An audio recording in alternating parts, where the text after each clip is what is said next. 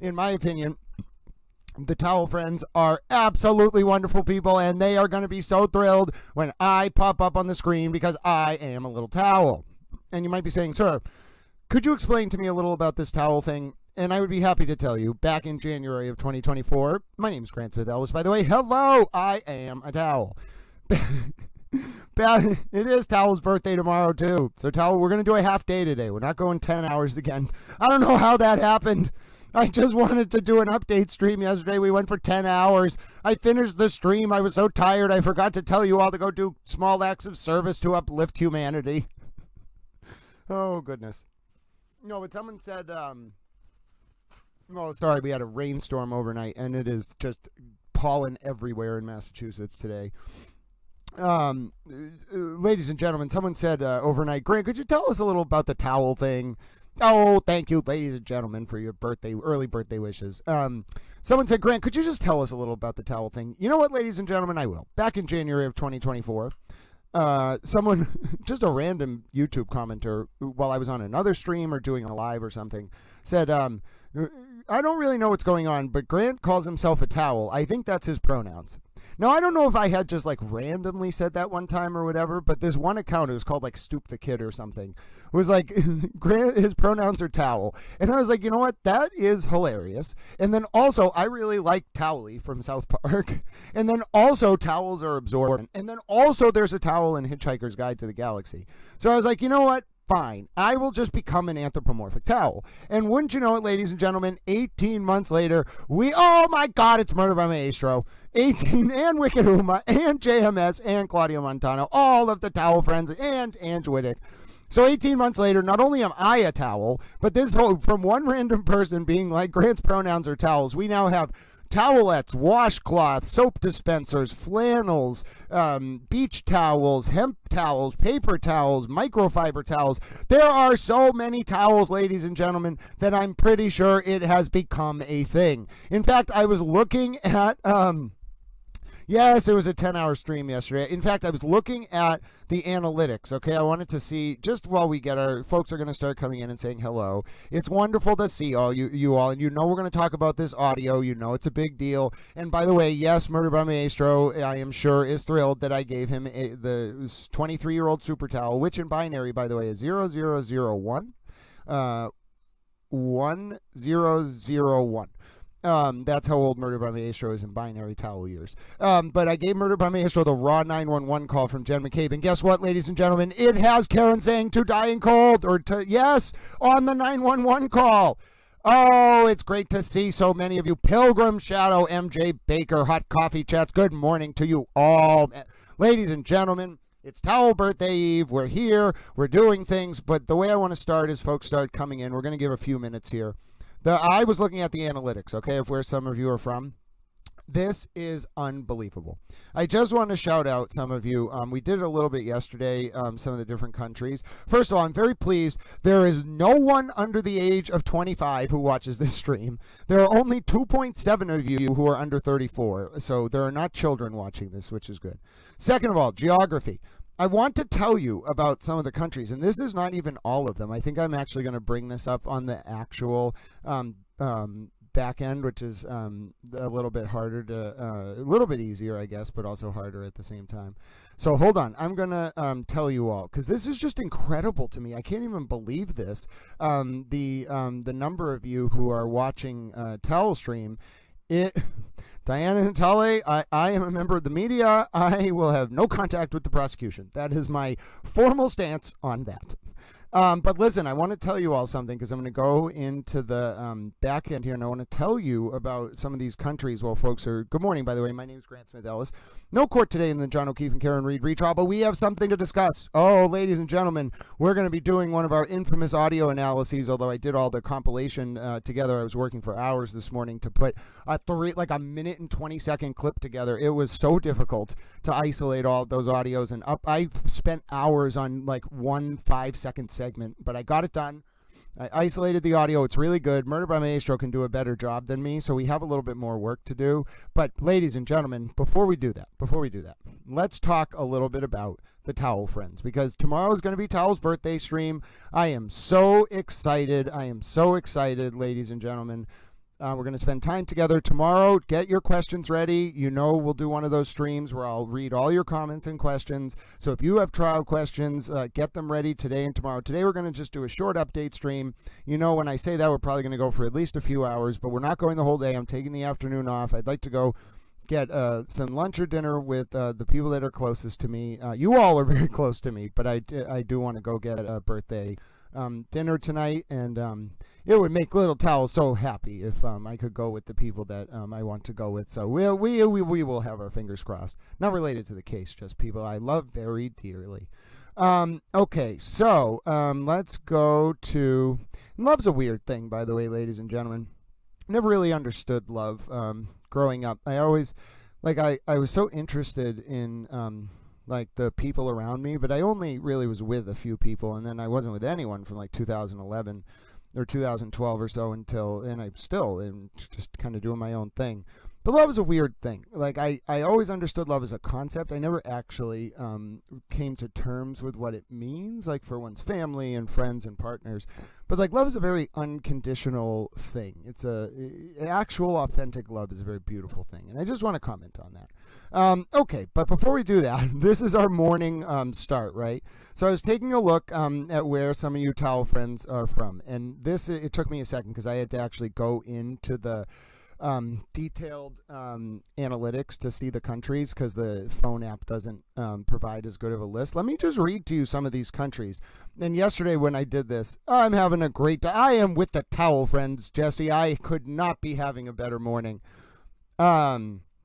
Yes, so let me just read some of these countries. Obviously, the United States. I want to say hi to all the Towel friends in the United States. But folks, we even have Towel friends. Why can't I see the full list? Thank you. We even have Towel friends from the UK, from Canada, from Australia, from South Africa, from Ireland, from Denmark, from Germany, from Singapore, from France, from the Netherlands, from India. Hello, India. From St. Vincent and the Grenadines. Hello, how are you, friends? From Slovenia, from Sweden, Portugal, New Zealand, Norway, Malaysia, Switzerland, Italy, Morocco. Oh, ladies and gentlemen, there are that was just one page. Oh, and those were the order in which, so some of you in Singapore, in Ireland, Denmark, Germany, there are a lot of you. We're even starting to get a towel following in France. I don't think anyone should tell the French government because they may think we're actually trying to slowly take over northern France. So I just want to remind everyone, oh, yes, Azerbaijan was on the list. I didn't get to the second page. My word, ladies and gentlemen, it is truly a worldwide towel phenomena. Holland is on the list. Literally, there are 78 countries. I think it actually went over 80 overnight. I'm not really sure what this means. It's a little bit strange to me. I was driving this morning to the convenience store, and so WD-40 got it absolutely right. I think it's because I am a bit of a towel. I do things much like Professor Kant on a set routine. You could set your clock probably to my routine. And I got Cheez-Its this morning. Yes, I got a Swedish Fish energy drink. It has 1,000 milligrams of whatever that chemical is. I'm sure this is going to be quite a day. I got electrolytes in the form of Gatorade. And I got a water bottle. So look, I'm being a responsible towel to all of you towels out there. I didn't really understand the scope or extent of all of you watching. And then this morning I was driving to the convenience store and I was like, oh, wait, there's definitely a lot of people around the world who are waiting for me to go do this stream and talk about things. And then I was like, wait a minute, I don't think that's very normal. And then I was like, wait a minute, I have a very large responsibility. And then I was like, wait a minute, oh dear God. And so then I was just kind of whoa, I have to think about this. Ladies and gentlemen, we also have a lot of United States towel friends. It doesn't break it down by state. I'm sure I could go somewhere into the analytics and find if it doesn't go that detailed. But we have a lot of United States towel friends. And as you know, towel has principles, ladies and gentlemen. Safety, country, God, family, in that order, with academics thrown in there for good measure. Then I will tell you right now, ladies and gentlemen, I love all the peoples of the world and their respective countries. But I am a proud American towel. Yes, ladies and gentlemen, Cheez-Its, 7-Eleven pizza, Gatorade, peanut M&Ms, and America. That is what Towel likes in the morning right before his birthday. God bless the United States of America. Towel is honored and proud to be a citizen of this wonderful country that has given me so much, and I will do everything I can to uplift cogent public discourse by way of this public information service, such as to educate, inform, and entertain the wider public at large, therein warding off the usurpation of our representative forms of democracy. It's really a simple formula, ladies and gentlemen.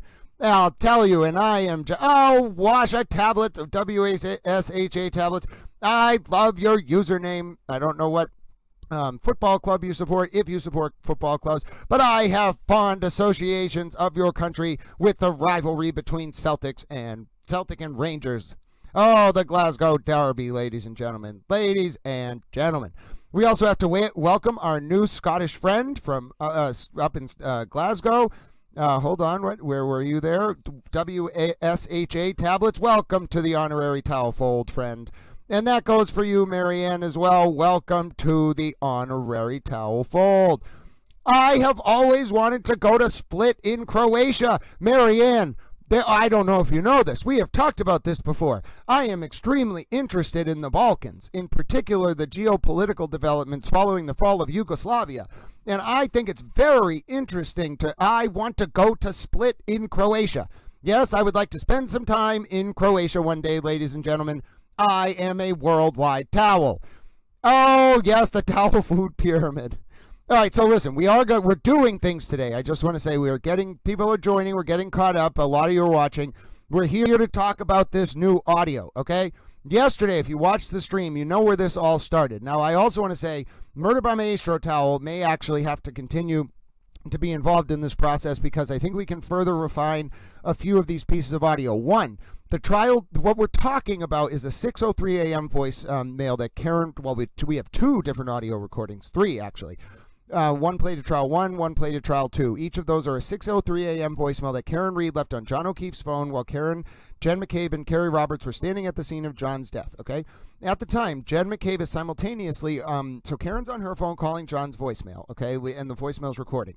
Jen McCabe's on the phone with 911 trying to get 911 to the scene. Karen, interestingly, never called 911 in the hours from 12:32 until any point in time when Karen allegedly struck John with her car while drunk driving with a BAC 2 to 4 times the legal limit, 0.14 to 0.28. Although that's a conservative estimate with a 2-hour time adjustment in Karen's favor, and the actual BAC was probably closer to 0.3 to 0.4. Karen allegedly backed her car up to 24.2 miles an hour, reduced the backup event captured on her Lexus infotainment system, reducing to 23.6 miles an hour in a millisecond at exactly about 12:32 and 9 seconds a.m. on January 29, 2022. Thereupon, Karen's steering wheel corrects 4.5 degrees to the right. John O'Keefe's phone stops moving a mere matter of seconds later, and John never moves from his spot on the lawn just a few feet from where Karen's car is alleged to have struck him until, as I mentioned, the next morning, John's discovered his phone battery temperature, key evidence in the case showing a consistent drop in temperature over those 5 or 6 hours. John suffered a serious brain injury, which a renowned neurosurgeon testified was a classic case of someone falling on the ground and hitting their head, causing a subcranial fracture which spread forward, inducing raccoon eyes. And then Karen pulled glass out of John's face. She admitted as much in clips played for jurors, which caused lacerations in John's face.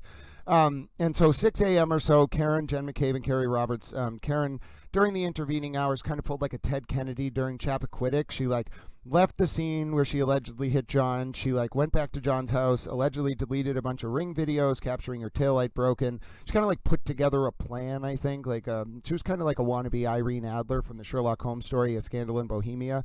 But anyway, so Karen tries to cover up her own crime in those hours, but she doesn't do a great job. And then she gets back to the scene. There's actually a good argument that around 5:08 a.m. Karen leaves John's house ostensibly to go to Jen McCabe and Kerry Roberts' house, but that's not really what happened. I think there's video at 5:08 a.m. of Karen leaving John's house. One of only there were 18 videos between 12:37 a.m. roughly when John got back to Karen's house after the incident and 5:07 a.m. that morning.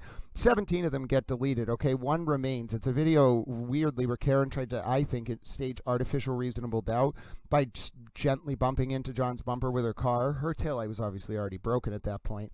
But anyway, Karen leaves that video, leaves John's house at 5:07. Then Karen's captured on a Canton town camera at 5:11 a.m. heading towards Canton Center. At 5:18 a.m., Karen's coming out the other side of Canton Center near the Purple Line stop over there, heading towards Fairview Road.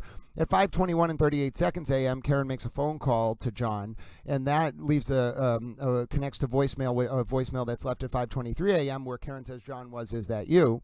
So it's very possible Karen went back to Fairview Road to confirm John was dead before then, at 5:35 a.m., going over to Jen McCabe's house, picking up Jen and Carrie Roberts, whereupon Jen and Carrie Roberts and Karen in 2 different cars drive back to John O'Keefe's house. Karen drops the alleged murder weapon off at John's house, stands in a dark corner of the house, doesn't even look for John inside. Carrie and Jen look for John inside, can't find him. Karen is prompting Jen and Carrie to go back to Fairview. Jen and Carrie get into Carrie's Ford Explorer. Carrie driving, Jen in the passenger seat. Karen gets in the back seat. The women drive over to Fairview Road after 6 a.m. While pulling down the dark road in a blizzard. Karen somehow sees John's body on the side of the road near the on the lawn. Karen starts screaming. She gets out. This is when all these events take place. And so the big issue here is, did Karen ask Jen McCabe to Google how long to die in cold at 6, and then Jen McCabe does the search around 6:23. Did Karen start asking for that right around 6 a.m.? We now have 2, well, they're the same voicemail, but from 2 different trials, trial 1 and trial 2. We hear Karen asking someone to Google how long to die in cold. It's very clear. And now I also, this is the new element of the analysis, I have the original source recording from the exhibits from the first trial handed out by the court clerk. We were allowed to copy them. That is the raw audio, the 911 audio of Jen McCabe calling 911. If you sync it up using Karen's statements right before she says, can you, something like, use your phone, or can you Google how long for you to die in cold? You can hear Carrie as the anchor. In the 911 call, although Jen McCabe is speaking over Karen, it's worse. It's a little harder to hear. It's better quality audio, but it's harder to hear Karen. Karen, in that same exact audio, right after the Carrie anchor, says on the 911 tape, too long to die in cold, or something like that. Oh, it's so obvious, ladies and gentlemen. And yes, of course, Karen left voicemails for John at 12:37 saying, John, I effing hate you. John, you're an effing pervert. Ladies and gentlemen, Karen admitted to being in an argument with John in the 7 minutes that they sat outside the home at Fairview Road from 12:24 after Karen did a 3-point turn until 12:31. Karen gets out of the car, drives forward, puts her car in neutral for a minute or 2, then reverses backwards with 75% pressure on the acceleration after that argument with John, which was probably started because Jen McCabe, innocently enough, told John and Karen, who didn't know where the house was, that they were going after the bars, that it was near Bella's mom's house. John dated Bella's mom's house John dated Bella's mom like many, many years ago. Karen got jealous and possessive. John was going to go into the house alone. Karen got angry, allegedly, backed the car up. As I mentioned, there's the backup event at 12:32, whereupon John was allegedly struck and then left on the side of the road to die by Karen. So, yes, ladies and gentlemen, hold on. Yeah, so we're going to listen to this, folks. If you missed it, by the way, we had, I think someone was tracking it yesterday. We had a prediction when I first posted the audio yesterday at 10:34 a.m., whether it was going to get to 100,000 views or something. And someone was, because I don't really track that, but I can make a projection based on the rate of views it gets in the first hour or so. Folks, it got to like 200,000 views. A lot of people are talking about this. There's a lot going on. So I want to show you, first of all, the post yesterday. Huge kudos, okay, to Old Made New Creations, okay? This just a person who made a YouTube comment during our stream yesterday. You can watch it back. There's proof of this happening.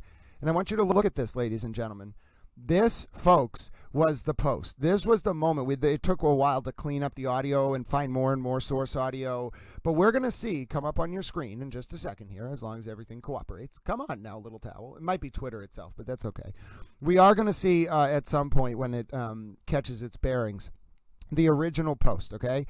200,000 views because Old Made New Creations was keen enough to pick up on this source audio. I don't think anyone noticed it during the first trial, ladies and gentlemen. But I will tell you this, folks. I will tell you, we are going to keep a very, very close eye on this. And obviously, I don't think it's Twitter. I wonder if it was just that one post. Hold on.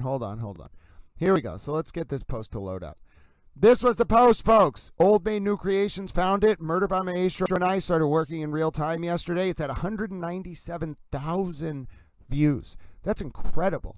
One of, I think, the most important posts I ever made was Lindsay Gattani's press conference, or a bunch of people speaking at the revenge porn bill press conference in the State House.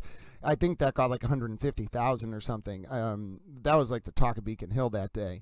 This, folks, That's like 200,000 views. That just shows you the scope and magnitude of how much people are discussing this.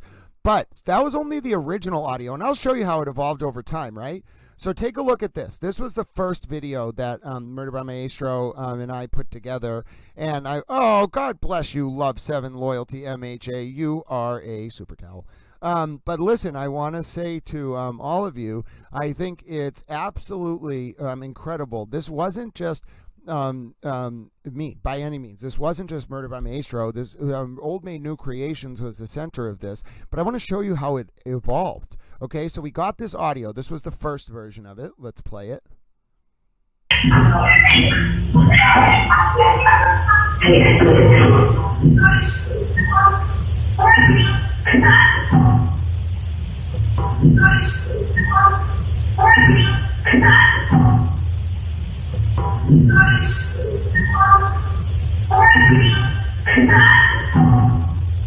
All right, now listen. So we did that first, right? Now, we clean the audio up. Murder by Maestro is literally a technical genius, folks. I don't know if I can put this into words. The man's a technical genius. And so Murder by Maestro comes through with the updated clip, right? And now listen to this. It took me 2 revisions to get to this version. Listen to this quality of it after we isolated the human voices and kind of cut the background noise. Remember, we're dealing with a clip that was recorded in court. We're suppressing the background noise. There were windshield wipers going back and forth. We're trying to tone that down and then bump up the human voice, which is on a specific audio spectrum. And let's just listen to what Murder by Maestro and I, obviously Old Maid New Creations as well, was helping. Let's listen to what we got it to.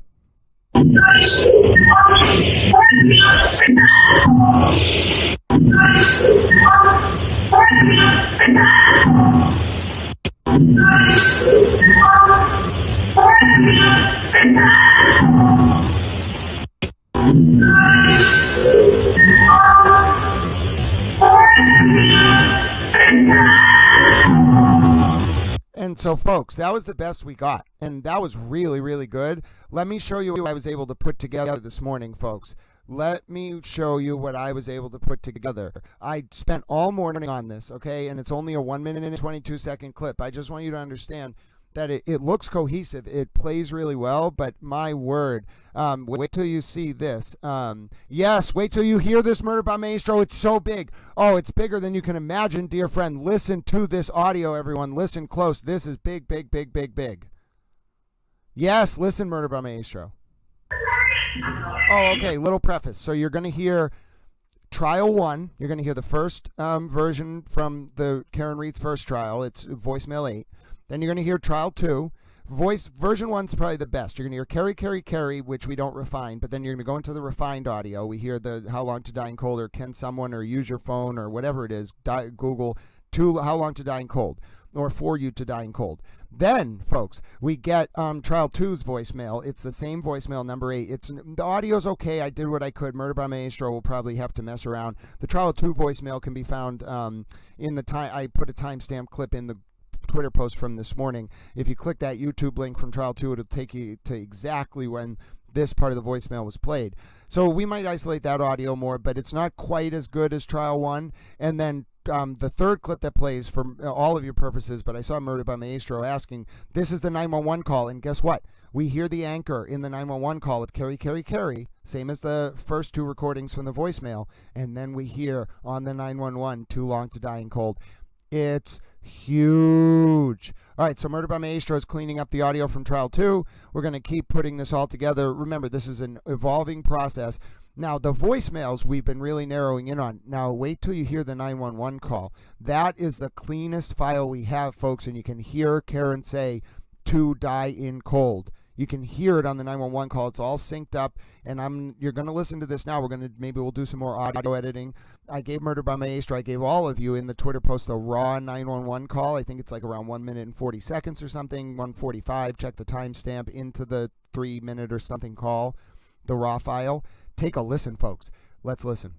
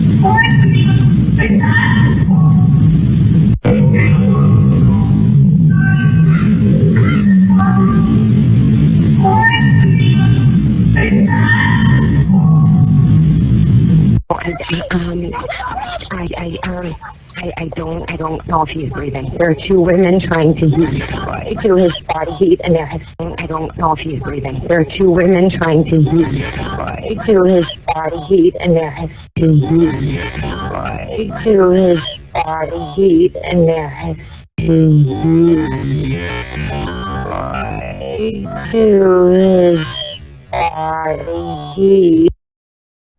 So, folks, what do you think? What do you think? That was the 911 call. That was the 911 call. JJ, yeah, I'll play that video for you, or I'll link it for you in the chat. It's the 5:23 a.m. voicemail from John to Karen. But in terms of what we were just listening to, folks, that is the 911 call from Jen McCabe. Now, yes, Jen McCabe's voice is more prevalent in the foreground, but you can hear the anchor in all three, in the voicemail from John's phone and from the 911 call. You can hear the anchor of Carrie, Carrie, Carrie. And then on both recordings, you can distinctly hear can you, or whatever it is, too long to die in cold, or for you to die in cold. It's clear, Eva. I know. We got it, folks. We got it. There is that. Well, yes, I know what Jen was saying, Stacy. Jen McCabe's voice is very clear. You got to listen behind Jen's voice. We're listening for Karen's voice in the background there, and what Karen's saying in the background is the same thing that's caught on the voicemail recording, which is Carrie, Carrie, Carrie. Can you, or will someone for you to die in cold? Which is basically the statement, can someone Google, or will you Google, use your phone to look up how long for you to die in cold. The fact that it's on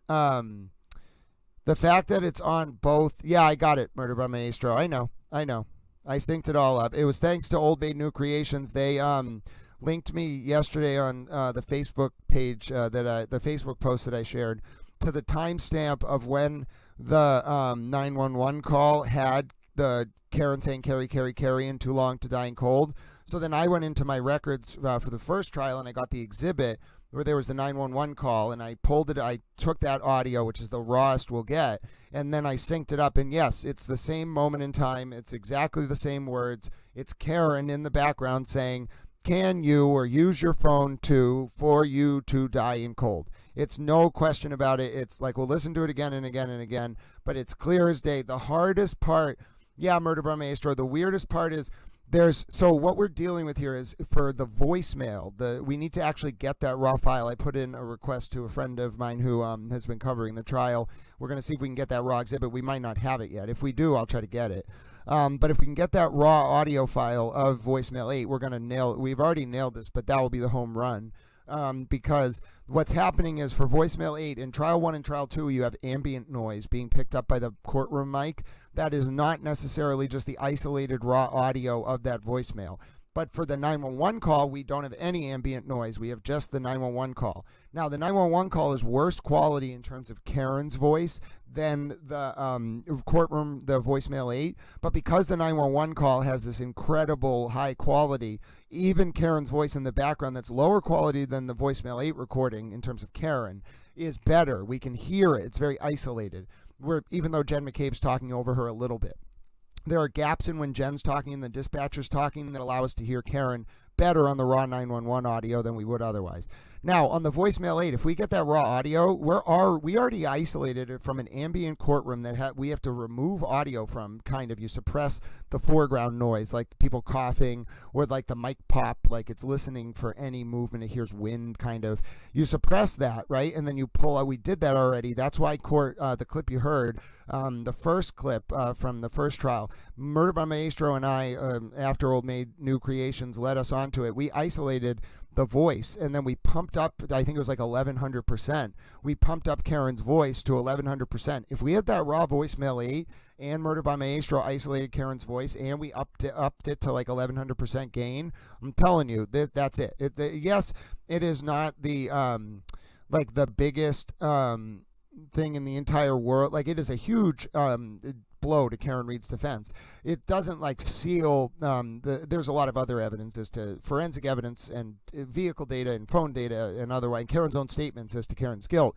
But this just undermines Karen's like very like long-term smear that Karen's defense expert Richard Green induced by misreading a write-ahead log in Jen McCabe's WallDB file. There was never a user deletion of an earlier search, and in fact, Jen McCabe went to bed earlier, having done a search at like 2:27 a.m. for Hawkmock Sports for like a local sports team. She's like a basketball coach or something.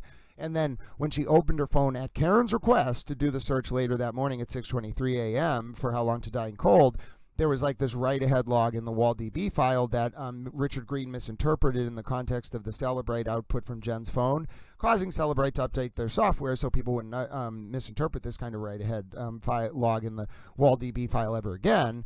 But there's all these unnecessary smears were because people, Jen McCabe kept saying, Karen Read told me to Google How Long to Die in Cold, and Karen kept saying, no, I didn't. Well, if you listen to that audio, it just like Karen was not being forthright. She did ask Jen McCabe to Google How Long to Die in Cold. In fact, she asked multiple times clearly, because she asked the first time around 6:03 a.m. and Jen didn't actually Google it for good reason, probably because Jen was focusing on it. Like, John was dead on the lawn. The police were still coming. The firefighters were on the way. She was looking for blankets. She was trying to warm John up. Jen McCabe was being responsible. And only then, I'm sure 20 minutes later, when Jen found a second, did she Google How Long to Die in Cold at Karen's request.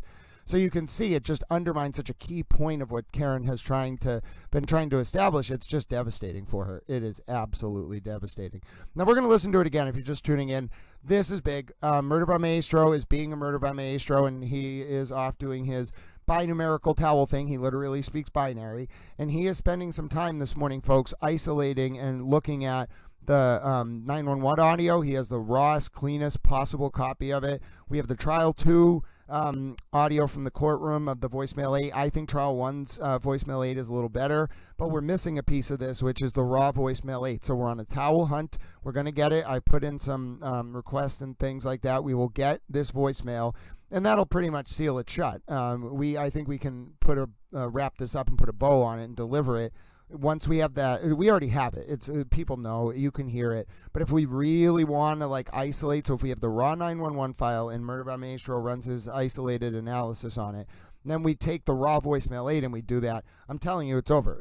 Yes, it's not evidentiary in the sense that a jury might like, we're into trial already. Like it's I can see how people miss this. You have to have very sensitive hearing, wear headphones. Remember, what you're hearing on that audio that is playing is boosted. It took a long time to isolate and boost that audio. When you first hear it, like the human ear, unless you're very attuned to what you're listening to, wouldn't exactly know. And I can see how this might have been missed. But in terms of its substantive implications, you have to really know what you're listening to. Its evidentiary value is high, but we're in the middle of the trial. Its big value is people are realizing that yes, Karen said that. I mean, you in the public court of opinion can list. People have ears, as we were talking about yesterday. Like even what was astounding is I think because Murder by Maestro and not Old Maid New Creations, I think they're just a super towel and all this, but because Murder by Maestro and in particularly I were working on this and were helping to spread this, there were people even on the pro Justice for John O'Keefe side who are like, oh, that can't be right. How would people miss this? But it's like, they're humans. The human ear works a certain way. That's what we're talking about, Langston, as to whether it can be used in court. It's a little late, and also its evidentiary value is strong, but its public court of opinion value. Remember, it's the court of opinion. It doesn't have evidentiary rules. It's just the hundreds of thousands and millions of people listening to a piece of audio over and over and over and over and over again.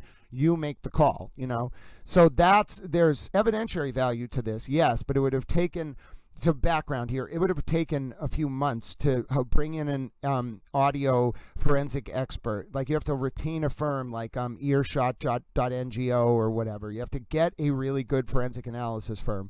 Then you have to take apart the audio. Like, we know this is a good audio recording. It's very solid. The voicemail 8 raw file is probably even more solid.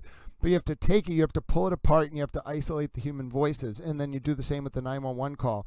By the time, it takes months we're doing it on an amateur level. It takes months to do it on a forensic level, and then you reconstruct you keep it the exact same. All you don't do anything to the file other than just remove non-relevant voices, and then you have integrity of the underlying voice, Karen's voice, in an isolated manner that's boosted. You could make it so perfect if you had an audio expert that yes, it would have had evidentiary value. I just think it's just a little bit like late, like not that it would be trial by ambush, but it's just a little late to do that level of forensic analysis and then to present it in a very clean way.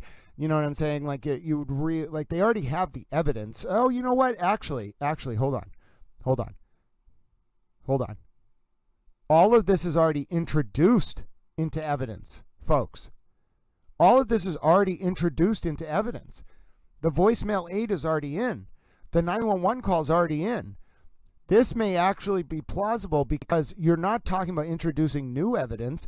If you need to, we might be talking about, I think it's too late to do it, but maybe if Reed's defense brings it up on their case in chief, then it could come in on rebuttal.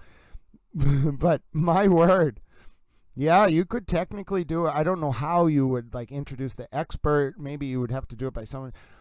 Oh my word, you can't like supplement it. Like, oh God, you could really do it though. If you did an actual forensic analysis of this audio and spent like just a little time, like someone who really like has a lot of money, like runs a professional. I'm not saying Murder by Maestro is not a professional. He's very good at what he does. But if you gave this to a professional digital forensic audio firm, they could literally isolate Karen's voice on each of those, on voicemail 8, the raw file, on the 911 call, the raw file. They need each of those raw files. They could isolate her voice on a track and then push the gain, reduce the static, and then isolate that voice where you would hear exactly what she says. It's very damning. It's narrow as to the scope of its applicability, in my opinion, in the evidentiary context, but it's very damning. Like if the worth of this evidence is so damning. Yes, ladies and gentlemen, it is so damning. So I want to do a few things. One, Murder by Maestro is working on the audio processing, so let's let him do that. The other thing is, let's rewatch the clip one more time. Really listen. Really, if you have headphones, put them on. If you have over-ear headphones, those are the best. Really listen.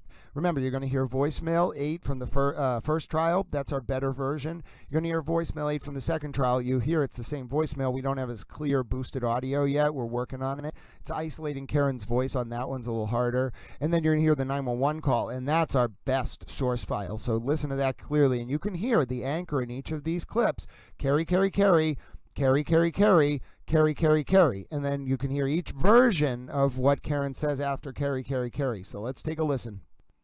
My name's Grant Smith Ellis, by the way. A lot going on. We're doing a half-day catch-up today.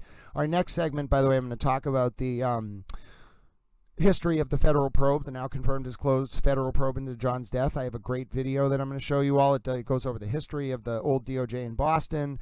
The big change in this case, the Karen Reed case and John O'Keefe retrial, was when the DOJ changed with new U.S. Attorney Leah Foley coming in. The old DOJ really didn't like cops in Boston. They really did not like cops. The new DOJ, I don't know if you saw the news yesterday, they just ended 6 of their probes into police departments.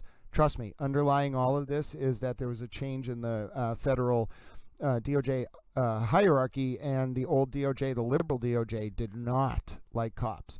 Now, the pretextual probe of John's death was actually more related to like a feud, in my opinion, between Rachel Rollins, Dustin Chow on the federal side, the former U.S. attorney. Dustin Chow was a line prosecutor in the public integrity section, and the Norfolk DA, Michael Morrissey. But I also think the pretextual probe of John's death, once it kind of wrapped up after the summer of 2023, inadvertently stumbled onto the cover-up of Sandra Birchmore's murder by the same MSP unit, the state police unit that investigated Karen Reed. So, ladies and gentlemen, we're going to talk a little bit about that, but let's listen to this audio again first.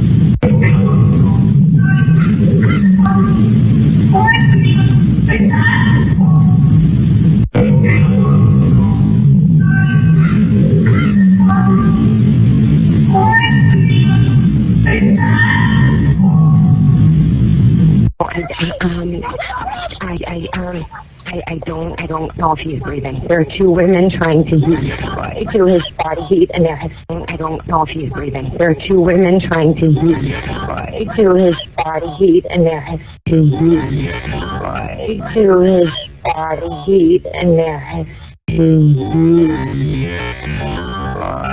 heat to his body heat.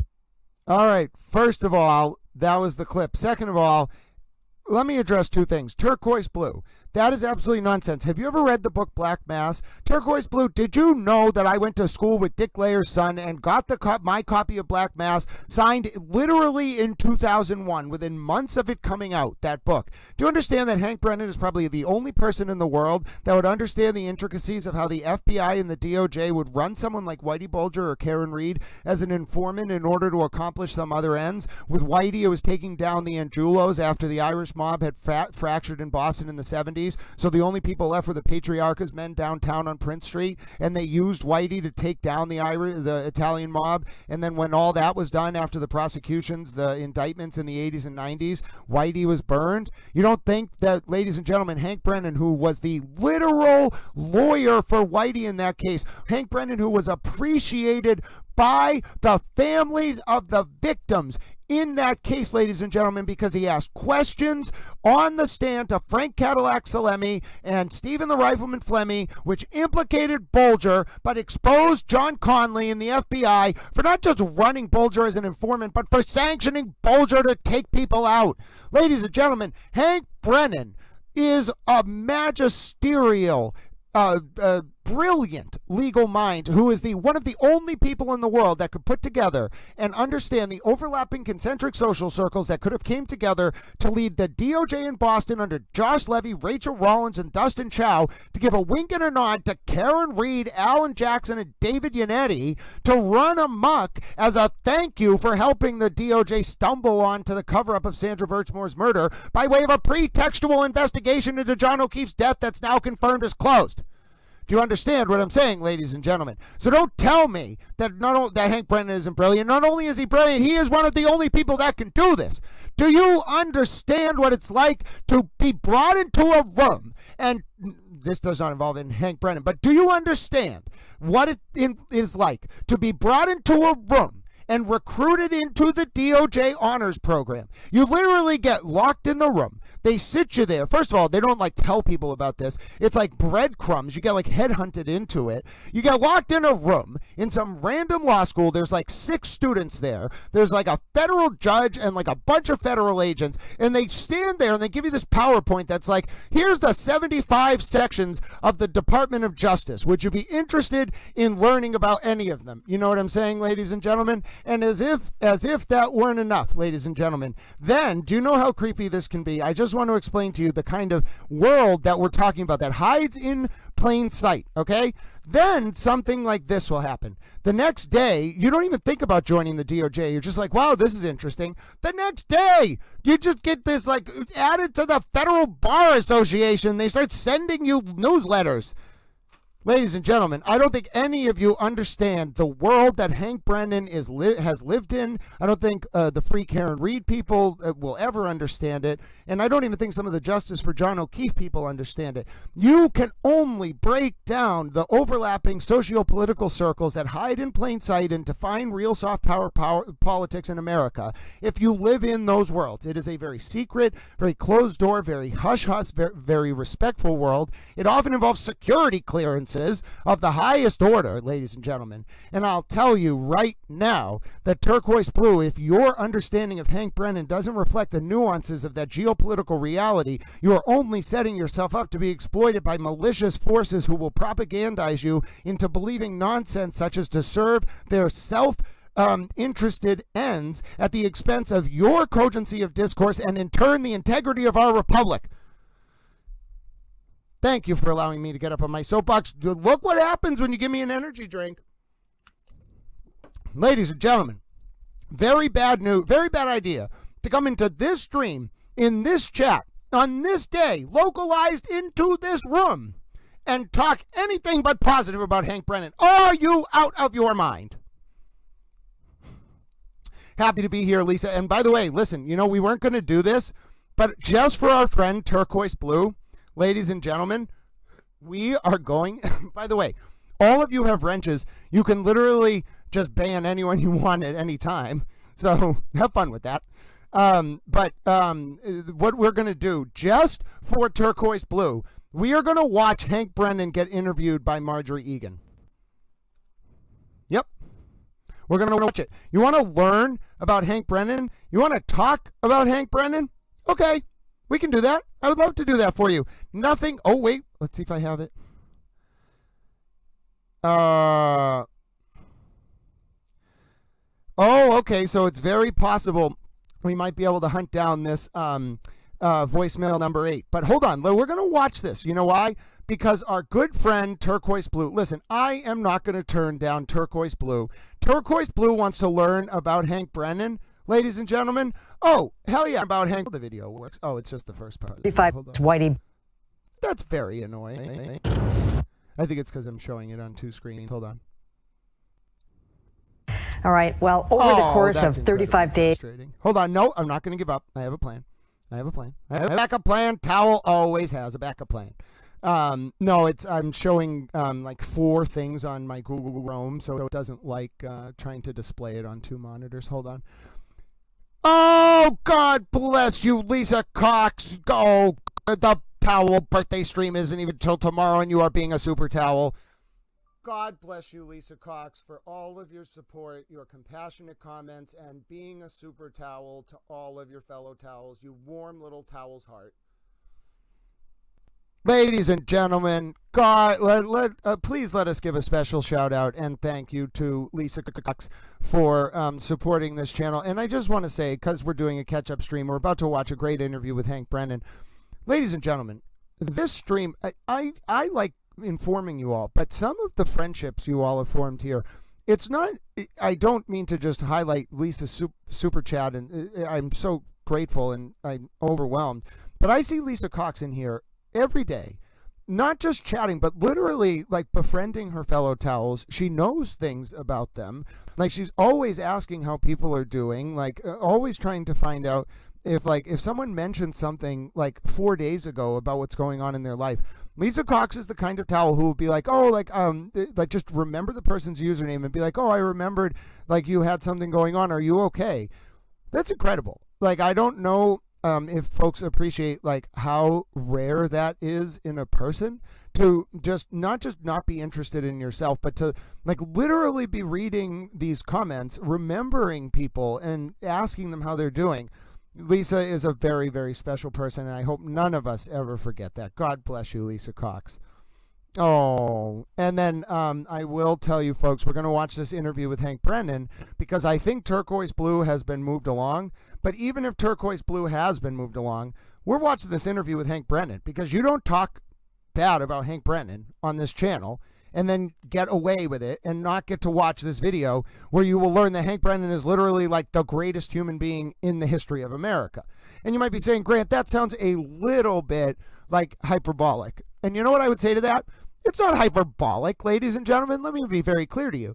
I am not being hyperbolic. I think we could send Hank Brennan into Northern Europe, right? If we were going to liberate Northern France peacefully and return it to its rightful owners, which are, of course, the Towel people, we could, along with Def Otter, appoint Hank Brennan as commander of the Towel Expeditionary Force in Europe, and Hank Brennan could liberate Northern Europe easily. I'm telling you, ladies and gentlemen, you do not come into this stream and you do not insult Hank Brennan, or I will play an 11-minute clip just to prove that Hank Brennan is an absolutely amazing human being. And don't worry, if you haven't seen Hank Brennan, if you want to listen to Hank Brennan, we are going to watch 11 minutes of Hank Brennan just to spite Turquoise Blue. And then we're going to watch a 20-minute video from Tal where I overview the nuances of the overlapping web of socio-political connections, which, ladies and gentlemen, define the way the DOJ tried to weaponize a probe of John O'Keefe's death to get at the Norfolk DA.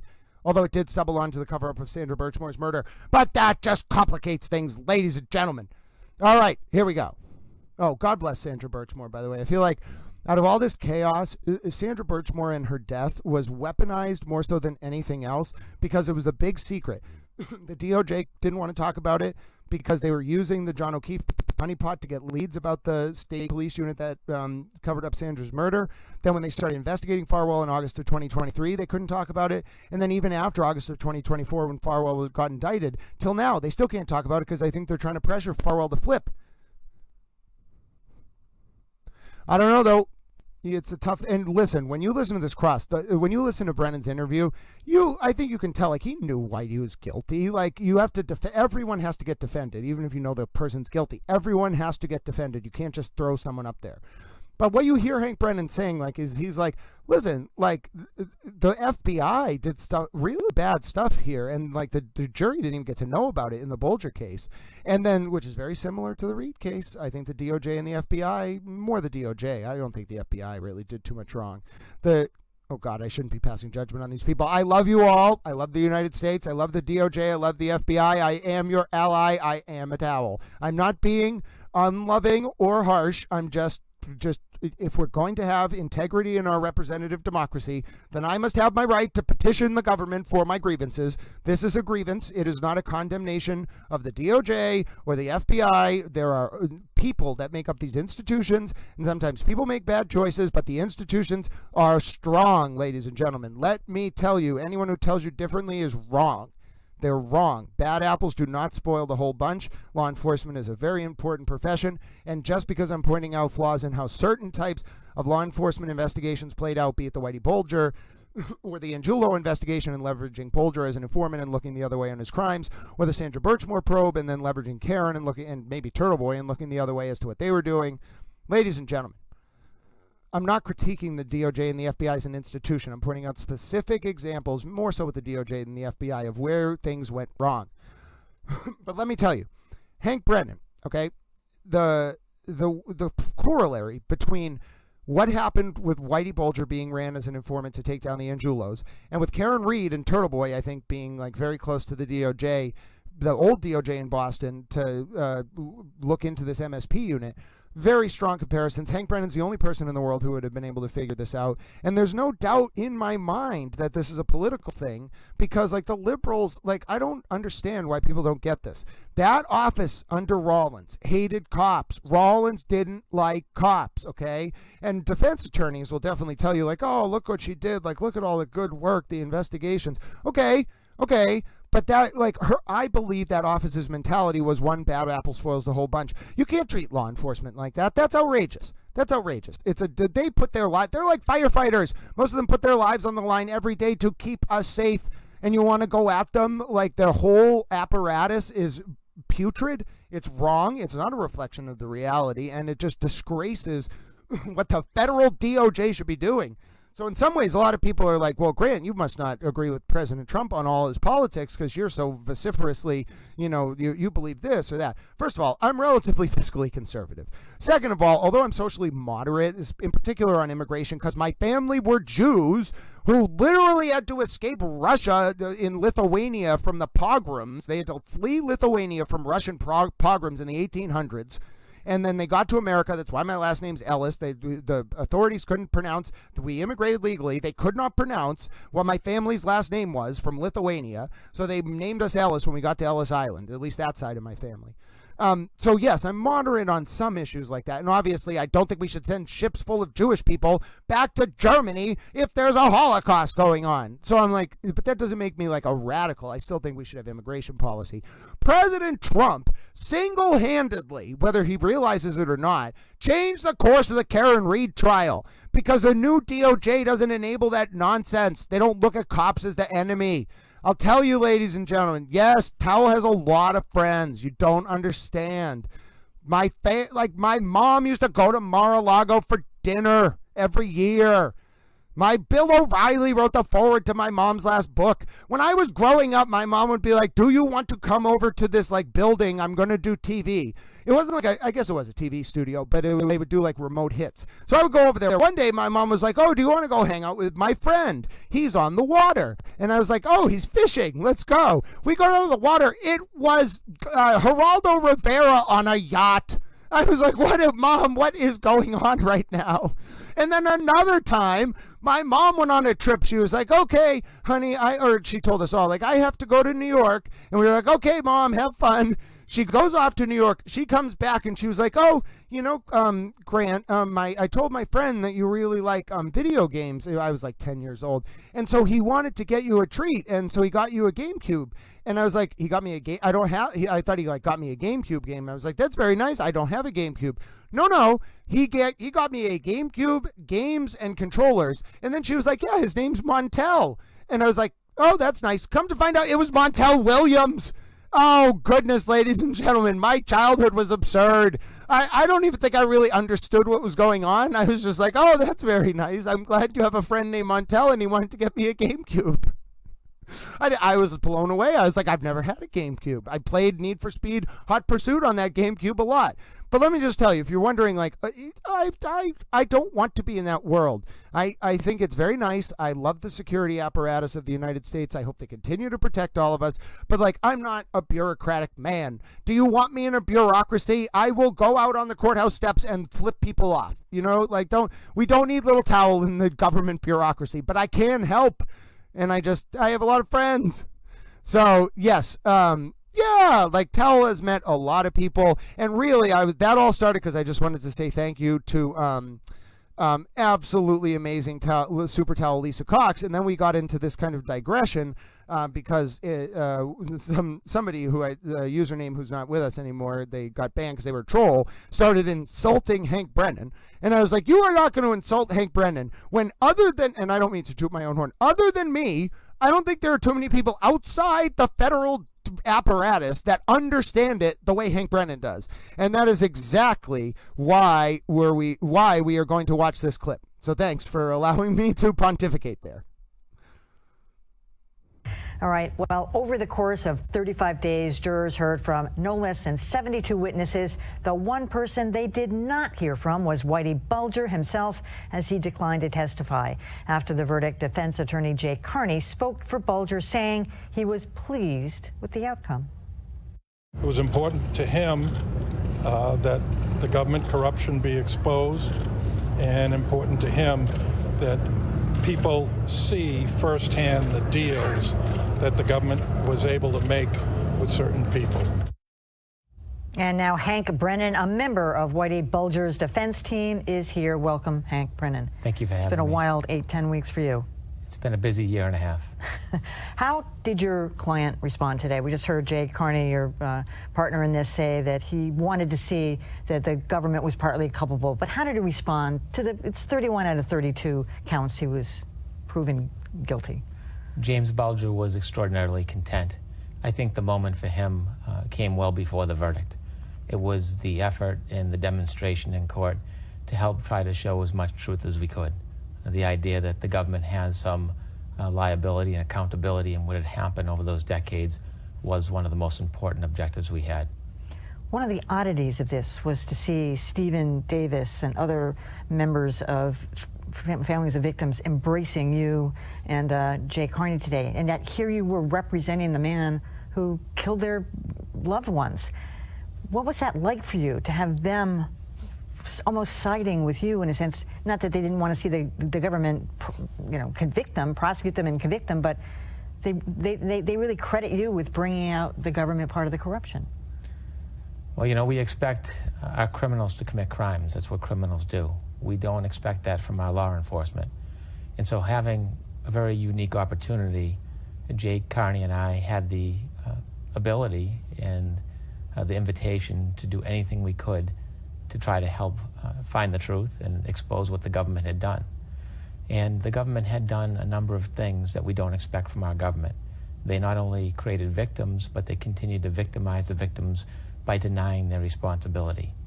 When we started this case, the effort was at the most important part to help show the role the government played in this entire conspiracy. It was a very liberating experience as a defense attorney to be able to ask questions of witnesses which in times could implicate our own client, and we did at many points, but also help other people.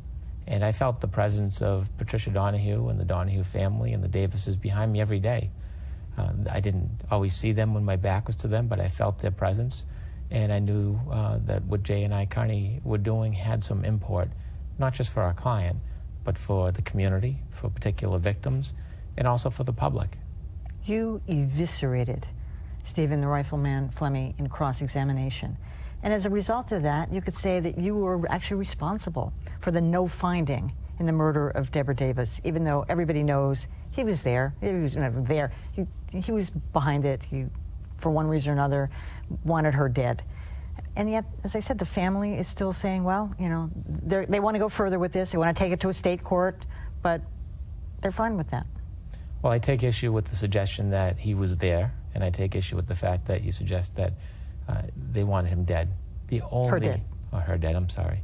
The only person who has ever said that is Stephen Flemmi. Mm-hmm. And certainly when a person that vile decides to kill his girlfriend because she has decided she had an interest in somebody else, someone that vile with that type of reward isn't somebody who's reliable. So I absolutely suggest that's not accurate and that's not true. I think quite the opposite. That being said, in protecting and defending James Bulger at trial, I think we demonstrated through the trial that we didn't pull any punches even if it incriminated James Bulger. Jay Carney and I, at every step, tried to bring out the most reliable information. There were many witnesses which I asked about not only the Deborah Davis murder, but also how the FBI was complicit in covering up Stephen Flemmi's misconduct by trying to hide the conversations and interviews with Olga Davis and Mickey Davis. So that was a concerted effort throughout the trial. And sometimes public and people, victims like the Davis family, need somebody to stand up for them, and that's why we rely on prosecutors.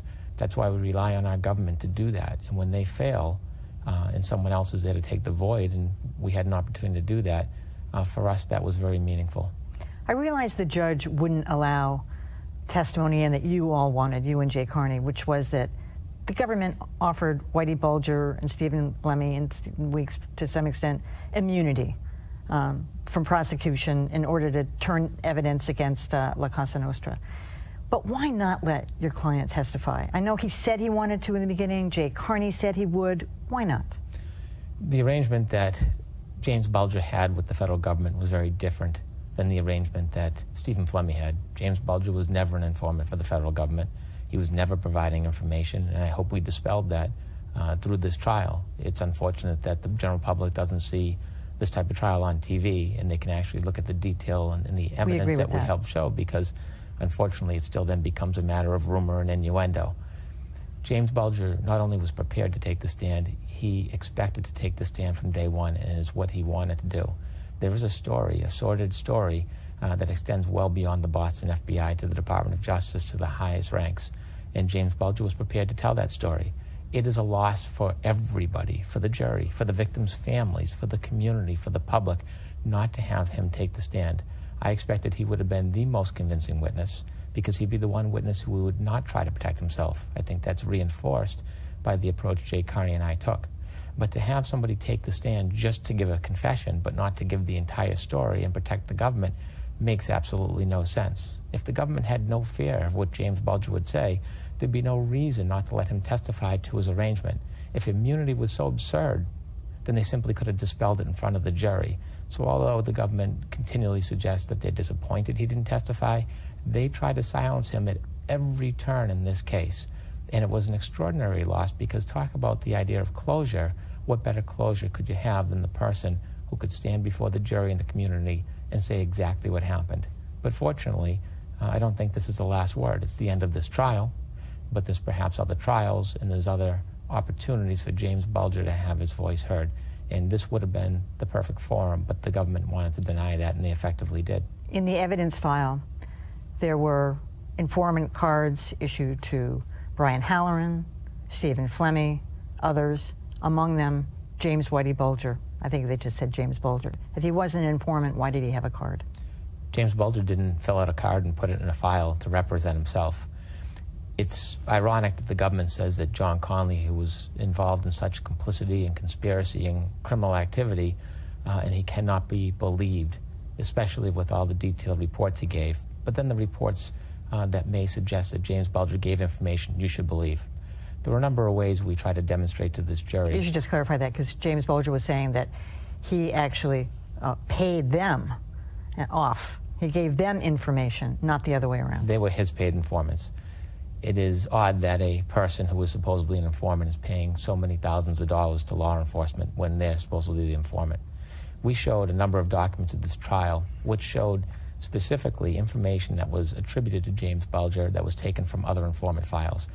File after file and document after document came from other files that predated files and documents in James Bulger's file. The ping sheet and the protocol that you're supposed to go through with an informant was never followed. There was never a signature. There was never a contemporaneous photograph. Let me interrupt you, because why was this so important? That was never part of the trial. That was not an issue being decided at trial. Why was it so critical of you and your defense team to prove that he was not an informant? Well, it's a good point. It really wasn't so important to us, but remember, the government raised the issue. From the outset of this case, they wanted to insist that he was an informant. And anytime we saw a fallacy or a fabrication, we tried to check it and counter it and show that it wasn't true. Why do I suspect it was so important to the government? Well, part of it was because of reputation and pride and public relations, but think about the consequence if he wasn't an informant. Here's a person who paid an extraordinary amount of members of the FBI to get information. Inevitably, Washington, D.C. FBI was responsible for reviewing those files, for determining whether or not things were viable. We had Mr. Fitzpatrick, who said he tried to shut him down, Mr. Davis, who said that the file was absolutely worthless, and Washington did nothing about it. If James Bulger was not an informant, as he was not, and simply paying the FBI, the accountability goes well beyond John Conley. And so the government certainly doesn't want to accept responsibility and accountability for letting somebody who bribed their officials to exist. Since you brought up the issue of no cameras in the courtroom, which was incredibly frustrating to us in the news media and to the general public, tell us a little bit about working with Whitey Bulger. What was he like? How did you end up liking him? Was he somebody who was very vocal? Did he speak up on his own behalf? How did he interact with you? Just anything. James Bulger is an extraordinarily intelligent man, and he is captivating. He's a historian. He was an excellent client. He educated, he gave guidance, he was a good listener, and Jay Carney and I had an extraordinary relationship with him. There were a number of things that were introduced to me before we got to trial that helped me assist him, and he was an excellent guide. I try to have an affinity for all my clients. Remember, when someone's charged, they're presumed innocent, and they come to you because they need help. And when you tell them, I'm going to treat you like a family member, you treat them like a family member. And if my brother is going to call me at 2 o'clock on a Friday night, I'm going to take the call. And James Bulger is no different than any other client that Jay and I had ever represented, and no different than a family member once you represent him. He's 83. Was he completely cogent, lucid? Did he show any signs of illness or? None. Yeah, he's a captivating speaker. I think he would be absolutely mesmerizing to a jury. And if he does at some point have an interview, I won't need to speak for him. He can speak for himself. But at 83 years old, he's equally, if not more, competent to speak on his behalf than I ever would be. 84 next month. All right, Hank Yes. Brennan. Ladies and gentlemen, you heard it. Marjorie Egan's my friend. Oh, yeah. Didn't we show the picture of Jim and Marjorie the other day? Hold on. So first of all, ladies and gentlemen, wait till you, first of all, so that's how smart Hank Brennan is. And by the way, you're going to love this. Look at this post. Do you understand? I have written like tens of thousands of words. I've written more than a book over the course of the years about the connections between the DOJ, Karen Reed, Aidan Kearney, and the now confirmed closed federal probe of John's death. Did you know that sometimes I retweet Henry Blue and just tell her, because I believe it's Karen, about the federal investigation, because I know that she knows exactly what's going on and that it was a pretextual and a honeypot, much like the Steve Miller and Buffalo Jim situation investigating the Crazy Horse 2 out in Las Vegas in the early 2000s. You run a honeypot, attract attention with like a blogger's posts or something, get tips about the MSP, stumble onto the Birchmore probe. It all fits. It's all tied up like a neat little bow, but you have to run someone like Karen Reed and Aidan Kearney with a wink and a nod. And then if it comes out that you, DOJ, were doing that because you hated cops, then Rachel Rollins, Josh Levy, Dustin Chow, Adam Deutsch, and a few other people look kind of bad. And then Towell's yelling at the government oversight apparatus, oh my goodness, do we care about law enforcement, but you want to let that old liberal DOJ run amok? Ladies and gentlemen, let no one ever say to you that Towell is a partisan. Let no one ever say it. However, there was one other thing I wanted to look at, and that was Hold on, it was going to be quick. It was Hank Brennan. We were watching the clip of Rachel Rollins, we were watching the clip of Brennan talking about Whitey Bulger, and then I was going to bring up for you the clip about the overview of the old DOJ. But what is it that I wanted to show you? There was a very specific image that I wanted to show you. Not of Levy, not of Rollins. All right, I'm going to have to keep thinking about this. But yes, there is. It wasn't of Brennan and Bulger, and it wasn't directly about the DOJ. It was just going to be a quick update, too, before we rolled into this next section here. Oh, no, I know what it was. I wanted to say hello to H-Towel from Sheffield. Ladies and gentlemen, did you know that Sheffield United, this towel stream, I don't know if you know this, not only are we worldwide towels, but ladies and gentlemen, we are honorary Blades. We are honorary supporters of the greatest football club in the history of the English football pyramid, Sheffield United.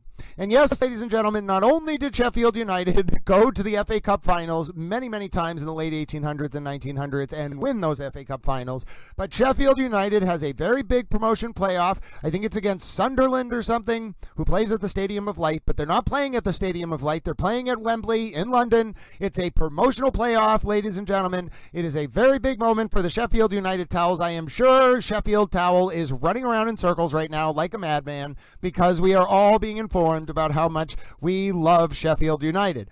So, oh goodness, wait a minute, ladies and gentlemen. I might have, while yelling about Sheffield United, there may have been a sticker that went by. Hold on, ladies and gentlemen, hold your towels. I repeat, hold your towels. We cannot just have a sticker go by. Oh my goodness, it might actually be a sticker. Hold on. Oh, Chloe's wig fun. God bless you, Allie. You are a super towel. Not only do you get a like from Towel in real time, but I called you a super towel. And then also I was talking about how H is running around sorry, playing the YouTube on my phone. I talked about how H is running around right now like a crazy mad towel because of all the people who are now honorary fans of Sheffield United. All right, hold on. Let me do one more thing. Murder by Maestro told me I have to learn to use voice to text. God bless you, Allie 90211. You are a superhero and a super towel, and also I am a towel. How funny am I? I am hilarious. I make myself giggle. I am a towel. Damn right, Carol Jones. Justice for John O'Keefe and his family.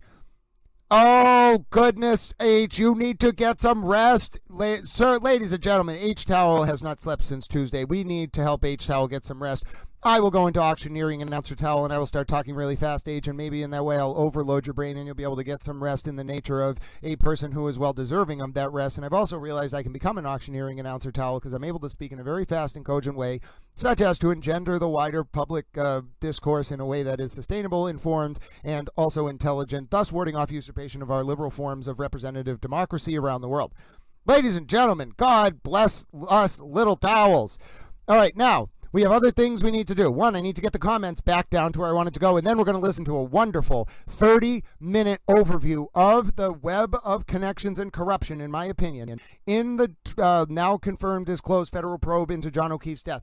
We had a special request from a towel friend yesterday in the towel chat. They said, Grant, not today, but tomorrow, would you be so kind as to go over the very complex, nonsensical in some regard, web of connections between Josh Levy, the former U.S. attorney, Rachel Rollins, the former U.S. attorney in Boston, Dustin Chow, the line prosecutor in the public integrity section that looks into public corruption, Karen Reed, Turtle Boy, Karen's lawyers, David Dianetti, who used to be on Rollins' transition team when she became Suffolk DA, Aidan Kearney, who had a direct line of communication with Rachel Rollins during a 2020 Senate primary between Joe Kennedy Jr. and Ed Markey. That only really makes sense if you understand that Rachel Rollins had Turtle Boy send a spoiler candidate named Rayla Campbell to the Joe Kennedy Jr. primary events so that Ed Markey could win that Senate seat, preventing Joe Kennedy Jr. from going into JFK's old seat, preemptively warding off a primary challenge to Biden in 2024, which actually might have helped the Democrats if they used Joe Kennedy Jr. instead of Biden or Harris, but that was a mistake, how they played it. And then Rollins gets appointed U.S. attorney, ladies and gentlemen, right after she helps Ed Markey win that Senate seat and also helps the Biden White House ward off Joe Kennedy Jr. as a primary challenge. No way, ladies and gentlemen, no way. It's nonsense. And then add into that, ladies and gentlemen, Rachel Rollins got forced out of office in May of 2023, ladies and gentlemen, because she launched a pretextual probe against the Suffolk DA Kevin Hayden, because Hayden beat Rollins' ally Ricardo Arroyo in a primary for the Suffolk DA seat that Rollins left to go become U.S. attorney. Ladies and gentlemen, the DOJ OIG found evidence of this. That's why they fired Rollins. Oh my goodness, just as we're getting ready to roll the video, what happens? Kelly Patton, literally a super towel in every sense of the word. Kelly Patton, who, much like so many other towels on this feed, much like Lisa Cox, much like Jew Drops, much like Murder by Maestro, literally will sit in the chat, not just engage with the content, not just keep little towel in mind. Kelly Patton, first of all, that is the greatest. Oh my goodness. Look at the folks. It is either a fox or a dog, depending on the analysis, with a heart. Oh my goodness. It's beyond making Towel want to giggle. It is melting Towel's little heart in real time. Look at that, ladies and gentlemen. How can you not love that? Oh, I want to give you a little hug, little fox towel, honorary towel dog thing with a heart. You are wonderful. Oh, Kelly Patton, God bless you. And as I was saying, folks, Kelly Patton, not just their soul and their supportive towel and support of this channel, every day in here chatting with their towel friends, keeping an eye, asking how people are doing. Like it's rare. And maybe it's not, maybe more people are becoming this way. Maybe the world is changing for the better. And if it does, people like Kelly Patton will be part of the reason. And that adorable fox/dog/towel with a heart. Oh my goodness, ladies and gentlemen.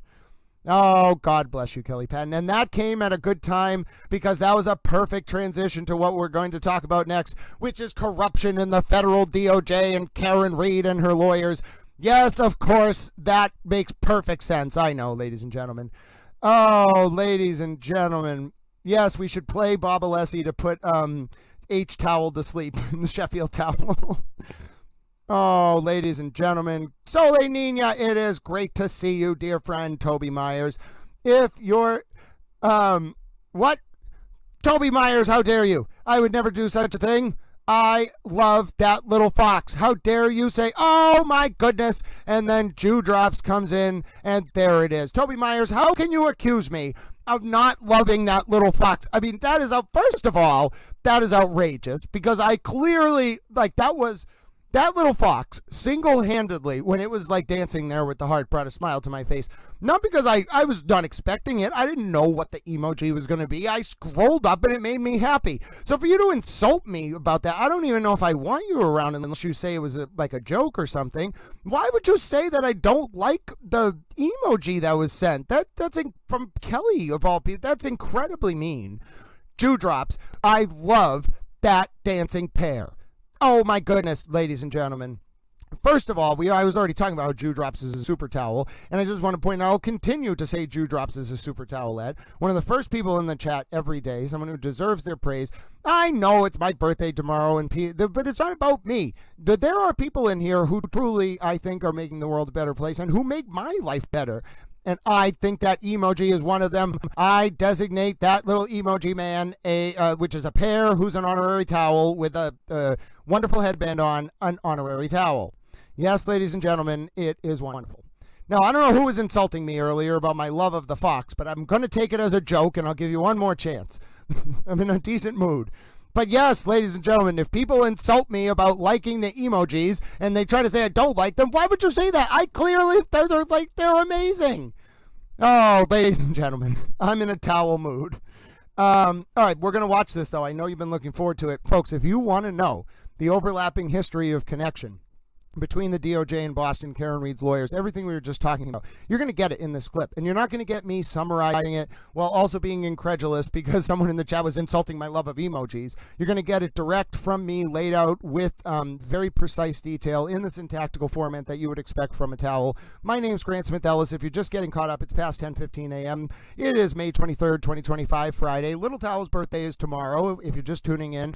We're doing a catch-up stream today. We're analyzing more of that audio from Karen Reed, clearly saying, asking Jen McCabe to Google how long to die in cold just after 6 a.m. on 1/29/2022 at the scene of John's death. And then also we're going to watch the overview of the DOJ, corruption, in my opinion, the old DOJ under Josh Levy and Rachel Rollins and Dustin Chow in regards to the now confirmed disclosed federal probe into John's death. Now we're going to continue to chat with the Towel friends. We're doing a half day today, so we're not doing a 10-hour stream. Towel's taking the afternoon off, but we're going to hang out together this morning, ladies and gentlemen. There's no people I would rather spend time with, no anthropomorphic towels I'd rather spend time with, no towelettes, washcloths, soap dispensers, flannels, paper towels, hemp towels, beach towels, or microfiber towels and otherwise that I would rather spend time with than you all. Jew Drops, it's a membership parade, ladies and gentlemen. This is a very special moment. Congratulations to Seasons. Congratulations to Glamis Girl. Congratulations to Livingston Lab. Congratulations to Brady Goat. Congratulations to Kimmy K. Ladies and gentlemen, please send your thank yous to dear Towel Jew Drops. She has just bestowed upon those 5 wonderful towels the ability to use towel emojis. I don't know if you all understand, ladies and gentlemen. Towel emojis are perhaps the best part, in my opinion, other than all the wonderful towels, of being in Towel Channel. Yes, ladies and gentlemen, Jew Drops is amazing. I know we're waiting for this clip to start, but how can we not pause to give thanks to Jew Drops, who has just bestowed towel emojis on 5 more of her fellow towels. Ladies and gentlemen, Jew Drops is amazing. We love Jew Drops. Jew Drops is surrounded by her fellow towels, and I am thrilled to be able to highlight Jew Drops as a super towelette.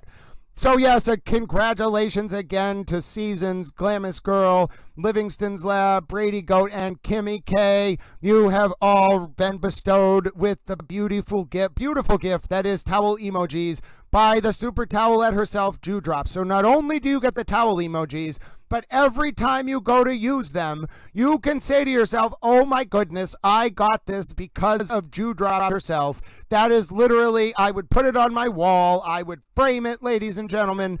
I would be like, Jew Drops has literally bestowed emojis upon me. Oh, ladies and gentlemen, how can we not pause to say thank you for that in horse racing announcer towel mode?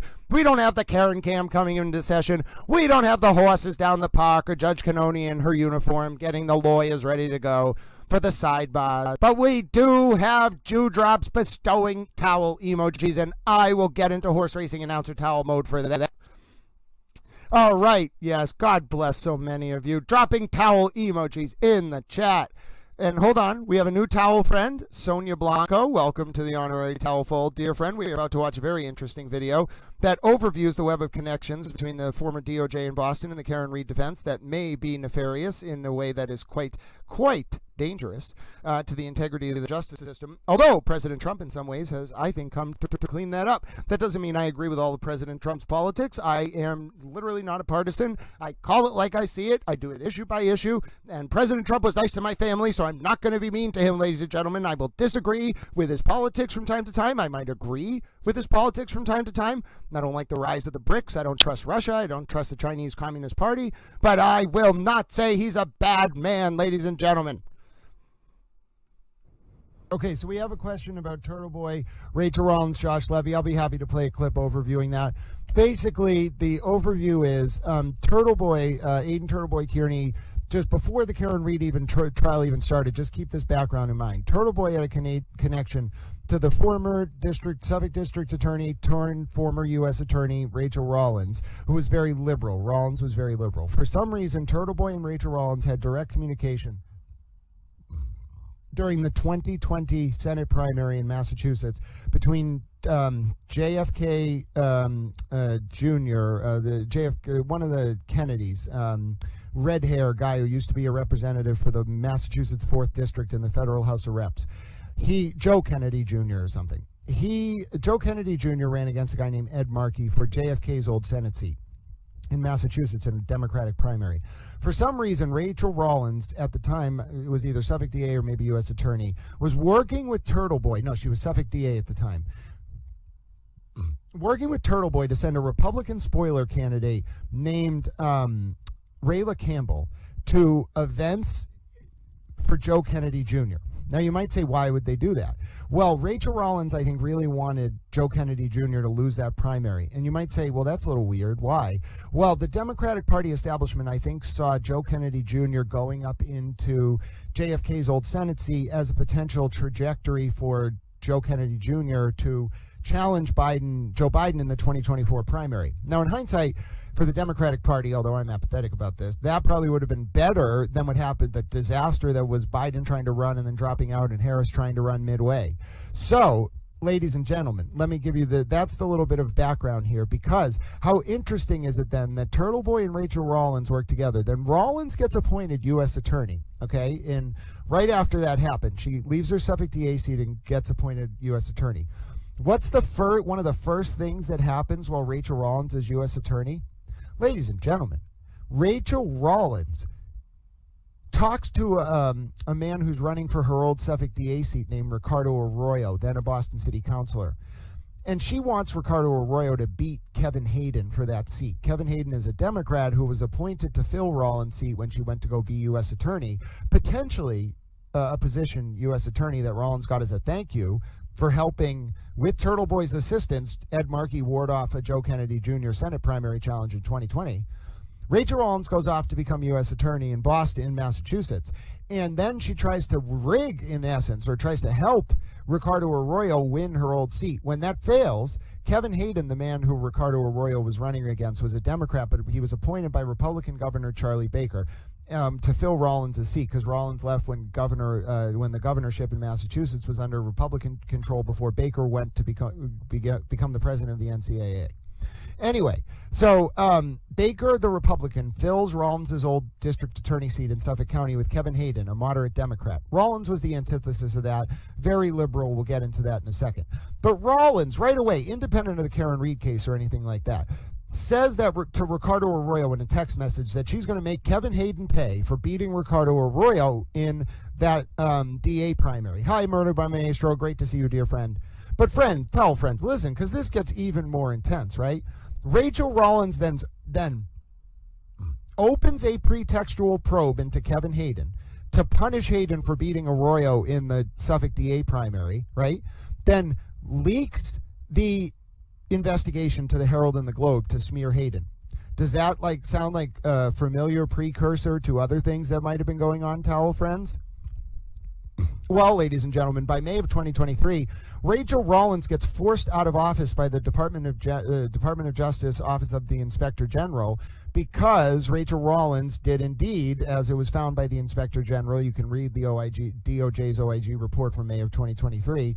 Rollins launched that probe into Hayden, leaked it, and then used it to smear Hayden, and she was found to have violated a bunch of rules and also found to have violated 18 U.S.C. 1001 by trying to mislead the OIG during the investigation.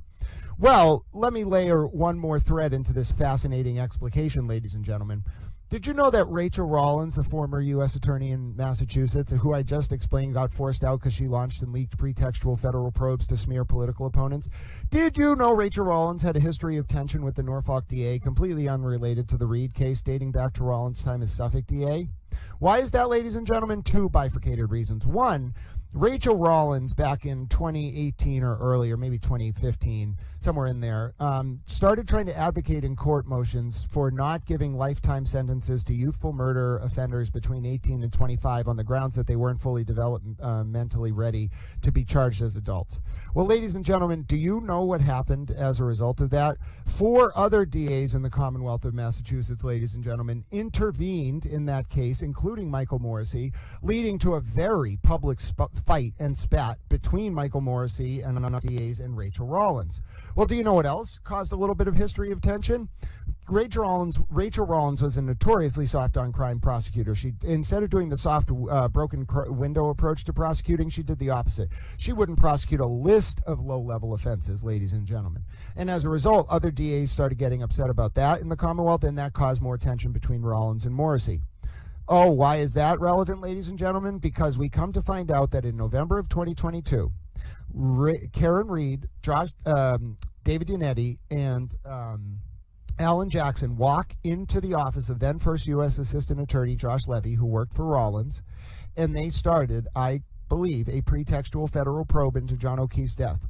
Now, there was another reason why the DOJ up in Boston, not just Rollins, with her history of pretextual probes and grudges against Morrissey, not just Rollins, had a grudge against Morrissey, but a high-ranking line prosecutor in something called the Public Integrity Section of the Department of Justice named Dustin Chow.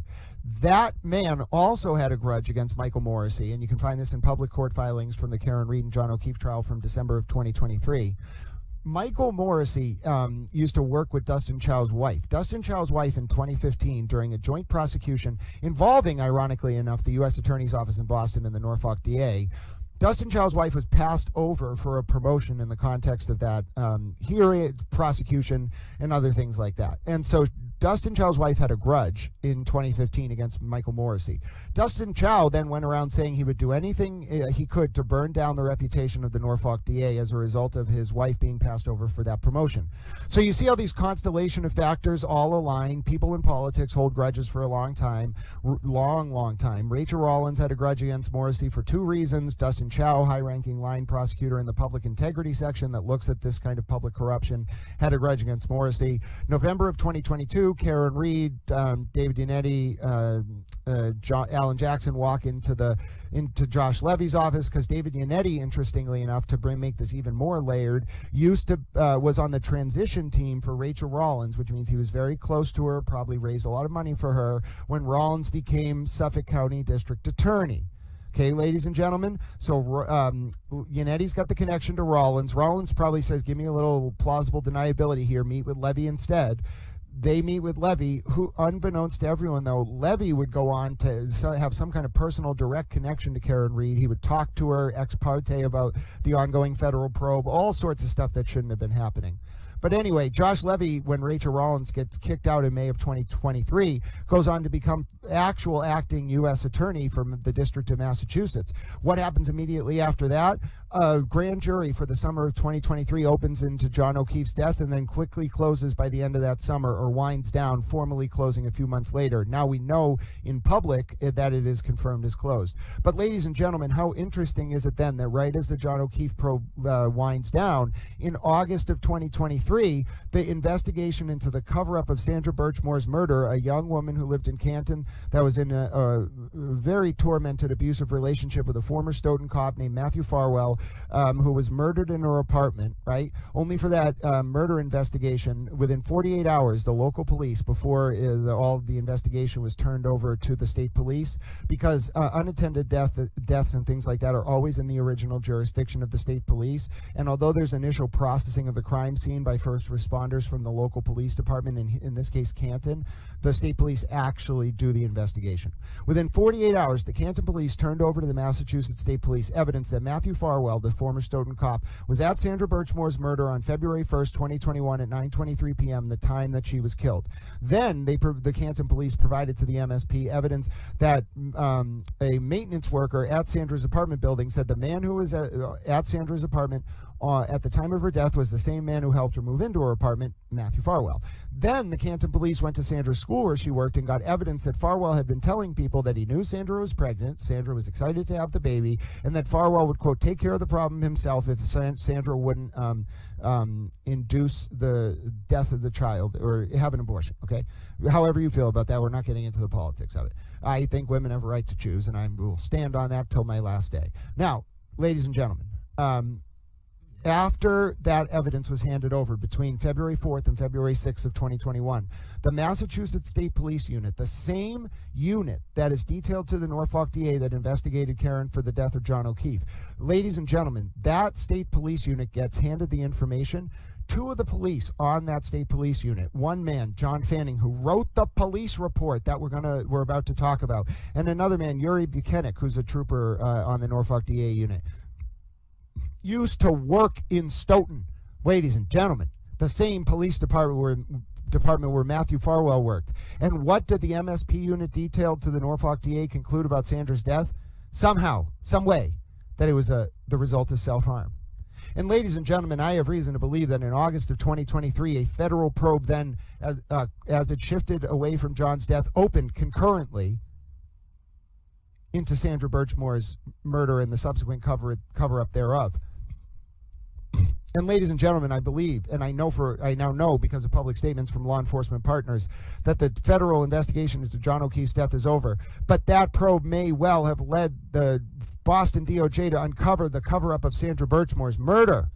And ladies and gentlemen, if you've been following this twisted tale, then what you'll realize is the DOJ had all the reason in the world to give Karen a wink and a nod and let her do things like collude with her ARCA witnesses, allow the ARCA witnesses to violate Judge Cannoni's sequester order, hide payments and contacts with Reed from Judge Cannoni and state prosecutors.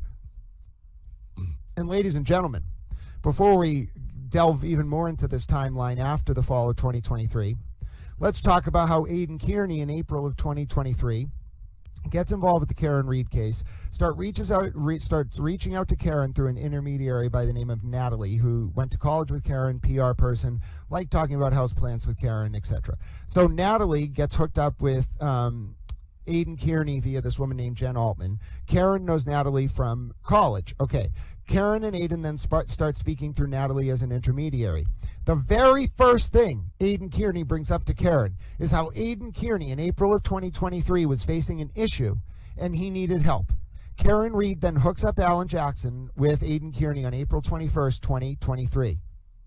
Ladies and gentlemen, Aidan Kearney, according to what I have seen reported at the time, was facing an investigation unrelated to the Karen Reed trial for wiretapping a woman who lives in Rhode Island. Ladies and gentlemen, I think that woman's last name is Haskin, Haskin or something like that. Okay, there's a lot of women from Rhode Island who are involved with Turtle Boy in some way, shape, or form. So, Veronica, Virginia, something along those lines. Okay, so ladies and gentlemen, now let me continue with this story. Turtle Boy's facing this wiretapping investigation. The Holden police are doing the wiretapping investigation. Turtle Boy thought that if he used a Rhode Island number or something, even if he was in the state of Massachusetts, he couldn't wiretap the woman because Rhode Island's a one-party consent state or something, and the woman was in Rhode Island or something. But no, Turtle Boy was allegedly physically in Massachusetts, so the Holden police were investigating him.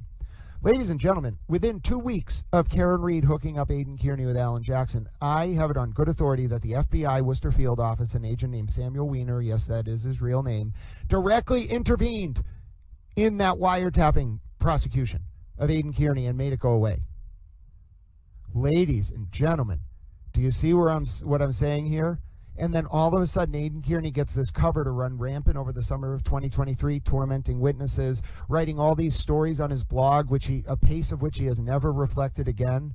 Almost like the FBI was using all the attention on the Karen Reed case as artificial cover in order to generate leads about the state police, which eventually led them on to Sandra Birchmore's murder cover-up, which led to the August 2024 indictment of Matthew Farwell, whereupon at a press conference, Josh Levy said the investigation into Farwell started exactly 1 year earlier.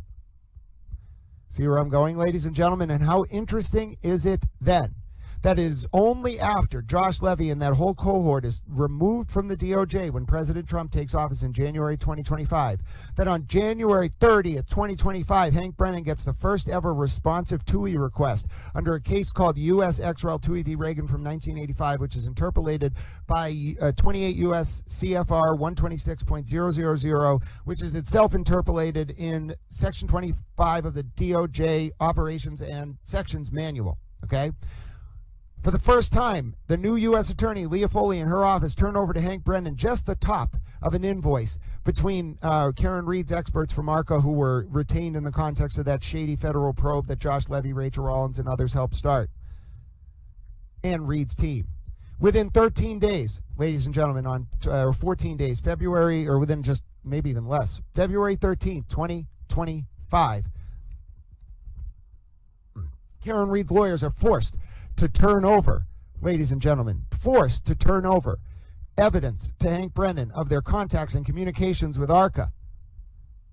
And then, ladies and gentlemen, days later, although the TUI rules do not allow U.S. Attorney Leah Foley to directly confirm the end of the John O'Keefe and Karen Reed federal probe, what happens?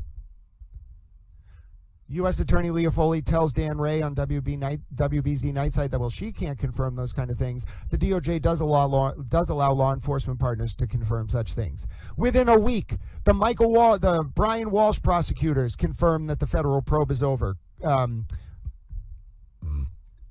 Hank Brennan, the prosecutor in the Reed case, says out loud he had permission from U.S. attorneys, the Leah Foley or her office, to confirm the probe is over in open court. And then the Canton police release a statement saying they got permission to confirm the O'Keefe probe was over.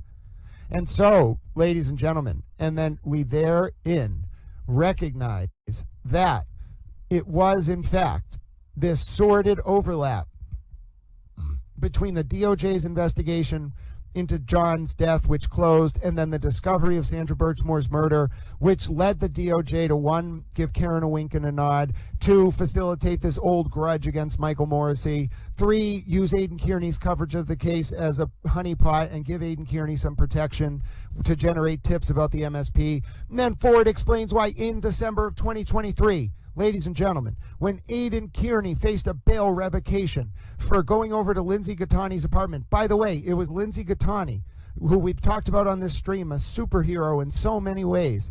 Lindsay Gattani was given information by Aidan Kearney that Karen Reed and Josh Levy were talking directly in the fall of 2023. Natalie, the intermediary I mentioned earlier, she had a falling out with Karen because apparently she called Karen late at night about something to talk about her personal problems, and so Karen cut her off, Natalie off.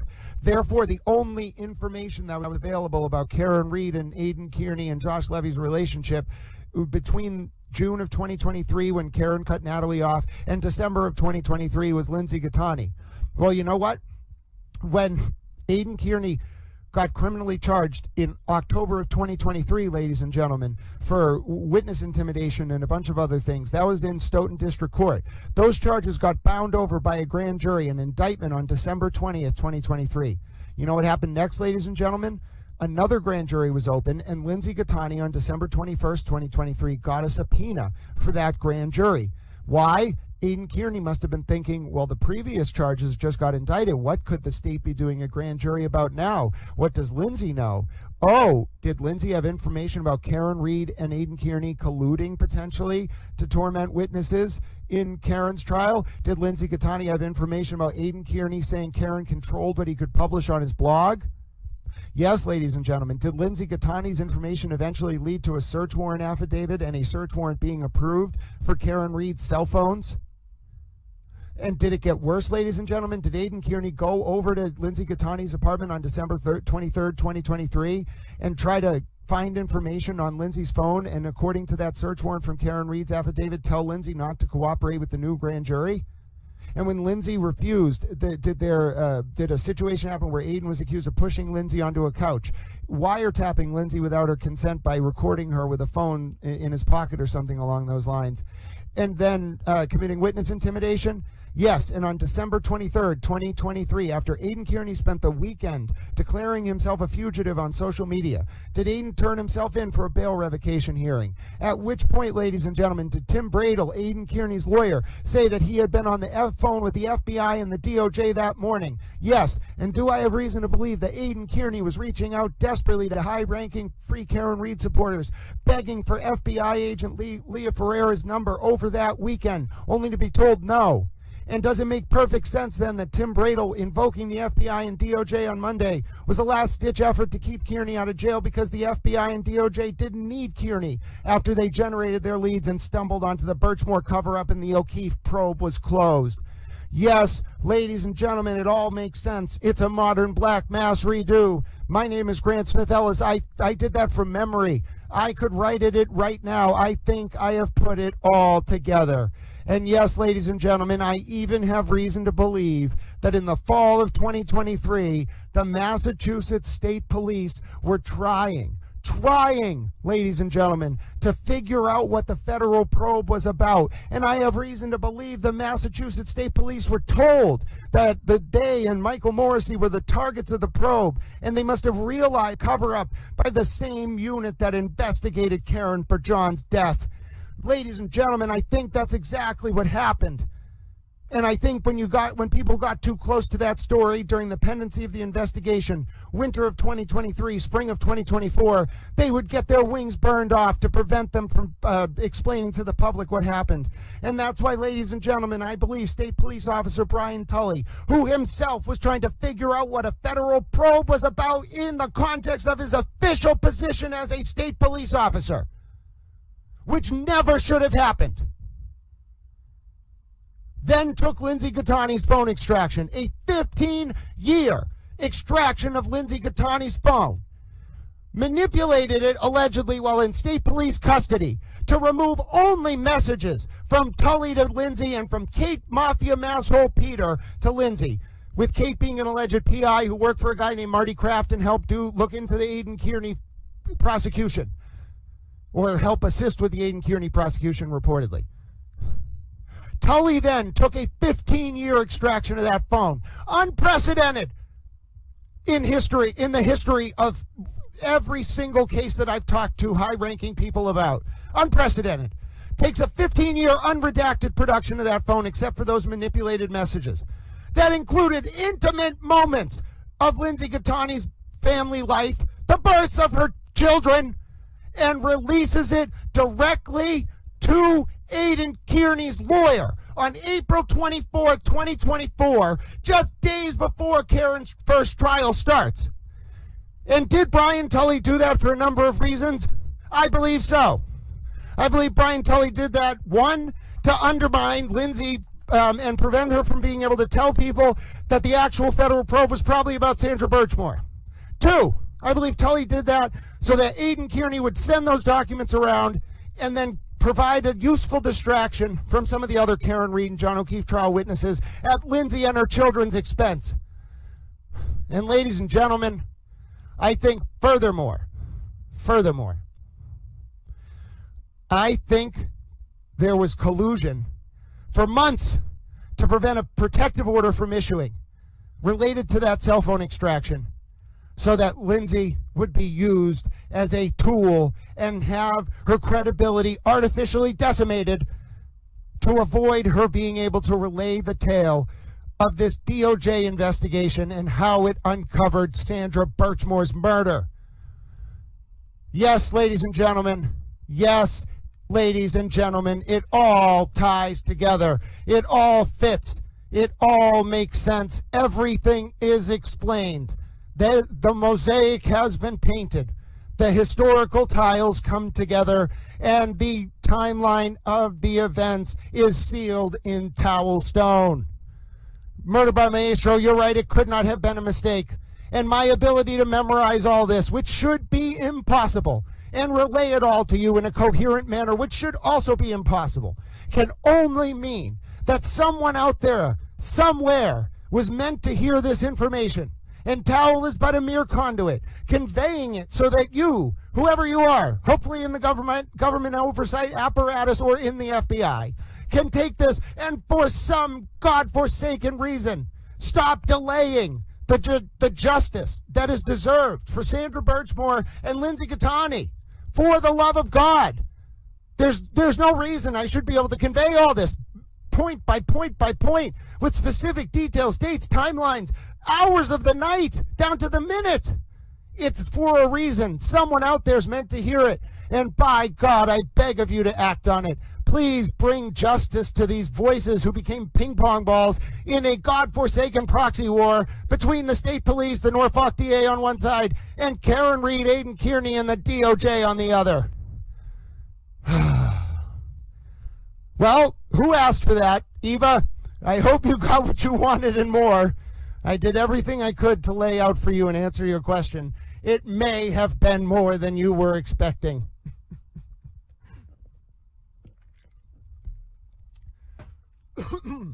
I'll tell you, folks, I enjoy giving Towel soliloquies. That one was intense. I don't even remember most of what I said, but I know it was accurate, by God. Yes, Ed Jobs. So Matthew Farwell, the officer who had the illegal underage relationship with Sandra Birchmore and then allegedly killed her, was arrested. But how the state police unit who investigated Farwell cleared him initially for years, said Sandra died from self-harm despite evidence otherwise? No. Get this number 9 large out of here. Back to reality. That was reality. If you can't handle it, leave.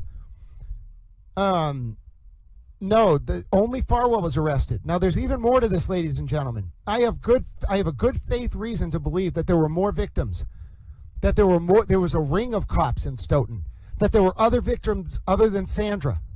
Okay? There is more going on here than meets the eye. This probe, I believe, into Sandra's death and the ring of cops surrounding Farwell is still ongoing. It's not just was it Farwell and his brother and that other cop who's getting decertified by the Post Commission soon. It's not just were they abusing young girls and did they know about Farwell killing Sandra. It is did that state police unit, who I argue did nothing wrong in the context of their investigation of Karen and as role as to John's death, other than being very grotesque in some of their text messages, but that isn't a commentary on Karen's guilt, which I believe she is guilty for killing John, and the evidence they collected proves it. But did that state police unit, John Fanning, Tully, Brian Tully, Yuri Buchanan, Proctor, even Nick Garino, did they know about the cover-up of Sandra's murder? It's about so much more, ladies and gentlemen. Why is number 9 large still here? Ladies and gentlemen, we must use our wrench powers. We must use them. And I have utilized my wrench power. Yes, Jimbo. So let me explain something about that. Ladies and gentlemen, we will very quickly talk about... Towel is very devoutly Catholic. Although I was raised in a Jewish family, I converted. And I wouldn't say converted. I became more Catholic in undergrad. But what I will say is... There is a very similar analogy to what happened with the Holy See dating back to the 1920s and utilizing the sanctity of the sacrament of penance to divert reports of priests abusing children to an internal church body called the Congregation for the Doctrine of Faith in this situation. And by the way, ladies and gentlemen, did you ever ask yourself why Papa Ratzinger, who was Pope Benedict, the first ever pope to retire, did you ever ask yourself what he was doing when he was the head of the Congregation for the Doctrine of Faith in Germany in the 1980s? You should, ladies and gentlemen. Do you know why you should? Because Papa Ratzinger was in charge of moving around all those priests. And if you don't monitor institutions like the state police or the Catholic Church, even if you have a really authentic faith in those institutions and their ability to act in the furtherance of the public good, they will run amok. And that is exactly how the priests got moved around. That is exactly how the whole system happened. In fact, Father Gagan, back in the 80s, ladies and gentlemen, do you know what happened when Archbishop Darcy reported Father Gagan to Cardinal Law? They moved Archbishop Darcy to South Bend, Indiana as punishment and moved Bishop Father Gagan to some random parish so the authorities couldn't find Father Gagan. Now listen, it doesn't matter the organization, this kind of corruption can happen. And if we just want to blindly say that because the state police unit that investigated Karen Reed was able to bring about the evidence that will lead to her guilt, we should ignore what's going on with Sandra Birchmore or Lindsay Gattani. We have not done justice to the system we claim to uphold. It disgusts me. But yes, ladies and gentlemen, let's take a look at whether Karen Reed has arrived at court. My name is Grant Smith Ellis. You heard it. So, folks, let me just be clear. I am hearing reports that other channels like Kate Peter, Kevin from Yellow Cottage Tales, they're going to not cover Aidan Kearney's June 9, 2025 criminal trial. We'll be covering the live stream. We'll make sure there's a live feed. We'll make sure we can cover it. They're going to black it out. Why? Why are they not going to cover a criminal trial in Dedham District Court involving Aidan Kearney violating an RO held by Lindsay Gattani? Why are they trying to black it out? What are they hiding? Ladies and gentlemen, who has a motive to silence Lindsay Gattani and cover up Sandra Birchmore's murder? God help us all, ladies and gentlemen. Now listen, I got another clip for you because I am just in an incredulous towel mood. Now listen, a few things I want to, okay, hold on. All right, now listen, I have a few things I want to talk about. Number one, did you hear that part in there about where I talked about Aidan Kearney in April of 2023 facing a wiretapping investigation allegedly involving the Holden police and a victim out of Rhode Island? And did you hear, in particular, ladies and gentlemen, that Aidan Kearney, according to Karen Reed's search warrant affidavit, started talking to Karen about his problem that he had, or his issue, and how he was nervous, right about April 20th to May 3rd. Did you then hear how Alan Jackson then talked to Aidan on the phone, and Karen said that talking to Alan is like getting a shot in the arm?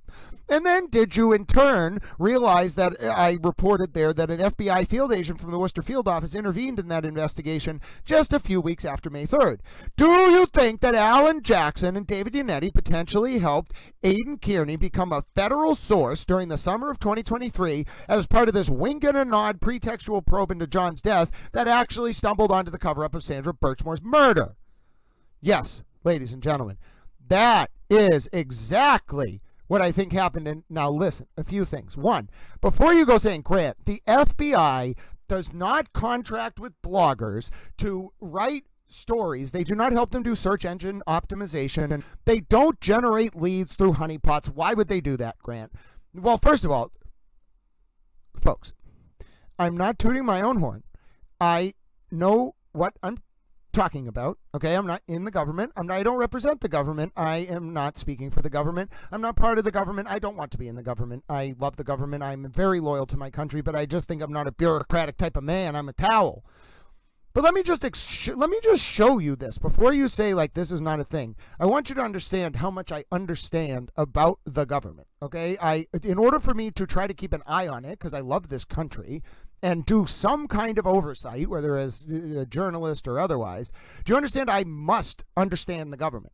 And so the government hides in plain sight. Do you think the government is just out there being like, oh, yes, like we run like journalists as like cover so we can draw artificial attention to something so that we can generate tips to investigate the people that we're talking about in the story, but not really for that purpose, for another purpose? No! Why would they do that? That would undermine the investigative integrity of the entire federal oversight apparatus. It would be counterproductive.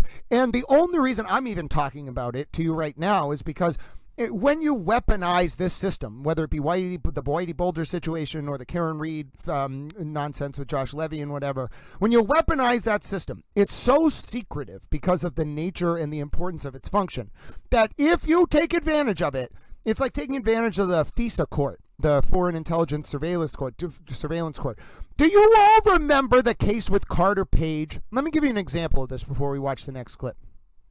Do you all remember the case with the Trump campaign staffer who was named Carter Page? Remember that?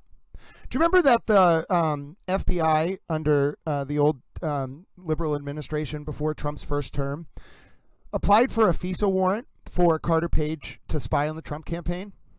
Ladies and gentlemen, do you know what Carter Page was? Carter Page was a CIA agent who was like working with some professor named like Stephen Halper in the UK, who was also definitely MI5 or CIA. Ladies and gentlemen, this is the FISA court requires the utmost trust between the government and the judiciary, because the FISA court is ex parte. You go in there as the government. You want to spy on an American citizen or potentially intercept communications with an American citizen. You go in there, you get a warrant, and you can unlock access to some very intense programs, data echelon, project echelon, data upstream, code word classified programs that I'm not going to talk anymore about, but they are technically public, so I can say their name. Ladies and gentlemen, you get access to do you understand every communication, everything you're doing, everything that goes up? Think of the internet as like a highway, okay? And we all on our computers and our networks have a bunch of on-ramps onto the highway, okay? That's your router and your internet connection. The internet backbone, okay, that is all captured and stored. Every single endpoint, okay? AT&T, Verizon, Comcast, it doesn't matter what your ISP is.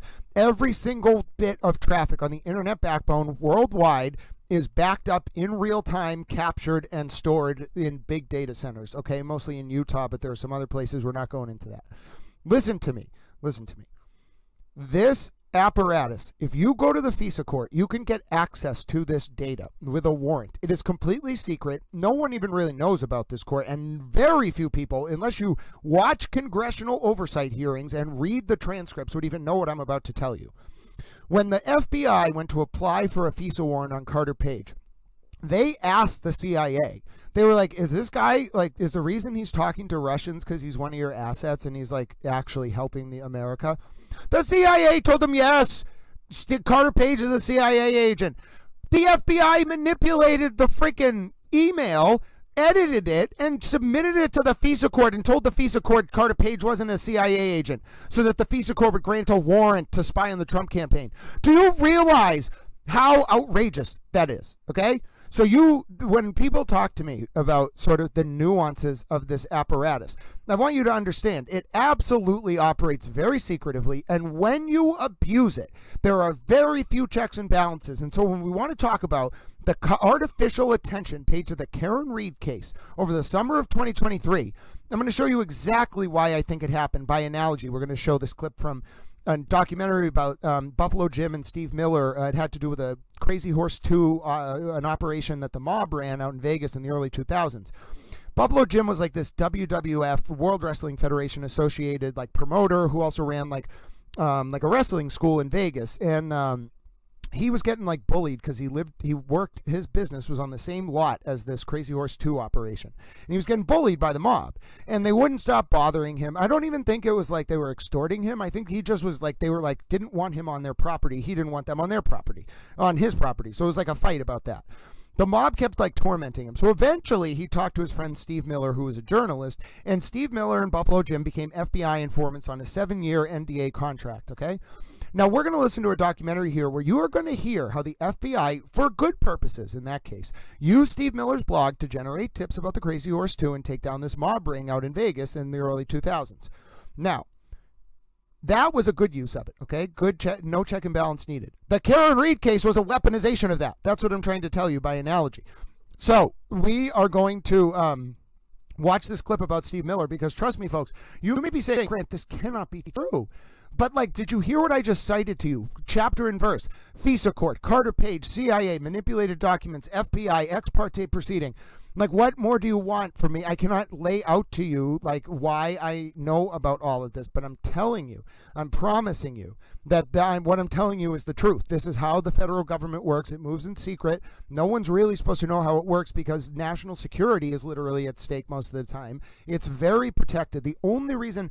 Even myself, if I knew some of this stuff and I didn't feel there was a compelling public interest and that I could present this way information in a way that doesn't threaten the national security interests of the United States, I would not be telling you. I promise you, I know it's probably obvious. I am withholding so much more than I am actually telling you because I care about America. You could be doing very bad things in the governmental apparatus. If you're doing it in such a way where if I had to reveal that on balance, I felt that would threaten America or the integrity of our national security state, I would not reveal it. But you know what I might do? I don't know, like go to the oversight committee, like, you know, I know a lot of politicians. I know a lot of people. I have people, and like I wouldn't say have them. I know people in every agency of government, local, state, federal, it does not matter. Like, if you really, really do something wrong, and I can't talk about it publicly, I promise, not only have I already done it, I will continue to do it. Clearly, like, do you understand what I'm saying? There are so many things that go on behind the scenes that people intentionally should not get to know about because there's a balancing act, and I do it every single day with every piece of information I relay to you. I promise you my commitment first and foremost is to the safety, security, and integrity of the United States national security apparatus. Even when we are talking about the DOJ. So that is the national security apparatus along with everyone else on the National Security Council. It's very complicated. We're not getting into it. The point is, the only reason I'm telling you what I'm telling you is because this information on a piece-by-piece basis, I have determined weighs in favor of the public interest and doesn't compromise national security or the safety of anyone or the security state.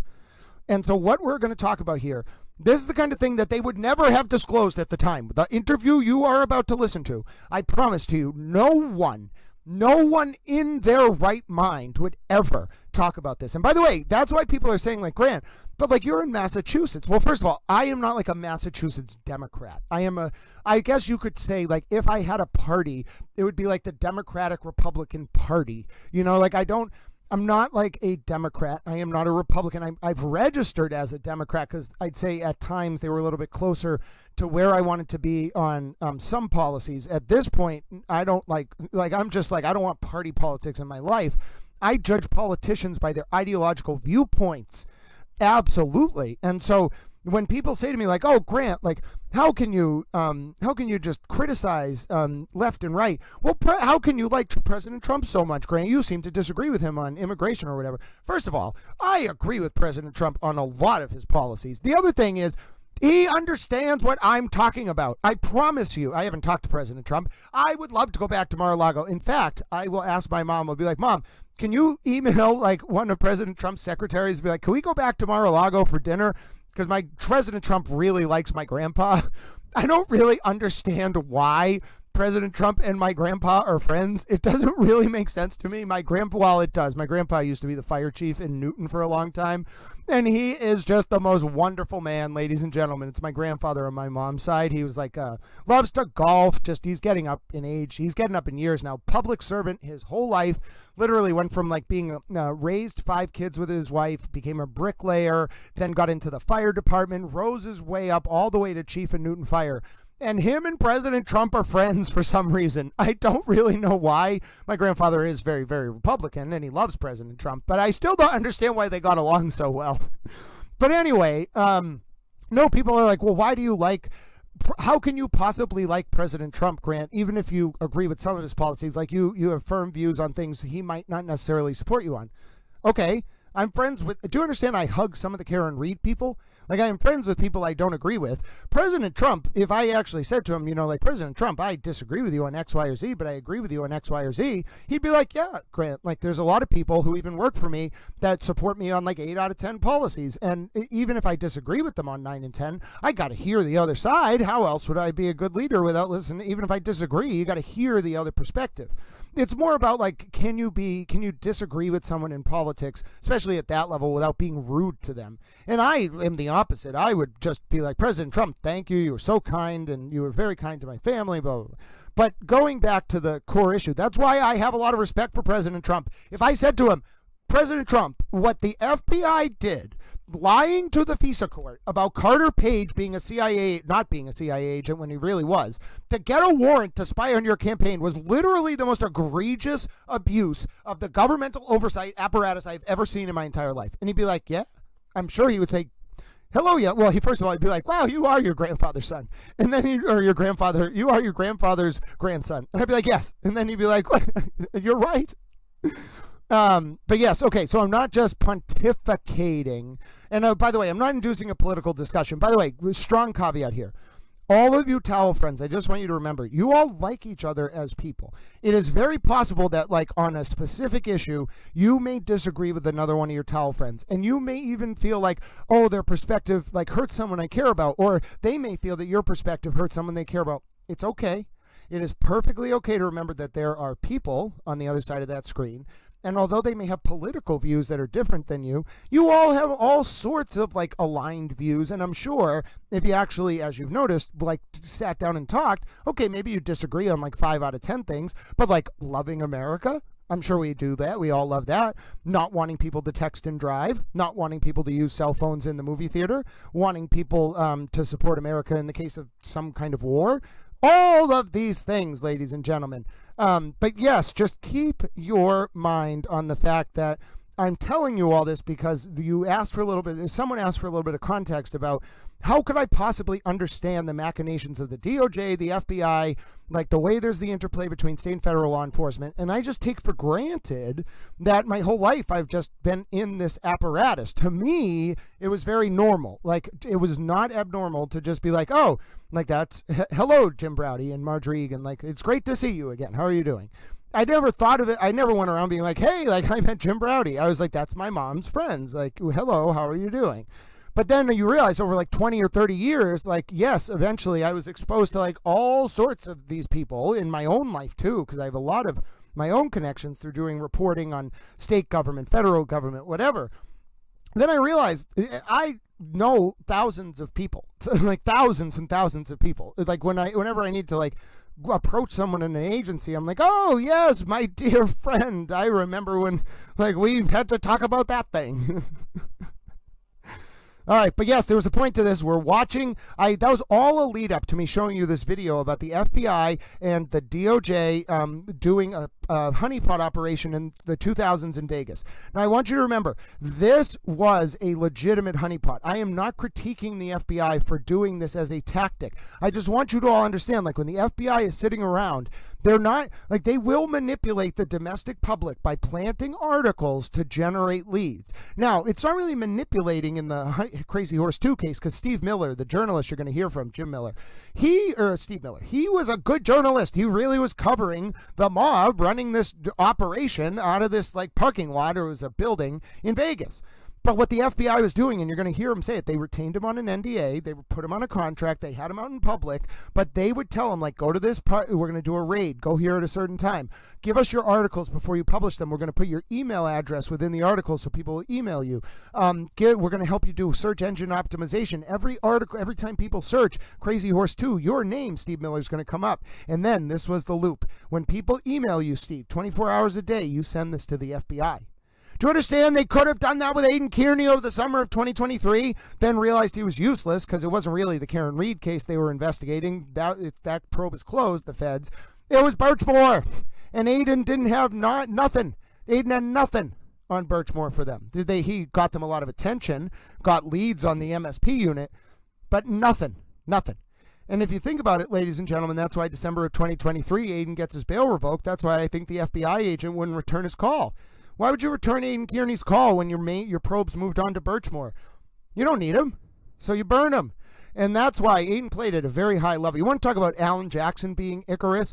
Aidan played at a really, really high level really fast. You go from like, I'm being investigated by my local police for wiretapping to Alan Jackson and David Yannetti and Karen Reed have me talking to the FBI, and then the FBI is helping you. Like, that is 1 to a million. And if you don't have substantial political experience, and I do not mean like being in politics, I mean real power operates behind the scenes. If you do not know how the DOJ works, if you do not know how the FBI works, if you do not know how the state police works, I'm talking about like how the sections, how the divisions, how the power structures work, you should not get involved with them. Like, unless, like, obviously if you have a lawyer, whatever, but if you just think you're going to play ball with the DOJ, first of all, you have to understand that it's all historically contextualized. The DOJ can literally change at the whim of an election.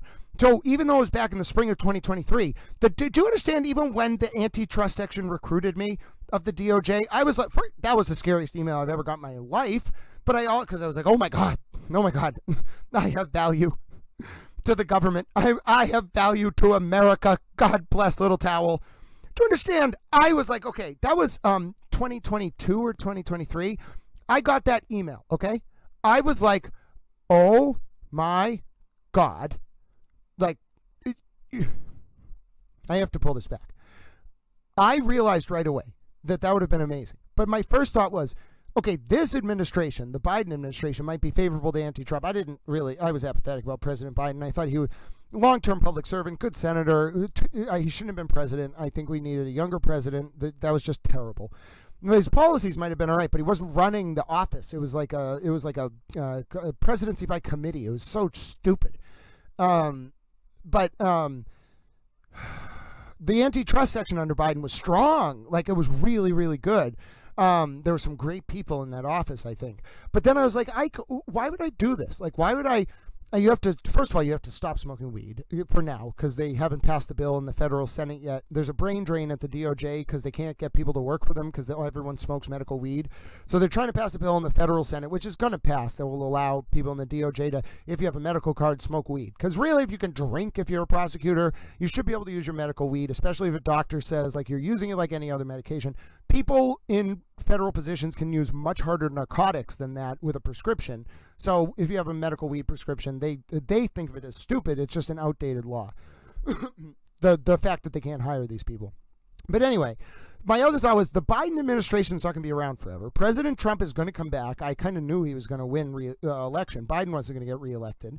And so, like, I was like, should I really go into the antitrust section knowing that the winds can shift so easily? And the next administration might be like, listen, we don't really care about antitrust enforcement. And so all the resources get put elsewhere and you don't do any work. I wouldn't want that. I would hate that. I would feel so frustrated. So I was like, no, I can't do that. I was so humbled. I was like, oh my God, my country has finally found a use for me. I am an affirmed little towel. But then I was also like, I don't want to disrespect my country. I know I will be able to serve my country in a certain role, but it cannot be this specific role. But my point is, I knew enough. I knew what I was dealing with. I knew what the apparatus was. I wasn't just blindly going into it. I wasn't being gratuitous with my choice. I knew exactly what was going on. I knew how the DOJ functioned, and I knew, I just knew how things function. Oh, by the way, I know that I talk about my medical weed sometimes. My options are prednisone, which is just it really hurts me. Like I can't, it's hard to like function on it. It makes my like cheeks bloated. I get very sick. And so my options, because of my family condition, 2 of my siblings don't have colons. They had colectomies, one at age 4, one at age 14. My options are medical cannabis, which I try to use sparingly, but I do use. I'm using less and less now. And then, or prednisone. And if you know what a prednisone long-term taper is like my word, folks, I'm not saying I'm not a doctor, I'm not your doctor, but I've talked with my entire care team. I have like 6 doctors, and we've all agreed that the best option for me is medical cannabis. Now, they would prefer I vape full spectrum extract, which I'm doing. I'm doing more and more. I'm like 80% vape now.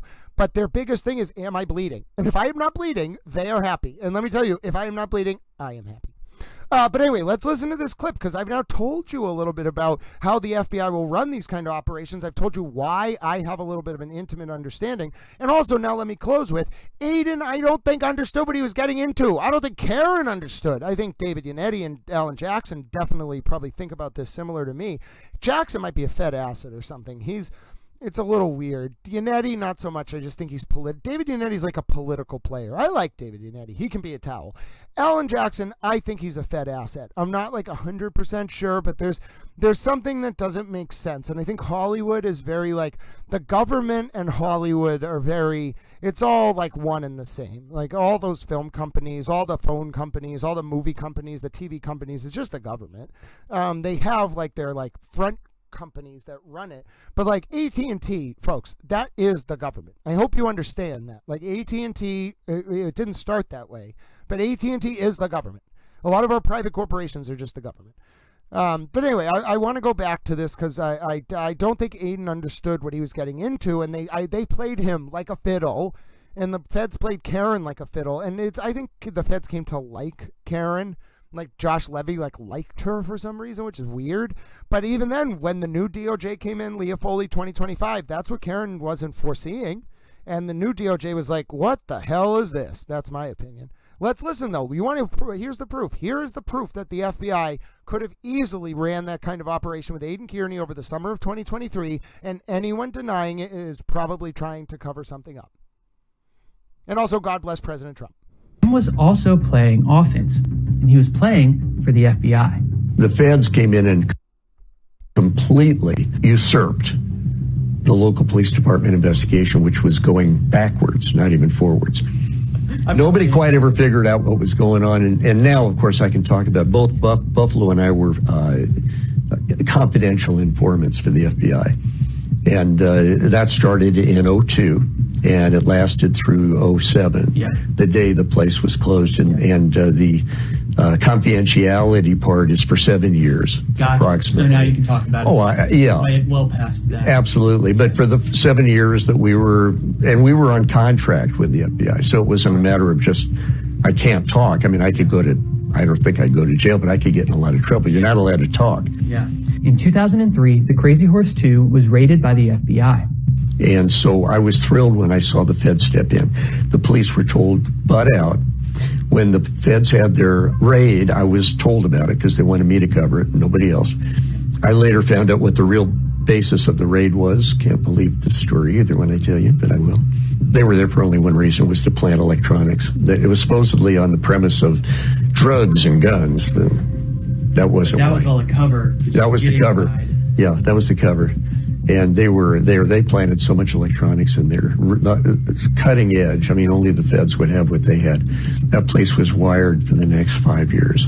This was the beginning of the end for Rick Rizzolo and the Crazy Horse 2. Over the next few years, the FBI, with the help of Buffalo Jim and Steve, surveilled and investigated the Crazy Horse 2 and its associates.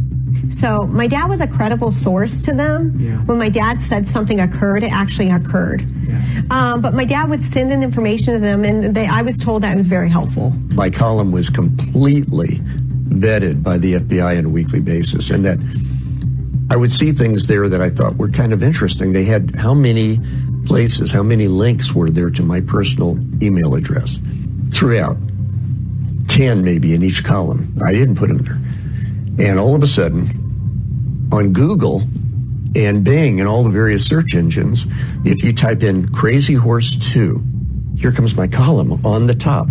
The next column, the next column. I mean, I'm taking up pages. So I begun to ask around, and the guys laughed and they said, yeah, we took care of that for you. You're famous. Okay, so I said, what am I supposed to do? I'm getting all these emails, people got beat up, they got this and that. He says, okay, that's what we want you to do. That's why we put you in there. He says, if it sounds legit, you got to call me 24/7. And he says, and you give me the name of the person, give me a little scenario as to what they told you happened and their phone number. And we'll get right back to him. He says, you got to tell them they're going to get a call. A guy named Bobby, he's a federal agent. Well, 13 people in the next couple of years, that's as many as I was credited for, emailed me. And they were the federal witnesses.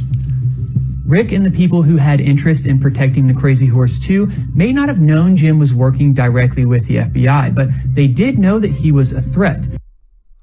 You heard it, ladies and gentlemen. You heard it. My name's Grant Smith Ellis. Did you hear what that guy just said? The guy was like, I went to the FBI, and I was like, why are all my blogs so famous? And they were like, oh, yeah, we took care of that for you, bud. We put in your email address. Don't worry about it.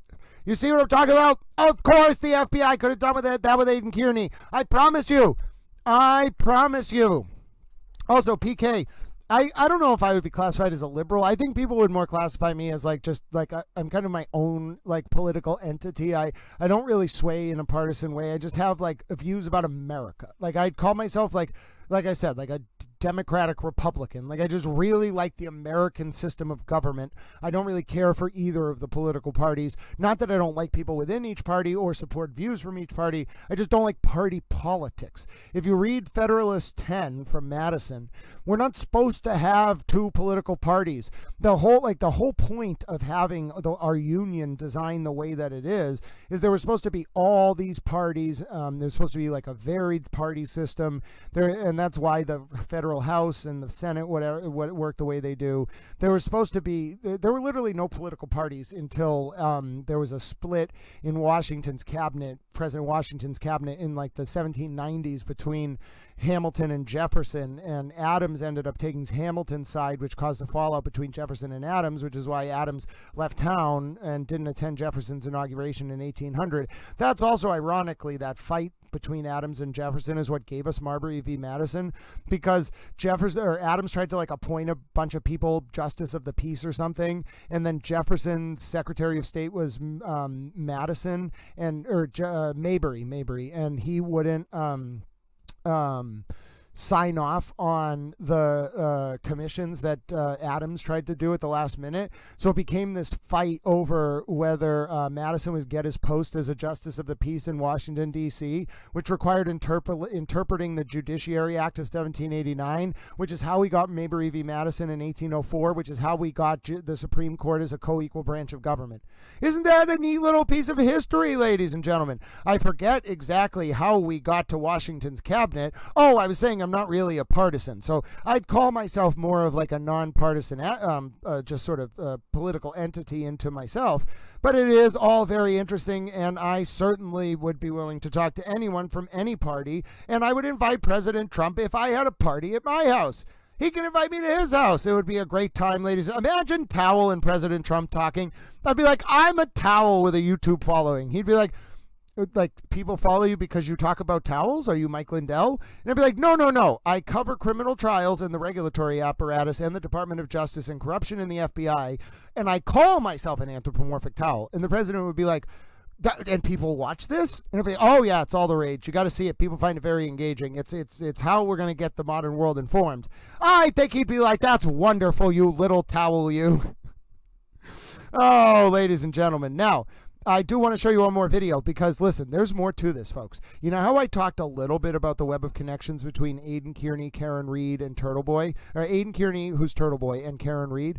We're going to listen to a little bit more of my overview about that because I want you folks to really narrow in on what happened between April and May of 2023 and then the winter of 2024, the early winter, late 2023, early 2024. It's old kit and caboodle, folks. Listen, if the GOP Oversight Committee or the Department of Justice Inspector General actually looks into what Karen Reed, ARCA, and the DOJ did, do you understand, like, Hank Brennan is on to another Black Mass Whitey Bulger situation? And I'm not going to toot my own horn, but I definitely figured this out. Like, I'm no Dick Layer. I am not Gerard O'Neill. I mean, I guess I could probably, like, write that. I should probably talk to Dick Layer. I think he's alive. I don't know. Well, let me not say that because I don't, like, Google people compulsively. So if Dick Layer has passed away, first of all, God bless him. If he is not, I will reach out to him. But I think I need to, like, write this because I did put this together and I'm reading some of your comments and I see a lot of you saying this is very hard to understand.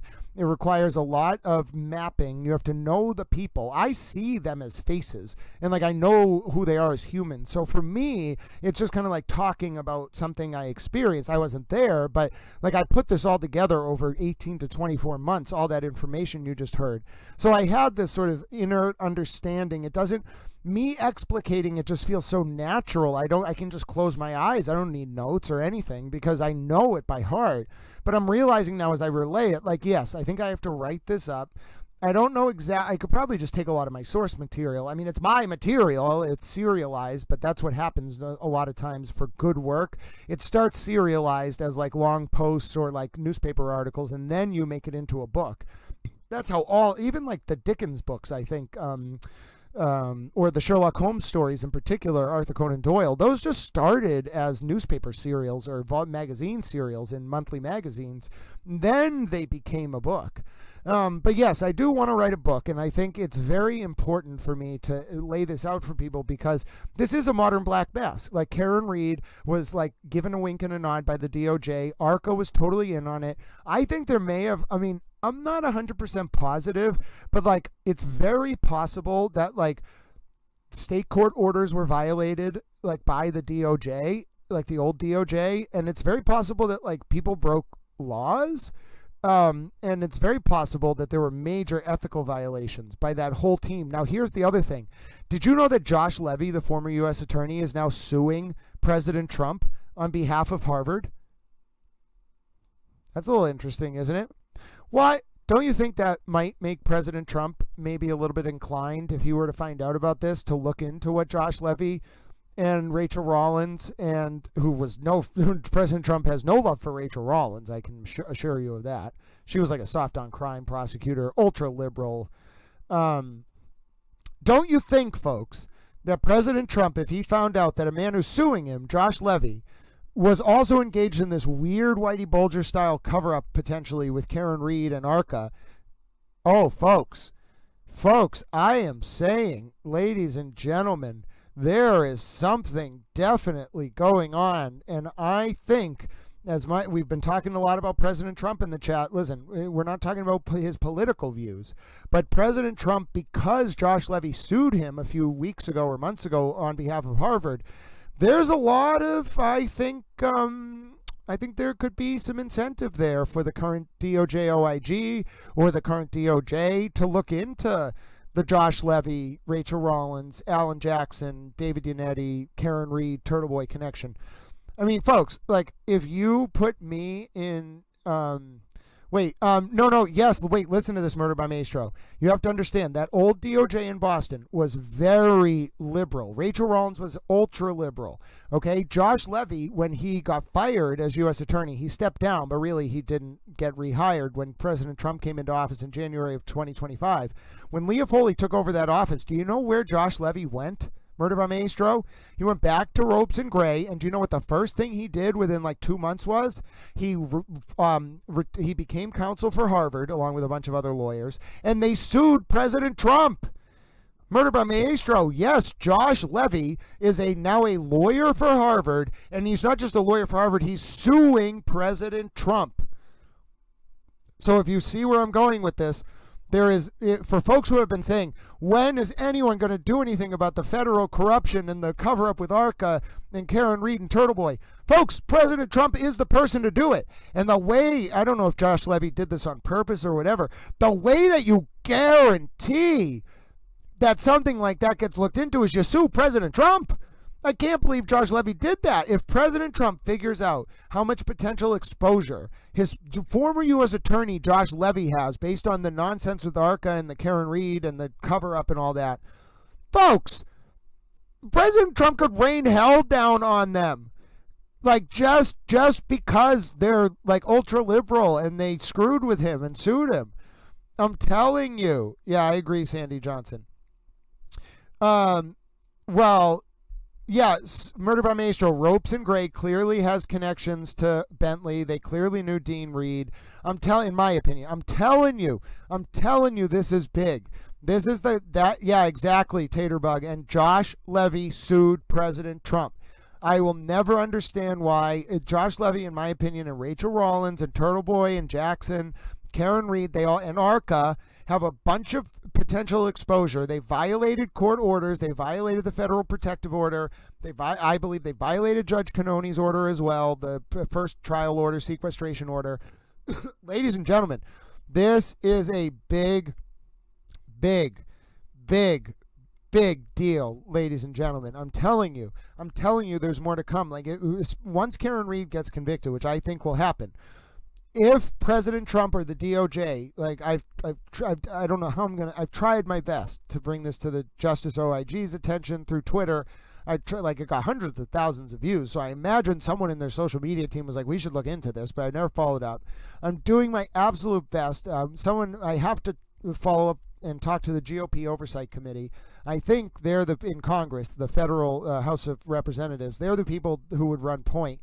But the DOJ OIG would probably submit a report to them. The DOJ OIG could also sua sponte on their own accord, just look into this. But I'm telling you, if President Trump, that's what I'm saying, if Hank Brennan can get the DOJ OIG or whatever, this is a big deal. If they can get it, Hank Brennan can get them to investigate it, because I think there's serious, my opinion is, people may have committed multiple federal crimes, multiple state crimes. There may have been active obstruction of justice by Karen Reed, her lawyers, the former DOJ in Boston.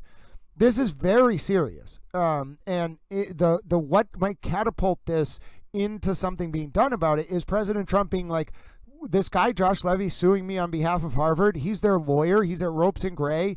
I already don't like this firm, and now I find out there's potential exposure for this guy because of what that old office under the ultra liberal Rachel Rollins was doing because they hated cops. President Trump, in my opinion, wouldn't say to something like that, oh, well, at least they stumbled onto that Birchmore cover up. No, he'd be like, go get Josh Levy. Oh my goodness. That's what I'm saying, folks. It's all connected. It's all connected. And by the way, to prove it's all connected, I have one more video for you. By the way, we're not going too long today. Towel's birthday is tomorrow, ladies and gentlemen. Did you know Towel's birthday is tomorrow? Yes, ladies and gentlemen, Towel's birthday is tomorrow. And I'll tell you, folks, I'll tell you right now, you are going to have an opportunity. Folks, you're going to have an opportunity to be with me again tomorrow. We are going to hang out so much, ladies and gentlemen. We're going to do a special Towel birthday stream tomorrow. Then we're going to watch this next 20-minute clip. I think you're really going to like it. It talks a little bit more about Aiden, Turtleboy Kearney, and Lindsay Gattani, and how Karen Reed's connection to Josh Levy getting leaked is what caused so much chaos in this whole case. And then Aiden going to jail, of course, not getting bailed out by the feds, in my opinion. Ladies and gentlemen, but tomorrow is Towel birthday stream. That's true, the Pilgrim Shadow. Nathan Reed did get convicted of that or take a plea deal on embezzlement. That's true. Ladies and gentlemen, tomorrow, Towel birthday stream. It's probably going to be in the morning. Somewhere between 8 and 10 a.m. we're going to start. Tomorrow will be your day. We're going to answer your questions. I'm going to get a Carvel ice cream cake, which is my favorite thing in the entire world. I never eat ice cream or cake. I'm going to get a Carvel ice cream cake. It has those little black crumble cookies in the middle that make little Towel so happy. I literally haven't had it in 10 years. I don't even celebrate my birthday, but for you all make me happy. and I am going to sit here with you. I'm going to eat a slice of Carvel ice cream cake. I'm going to take all your questions. We are going to sit here tomorrow on Saturday, May 24th, Towel Birthday. It might actually be Towel Birthday already in some parts of the world. Can someone who has a time zone calculator help us determine if in anywhere in the world it has turned to May 24th? Yes, ladies and gentlemen, we actually, although we're going to come back tomorrow for Towel's actually birthday stream, we may be actually able to start celebrating Towel's birthday right now. And I don't want to celebrate it for me. I just want you all to be happy little towels so I can answer your questions. And then tomorrow's stream, listen, I hope you all take some time, take the Friday afternoon off in a little bit. We're going to watch this clip. You're going to want to see it. It's interesting. Take the Friday afternoon off. Enjoy some time. It is Memorial Day in the United States of America. Camilla Mosley, it's so great to see you.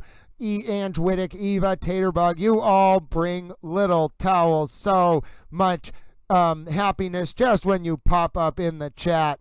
But yes, ladies and gentlemen. So what we are going to do is first we're going to find out if in anywhere in the world somewhere it is currently May 24th, because that would mean it is technically Towel's birthday. Hold on. Let me check what time it is. Let's check what time it is in Australia. Hold on. What time is it in Australia? Ladies and gentlemen, it is possible it is already Towel's birthday in Australia. Yes, I'm going. Ladies and gentlemen, it's technically Towel's birthday in Australia. Oh, goodness. Oh, Carol C., Sunny T., I will have to get myself one of those Carvel cookie cups. But it is officially Towel birthday in Australia. God bless America. All the towels in Australia, you can officially say it is Towel's birthday. And yes, time may be a relative concept, ladies and gentlemen, but somewhere on this glorious earth, it is Towel's birthday. Yay, Towel birthday. And in Australia and New Zealand, probably Malaysia too, and Singapore and Japan and South Korea and North Korea and Vietnam and the Philippines and sections of China and and the Faroe Islands, I would imagine. Oh, and the island of Diego Garcia, maybe even India, Nepal, Turkey. Ladies and gentlemen, it is Towel birthday time. We're going to get I figured it out. My birthday technically lasts for probably like 37 hours. And I am one of the few people I think in the world who has the ability to say that there are people in every time zone of the earth who are going to wish me a happy birthday. Oh, God bless you, Eva. It's a birthday cake. Oh, I don't even have my caramel cake yet. Yay, but I have a birthday cake. People really like seeing little Towel giggle, apparently. Oh, ladies and gentlemen, look at that birthday cake. Eva is such a super towel. Eva's the reason we got that last clip. Eva is the reason we got the clip, ladies and gentlemen. She is a super towel. She asked for an overview one day of the DOJ corruption, and I provided it. Oh, ladies and gentlemen, the cake was not a lie. I repeat, the cake was not a lie. There was an actual piece of cake. Oh, God bless America. Oh, ladies and gentlemen, if you're just tuning in, my name's Grant Smith Ellis.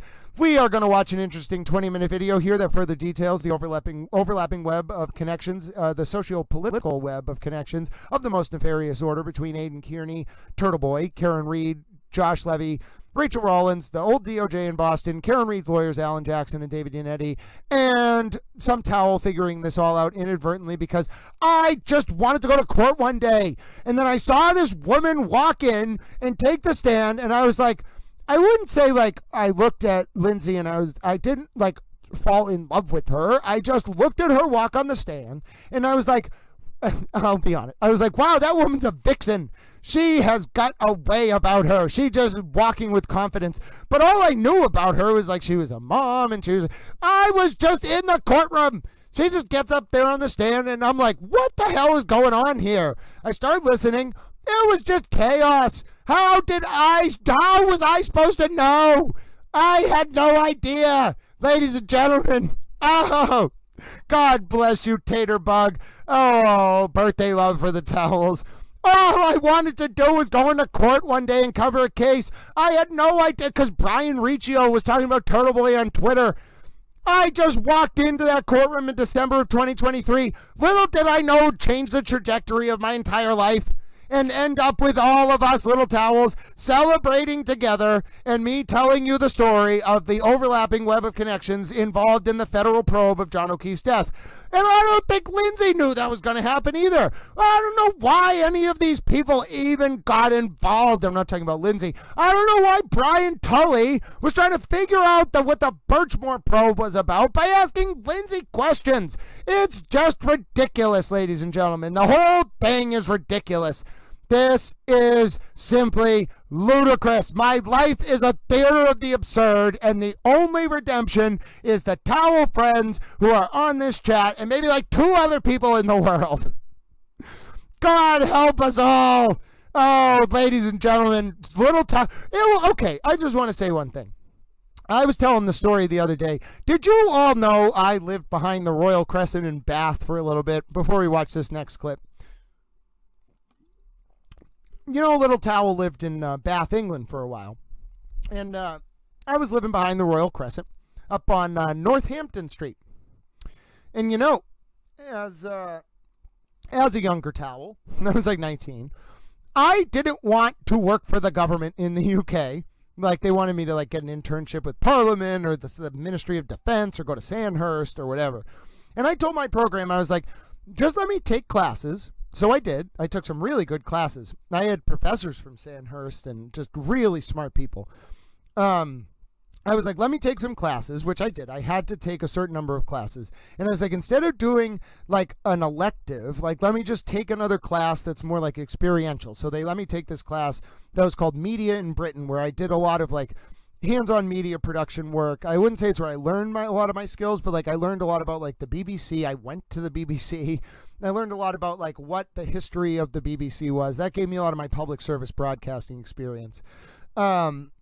And so anyway, I'm in this program, and at night or like in the evenings and afternoon, I didn't want to go to like Jane Austen's like tea room and sit with the I didn't want to like sit with like the rich people in Bath. It's like a Roman spa town. You know what I wanted to do? I wanted to go around, just like be in the city with my headphones. I remember I was listening to Jay-Z's The Blueprint 3 a lot at the time. And I would just like shake people's hand, you know, like I would just like talk to the people in England.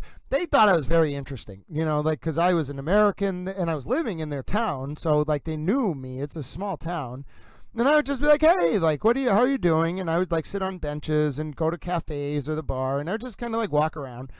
And they would like chat me up. And eventually I started meeting these guys who sold The Big Issue, which is for people experiencing homelessness to kind of like have a sustainable income. They have a good shelter system in the UK. It's not great, but it's decent. And this Big Issue is a great way of supplementing that. But anyway, I would talk to them. They were really down-to-earth people. And yes, like one of their moms was in like a medical cannabis trial or something. And so I would meet her and she was like, oh, you're so sick, honey. Because I like very clearly had colitis at the time. And she was like, you are so sick. Let me help you. But anyway, I knew these people who sold The Big Issue. And one day, his name was Paul. Me and this guy, Paul, he deserves a name. He was a really nice guy. We walk up to the Royal Crescent, like we walked to the base of it, and we were either like walking from a pub or something, or we were just like having a night, and he was going home and I was going home. And so he's chatting to me and we're talking about like politics or like the breakup of Yugoslavia or so whatever, just some political subject. And this guy starts talking to us and we're sitting down on like a amphitheater at the base of the Royal Crescent. This guy sits down and starts talking to us and we were happy to welcome him into the conversation. And he's like, oh yeah, I just moved here. I came from the Czech Republic. My friend Paul immediately is like, no, that's Czechoslovakia. It's not the Czech Republic. And the guy from the Czech Republic was extremely offended. These two gentlemen, Little Towel's just sitting there like, what is going on? They got into a very respectful but heated argument about the fall of Yugoslavia and then whether we should refer to people from the Czech Republic as people who are from Czechoslovakia or people who are from the Czech Republic.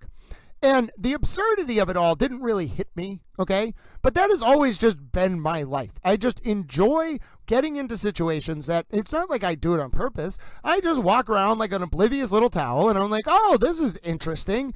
People like from the outside would be like, Grant, why are you walking around with people experiencing homelessness, sitting on an abandoned amphitheater? Well, one of them was drinking a bottle of wine. The other was not drinking something. It was a little worse. And why are you doing that? And like, how do you feel safe? Feel safe? We were having a great political discussion. But from the outside, like, I think most of polite society would be like, Grant, like, that's ridiculous. Like, first of all, how did you get into that situation? And second of all, how did you get out of that situation? Well, first of all, I didn't have to get out of any situation. I was having a great time. I was hanging out. Second of all, I don't really know how I got into that situation. A natural chain of events and me wandering around like a naive little towel led to me sitting at an amphitheater in the base of the Royal Crescent discussing the fall of Yugoslavia with two people experiencing homelessness, one from Bath and the other from the Czech Republic.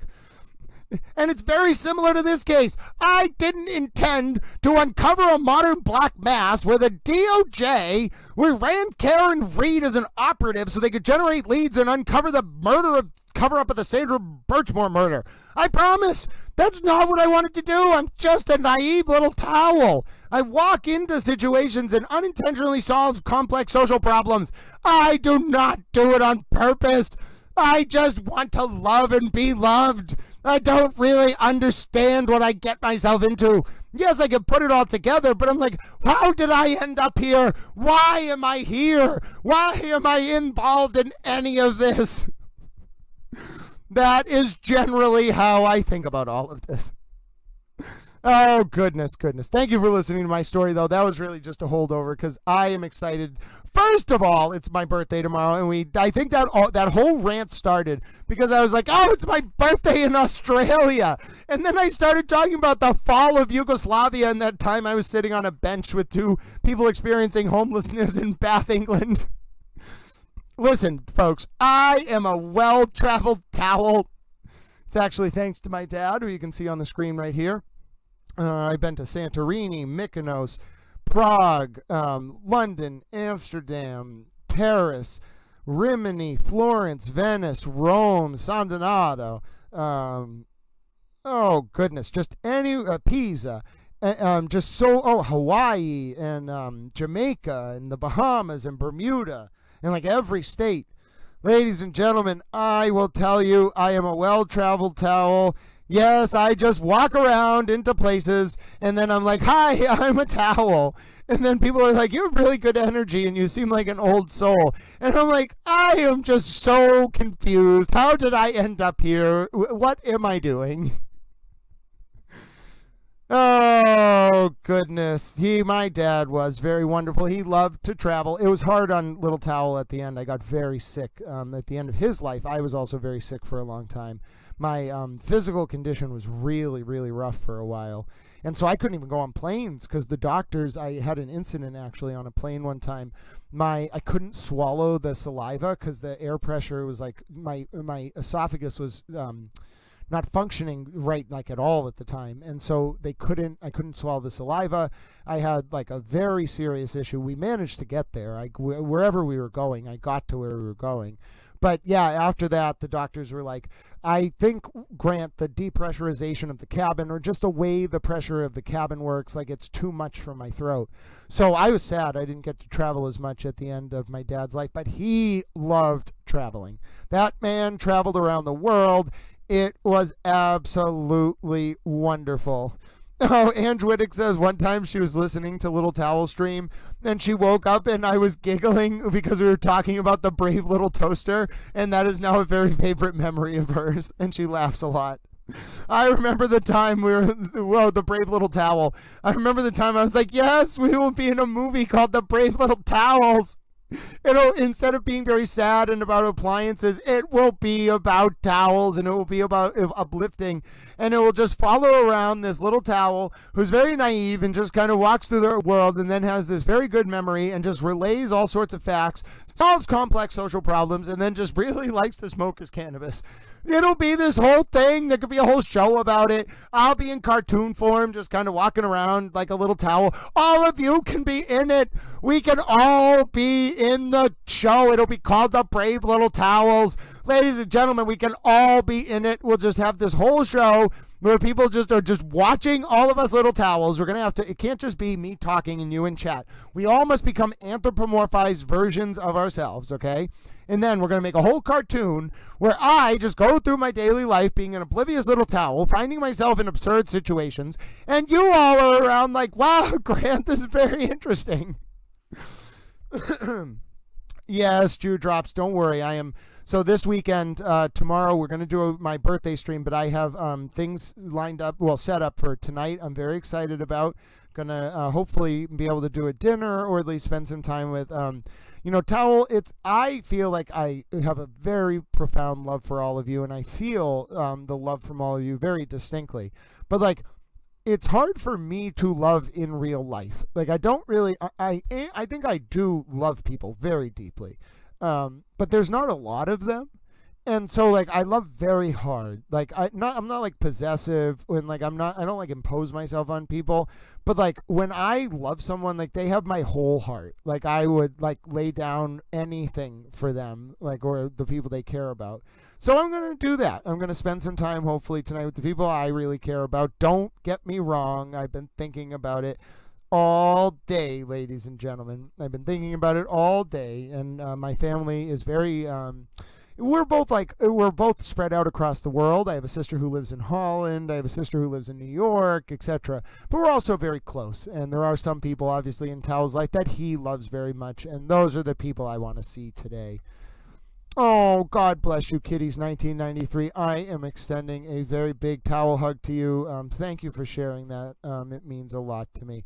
I didn't say that, Colleen Henry. I said I'm just going to spend time with the people Towel loves.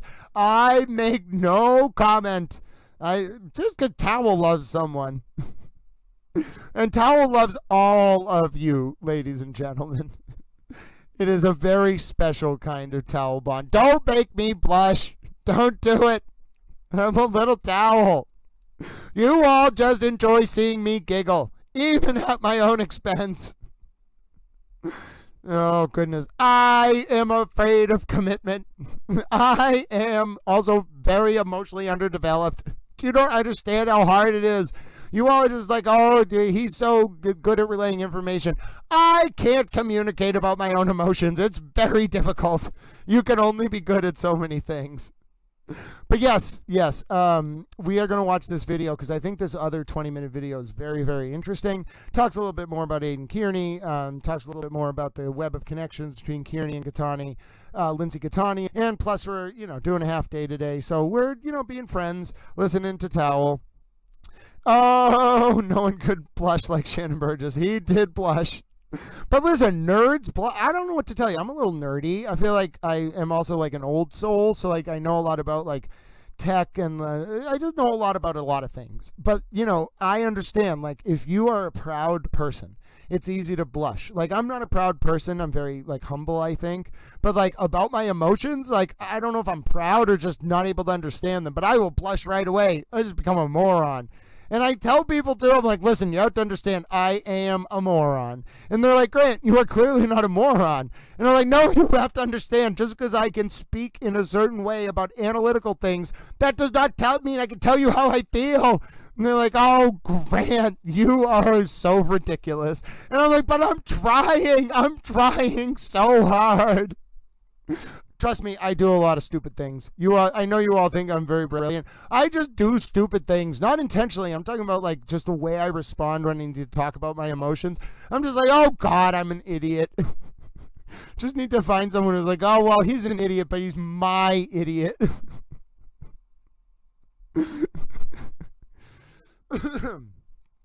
All right, so first of all, let's play this first video where I talked about to some of you Towel friends about what means a lot to me and like how to pay forward if you benefit from this channel. Let's listen to my speech about small acts of kindness. Also, whoever said Eva is amazing, you are amazing. Yes, Eva, if we can clone Towel, maybe one day we will. You enjoy your wonderful weekend, Eva. Let's listen. As Eva goes, we're going to listen to 2 more clips. First the 2-minute clip, then the longer clip. Let's listen to this first. For you, Eva. We have been going for 4 hours and 15 minutes. I'm still, I don't even know how this is possible. I think the upper range of the human larynx is like 3 hours. I don't know how you get me to talk for 4 hours. I don't know how I have 4 hours worth of things to say. It blows my mind. I just don't understand. But I guess you all find it useful. I'm so glad you all had a good day. I had a great morning with you. I truly do feel that the way in which we all engage here is so pleasant, and I think all of the friends that join on, towels, washcloths, and otherwise, make me a very happy towel, and I feel like I'm fulfilling my vocation on the earth and serving as a conduit, and in turn being able to convey information of the highest order that really benefits the public at large, and there's nothing that makes me feel more fulfilled. It's sad that I have to relay this information in the context of devastatingly sad, just overwhelmingly sad circumstances as to John O'Keefe's death, in my opinion, at the hands of Karen Reed. But at the same time, if I can do honor, if I can do justice and honor, I think, the legacy and the principles and the life that John was reflecting in adopting his double orphan niece and nephew, or any number of acts of service that he was doing, serving as a police officer in a very difficult branch of law enforcement, then I'm just doing my part. And my wider role as a towel and trying to encourage people about the virtue of unconditional love is just a benefit of being able to use my voice in this case for the purposes of spreading truth. And that's what I'll leave you with today. If there's anything you do today, I really hope it's that you take an opportunity to embrace or express love in some form. We talk a lot about politics in this stream, which from a realist perspective is all about demonstrating, expanding, and preserving one's power. Let's flip that around. Let's demonstrate, preserve, and expand our capacity to demonstrate unconditional love for one another. And maybe as a thank you to Towel for doing his work today, you can go out there and do something nice for other people, one act or multiple acts of service today, and that would make Towel very, very happy, and you can tell me about them when we see each other next. And yeah, that's the way to pay it forward, I think. Continue to demonstrate the fact that love, even though it's disadvantaged in its battle against hate, is persistent because it comes from an authentic place. And the easiest way to come across authentic and do things without notes like this is to simply be authentic. And I am authentic in my love for you all and my appreciation for you watching. Have a great rest of your Saturday. It means so much.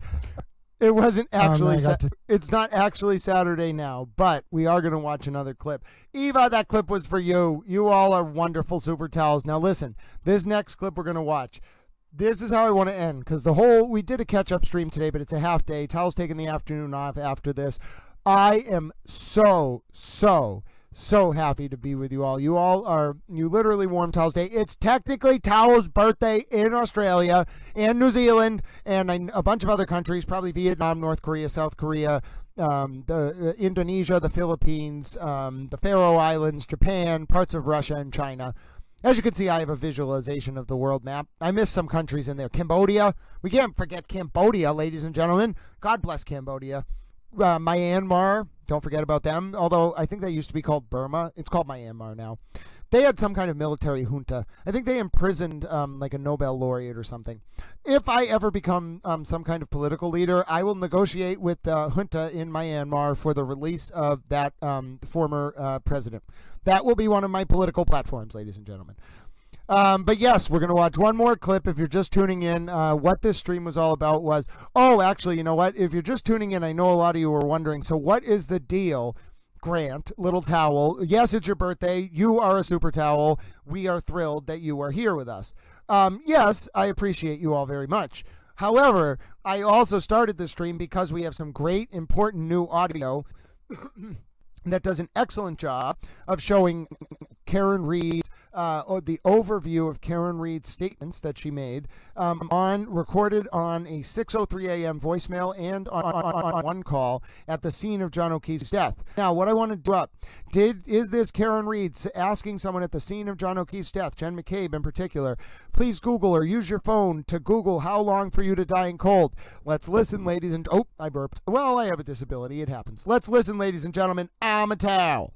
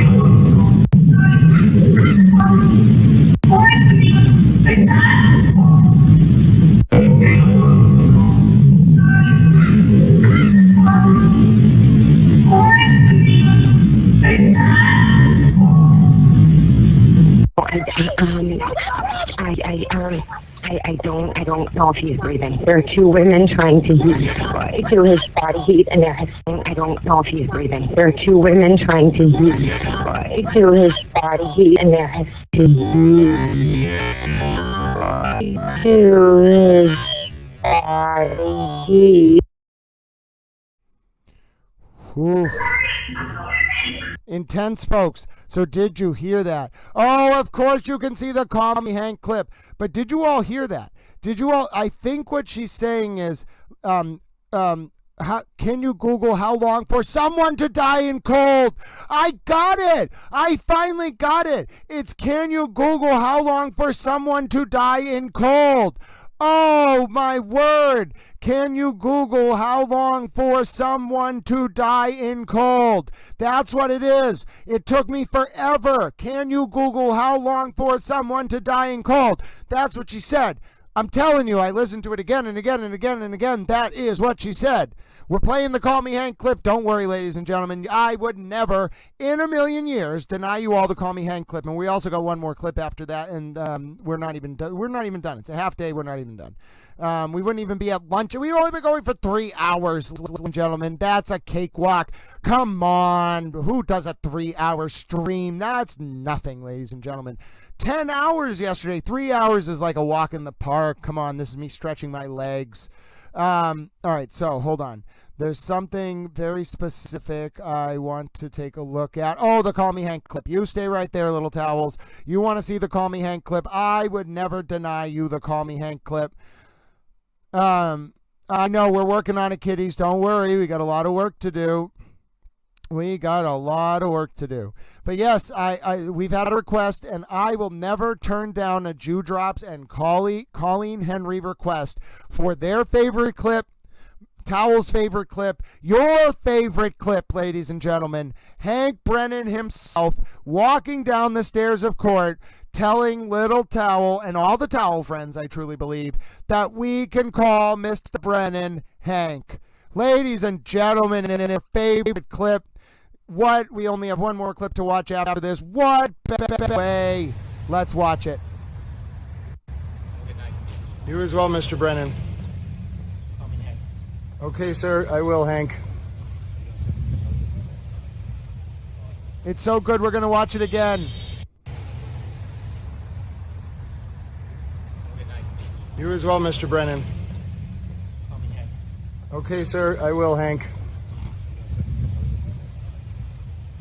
One more time. What? The people demand one more. You as well, Mr. Brennan. Okay, sir, I will, Hank.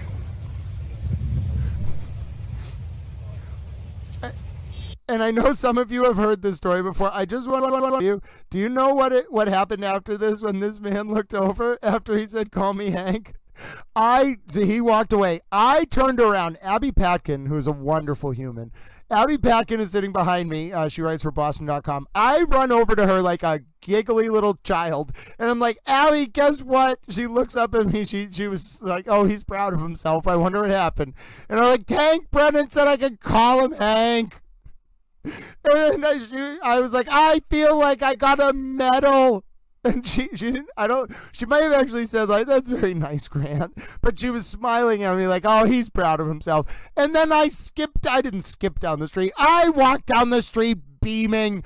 If someone came up to me, I would have literally just said to a random stranger, Hank Brennan said I could call him Hank. I was just beaming. Oh, ladies and gentlemen, it was a moment. It was a moment in Towel's life. Oh, God bless you. Let me reflect. That is so kind of you to say, dear friend. But I will tell you, Abby Patkin, there is no doubt in my mind, Abby Patkin will remember that moment of me being like, Hank Brennan said I can call him Hank. And then I literally said, it feels like I got a medal. I should get a pin that says Hank Brennan said I can call him Hank. Oh, goodness. Yeah, I was like, yes, sir. I will call you Hank, sir. I didn't know what to say. Someone's like, you should have been like, Hank, Mr. Brennan, you can call me, or Hank, Hank, you can call me Towel. No, I am not telling Hank Brennan he can call me a towel. He'd be like, what is wrong with you, Grant? And he'd be like, state police, this man thinks he's a towel, an anthropomorphic towel. Yeah, I don't think Hank Brennan would have said hello to Turtle Boy. Oh, goodness. That, ladies and gentlemen, I will always live up to a towel request. You want to see the Call Me Hank clip, I will play it anytime. Now, listen, we got a little bit of time left together. My plan was to stop right about when the court would have stopped for lunch. So we got about an hour. Let's watch this next clip. This is me just incredulously, I wouldn't even say yelling, but explicating the web of connections that could very well bring down ARCA, Karen Reed, her lawyers, and otherwise. And there's nothing more than, they just had the countdown to Tao's birthday in Tiananmen Square. Okay, listen, ladies and gentlemen, we talked a little bit about how I'm not necessarily a fan of the Chinese Communist Party, but the Chinese people, ladies and gentlemen, Towels will be friends. We will embrace the Chinese people. They have done nothing wrong. They are not the Chinese Communist Party. They are just the people. We like the Chinese people, ladies and gentlemen. Oh, God bless the Chinese people. If any of you are listening, if it is past 12 p.m. or 12 a.m. on May 24th where you are, God bless you for keeping little Towel's birthday in mind.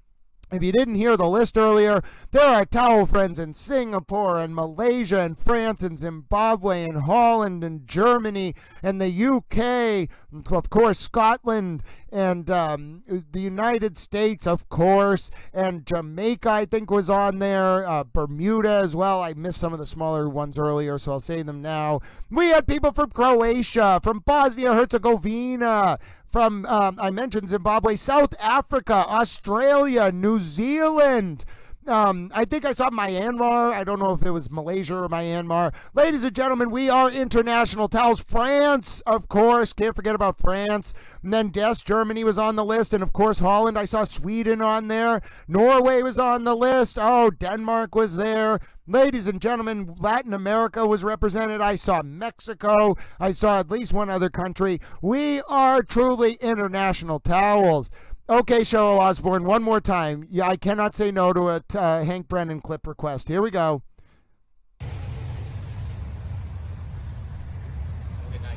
You as well, Mr. Brennan. Okay, sir, I will, Hank. Oh, yes, I forgot about the Italian towels. Oh, goodness, folks. We have towels from every part of the globe. We even have a towel in Croatia. Towel wants to go to Split, Croatia one day. Oh, I forgot about Turkey and Greece, ladies and gentlemen. And, of course, our towel friends from Africa. I saw Zimbabwe on there. I saw South Africa on there. I think I even saw another country in Africa, Cameroon. There were some countries that I was just like, whoa, I can't believe people are watching there. That's wonderful.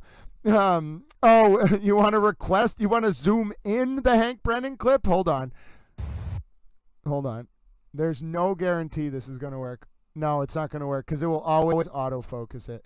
Oh, okay. No, it won't work. Yeah, it's always going to autofocus the video. However, I promise you, Colleen Henry, one day, my dear friend, we will get a zoomed in picture. Oh, ladies and gentlemen, now we're going to watch this because this is one of the videos I think is actually quite important. I mentioned earlier that there is a big overlap between some of these players in the DOJ in Boston, Karen Reed, her lawyers. This is the big untold story of this trial. Karen Reed's conviction, at least the chances of it are heading up by the minute. But what people haven't caught on to is this was a modern black mass. Karen Reed played the role of Whitey Bulger. She was somehow less dangerous, thank God. But she's still a dangerous woman. She is a criminal mastermind, although not a very good one in her own words. Let's listen. There's these webs of conflict of interest on both sides where there's a lot of hush-hush about this case. Not because of what happened to John O'Keefe at Karen Reed's hands that morning, but because of all of the webs of external factors that I'm now enumerating for you. And if you think for 1 second that this is not going to play into the retrial, you're completely wrong. There's Aidan Kearney's on the witness list. All of this subtext is bubbling to the surface. It's already implicit in the search warrant. By the way, I want to show you one more thing, folks. I want to blow your mind a little bit here. Let's bring up Karen's search warrant, shall we? Because there's a specific part before we look at what I was just going to show you.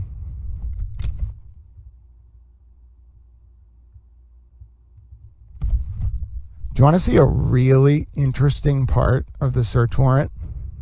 By the way, Jane in this search warrant is Lindsay Gattani, the person that Aidan Kearney was telling about the federal, Karen's blabbing about the federal, her links to Josh Levy and the federal probe. Do you want to see something really interesting? So we see the complete enumeration. By the way, let's read a little bit more about why people might have been so intent on silencing Lindsay Gattani. Gattani stated that she met Aidan Kearney in September 2023 after exchanging messages on Facebook Messenger.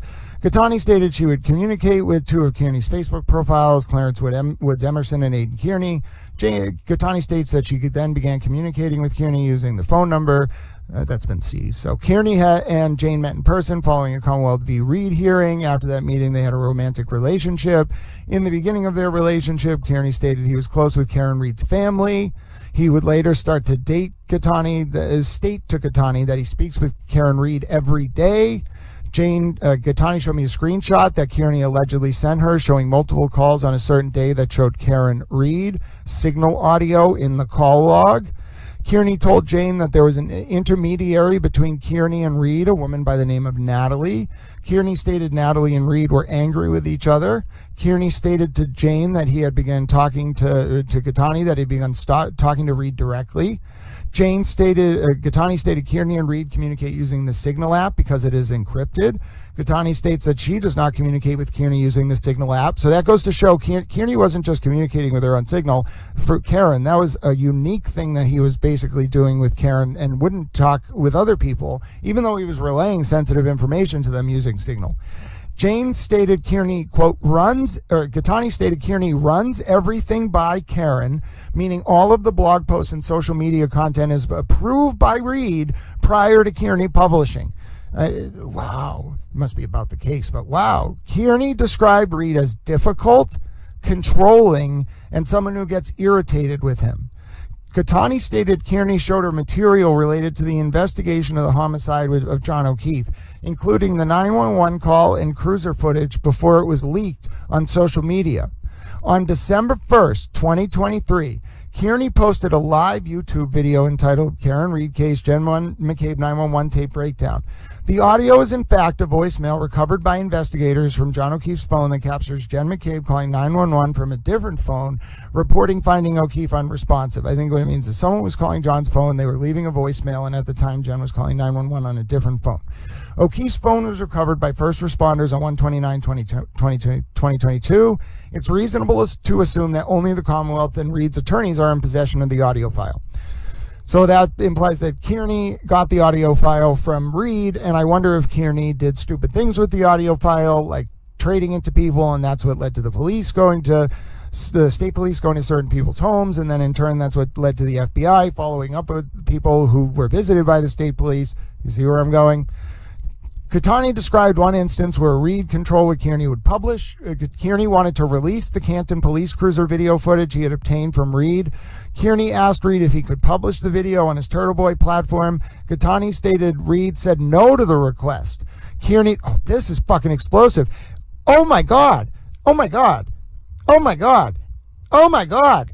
Kearney was frustrated and contacted one of Reed's defense attorneys, Alan Jackson. Jackson approved the release of the video. Reed later found out about Kearney going to Jackson and was angry.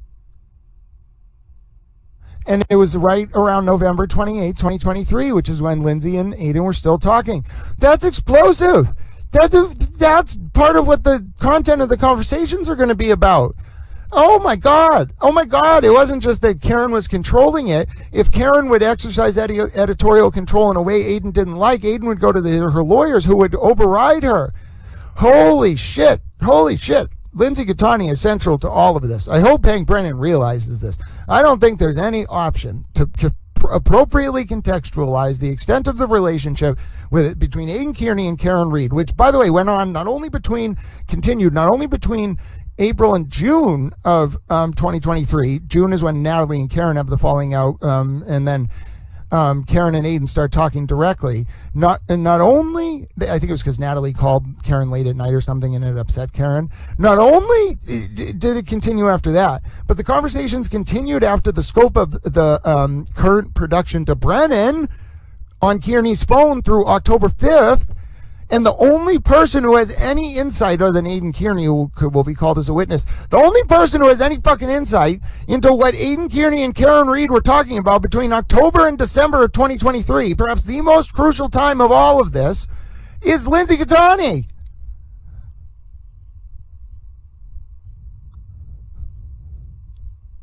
I don't think even I put this all together, because it's just a lot, and a lot of timelines and information.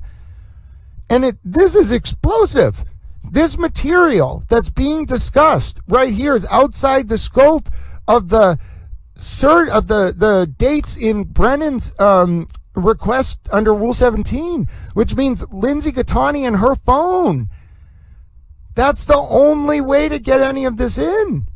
And this is the exact thing that is the evidence that Brennan needs. It's way more than just direct contacts.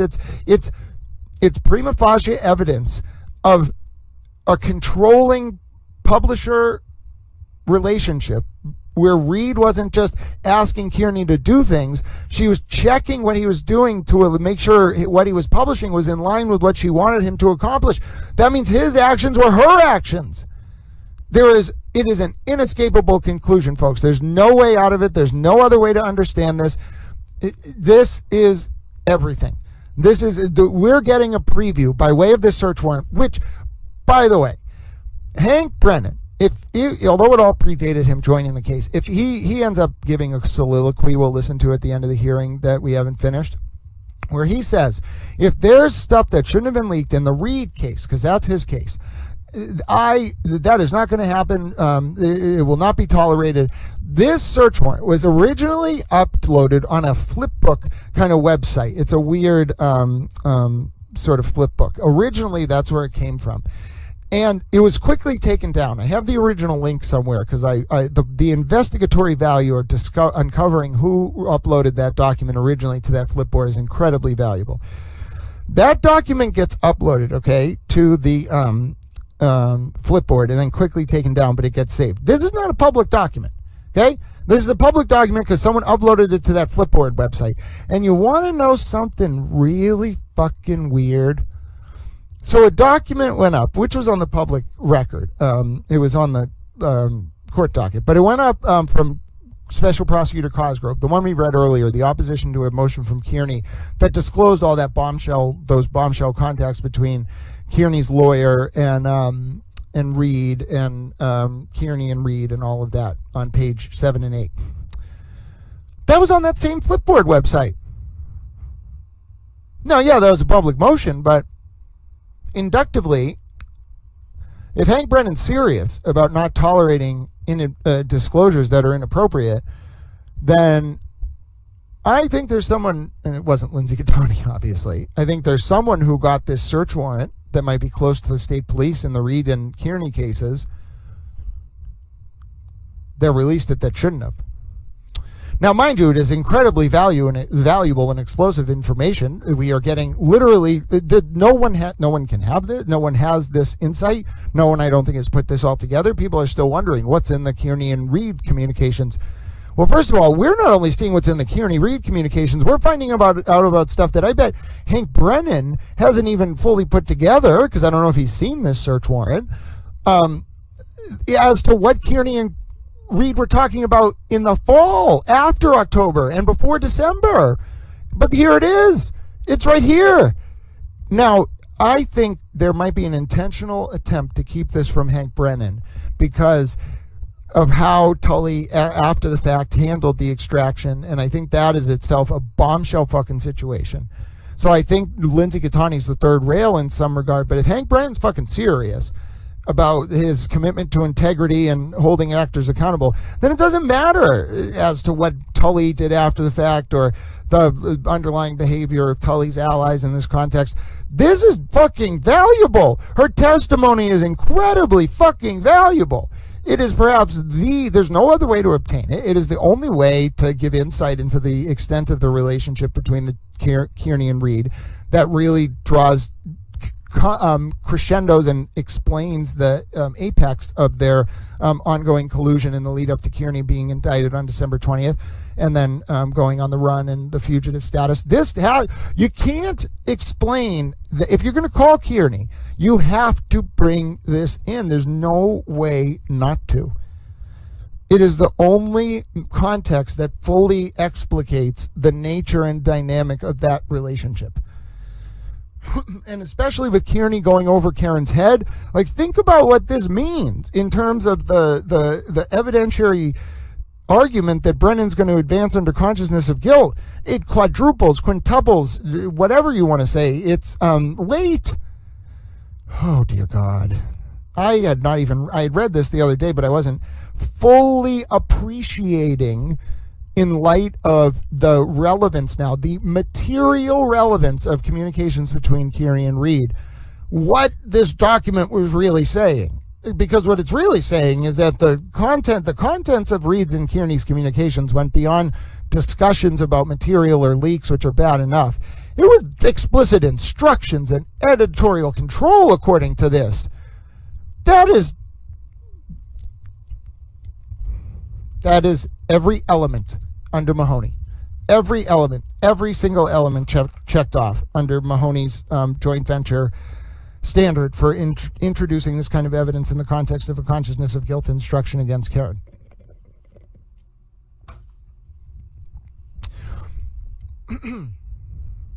Gattani stated different sources of financial benefit for Kearney and his partners. Gattani stated Kearney is doing well with donations. Kearney had alluded to the fact that he did not pay for a Lexus SUV he recently acquired.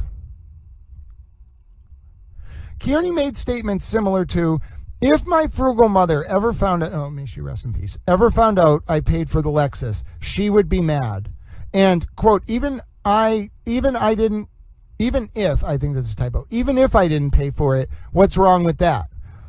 A check of RMV records revealed the Lexus was purchased in the end of June 2023. Further records revealed the vehicle was paid in full using a personal check. Now, what's weird is Kearney said he took a loan or something and published those documents like in public at one point, but this clearly indicates otherwise. Now, here's where the really interesting part starts. And the stuff you're really only going to see here, because most people won't touch this because both sides of this case want to hush this up. But I will not allow innocent voices who became unwitting sort of pawns or ping pong balls in a intelligence community proxy war between the state police and the fucking federal government be silenced because it's inconvenient to the different fucking parties on each side. That's fucking outrageous. This is a justice system. We are fundamentally at the core of this system supposed to protect the voices of the most vulnerable. That's why we have an adjudicatory adversarial process. And when you have parties in that process who know that victims and witnesses don't fucking have standing or very many rights at all, fucking doing this kind of stuff, it just absolutely infuriates me. It infuriates me.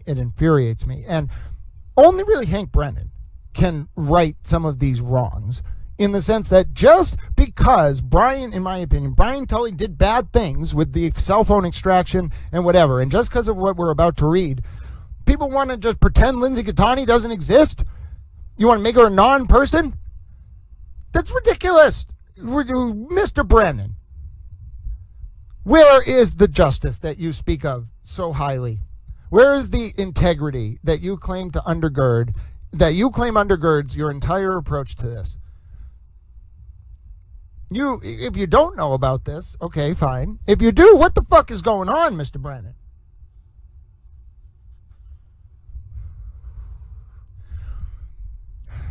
Gattani stated she was told by Kearney that Reed's attorneys were working with the U.S. Attorney's Office, specifically acting U.S. Attorney for the District of Massachusetts, Josh Levy, Kearney would talk a lot about the federal grand jury and levy with Catani. Catani stated Karen Reed was interviewed by federal law enforcement. Catani also shared other comments Kearney learned from Reed that are corroborated by other information known to this affiant. Brian Tully wrote this affidavit. How much do you want to bet that redacted or withheld piece of information has to do with who the federal probe was looking into? And how much do you want to bet that the fact that the federal probe and who its scope may have related to in the fall of 2023, after the Birchmore probe started, would have been of interest to Mr. Tully, especially if Mr. Tully were, say, unprompted, asking questions about the scope of the federal probe? I don't even know if the DOJ realizes this. No, oh, by the way, you want to see what happened after Lindsay got served a subpoena for a future grand jury? Now, folks, by the way, if Aidan Kearney got indicted, right, on December 20th, 2022, and then Lindsay got a subpoena for a future grand jury after that grand jury indicted, do you think Aidan might have been freaking out because he would have realized that there was another grand jury that might have then proceeded to look into him and Karen? And in fact, doesn't the fact that there was a no true bill on March 27, 2024, which is just 3 months after all this is going down in December of 2023, 3 to 4 months, doesn't that seem to indicate that Catani's summons that she got for a very real grand jury I think she eventually went to testify in front of, which has been attested to in public court documents, doesn't it mean that that grand jury was indeed about Karen and Aidan? But Aidan wouldn't have known the scope, right? All he would have heard was Lindsay Catani, who has all this information about his fucking contacts with Karen, gets a subpoena 2 days after Kearney gets indicted, so it's got to be a new grand jury. Catani was served a summons to appear before the grand jury on December 22nd, 2023. Kearney learned Catani was served with a summons, and they agreed to meet at her apartment on the night of December 23rd. During this meeting, Kearney told Catani to tell the grand jury she did not remember anything, delete evidence from her phone, and told her he would hire an attorney if she cooperated with him. Kearney later assaulted Jane, although those charges were no pros and the grand jury didn't indict, but the allegation in the police report was that Kearney pushed Catani onto a couch because Kearney had written notes about what Catani had been talking about with Kate Peter on a notepad. And there was Lindsay's notepad, and Lindsay took it. Kearney set it down at one point, and then Lindsay took it and put it in her shirt. And Catani tried to take it back. She wouldn't let him, and he pushed her down, was the allegation. Now, that didn't get bound over by the grand jury, but 2 other charges from that night related to Catani wiretapping Lindsay, where he recorded her without her consent. An original version of the file exists. That file got sent around allegedly, and then there was a second version edited into the record, which will be very easy to prove due to reconstructive audio analysis that can be done on the file as to splicing and source audio. It's a very rudimentary editing job that won't survive deep audio analysis and deep forensic scrutiny. There was a second edited copy of the video introduced where Catani saying or consenting to the recording was apparently edited in a way where a part where Kearney inserted himself saying something like, I'm recording, in a part where Catani was saying okay to something else. But that's a matter for the evidentiary analysis pursuant to forensic examination during trial. The more relevant point is that this document is explaining how during that interaction it was aggressive, which led to Medfield police charging Kearney with A and B on family household member and witness intimidation. And then the wiretapping charge also comes later, and it's the wiretapping and WI from that night that get bound over by the grand jury. And remember clearly, if the grand jury is bounding over that charge on WI, they're seeing that record you just heard of about what Kearney actually went over and said to Lindsay that night in the context of their interaction. And then Kearney was arraigned on those charges on December 26th, and that's when his bail was revoked. And if you can see here, there is evidence, according to the search warrant affidavit, which was granted, of Karen engaging in witness intimidation and conspiracy. And I hope folks understand the relevance of what I'm pointing out here, which is There's a lot more coming regarding Karen Reed and Aidan Kearney's contacts. I've shown you it. This is not me speculating. This is me enumerating with specific references to the factual record and primary source documents, a full comprehensive explication and theory as to what's going on with Aidan Kearney and Karen Reed. But there's one more thing I want to do for you because... Hello! What did you think? Who said that was a good clip? God bless you to whoever said that was a good clip. I'm so proud of that clip. It's everything. I think I've put this all together. And listen, I don't think I'm very special. Like, I don't know if you all understand. Like, I don't really think very much of myself. So when we watch this stuff back, and, you know, some of you leave compliments, like, it really changes my perspective on, like, what I created. Because I'm like, oh, like, I liked that, you know, but, like, I try not to be too hard on myself. But when you say you like it, I'm like, oh, my goodness. Like, it actually, like, people liked it. Thank you, Harpo. Thank you for that. Oh, God bless you, Modelo, Macy. It just makes me, like, so pleased. Like, if you can follow it and learn from it. Listen, there's a lot of names in there, you know, a lot of roles, a lot of players. And, you know, I have to kind of constantly explain, like, who's in what position, the DOJ, the Norfolk County, who's in the state police, who's detailed to which unit, who's working for who, Aidan and Karen and the lawyers and Josh Levy. It's a lot. And yeah, God bless so many of you, ladies and gentlemen, because I think that just being able to read your feedback on those pieces of clips and all of this information being presented, it makes me so pleased.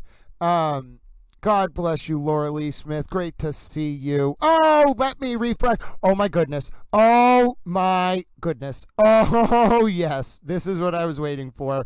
I knew someone was going to be like, I want to share him an emoji. And I'm not saying it because it's a super chat. Listen, I appreciate every single one of you. I look down at my phone during the stream now just so I don't miss things that come in so I can say God bless you in real time. But let me just say, if you're new to the stream, my name is Grant Smith Ellis. We're only going for a little bit longer here. We actually just did a 20-minute clip. We went over the whole federal probe, the now confirmed as closed federal probe of John's death. And then as we came out of that overlapping concentric social circle of chaos, let me reflect. The Super Towel themselves shared a video of an anthropomorphic pair dancing with a headband, doing weightlifting. Ladies and gentlemen, that little dancing pair, weightlifting and dancing though he may be, can be an honorary towel. Look at that dancing pair. Oh, my God. Oh, that. I am so happy. I don't even know how to respond to that other than being like, literally everything, all the effort. If I could just live with these emojis, it's an emoji that makes me so pleased. God bless you. Let me reflect. You are a super towel. You are absolute. Oh, Mandy. Hold on. Oh, no. Oh, it's another emoji. Hold on. We got to actually read the other comments between the first emoji so people get there. Hold on. We'll scroll. We'll scroll.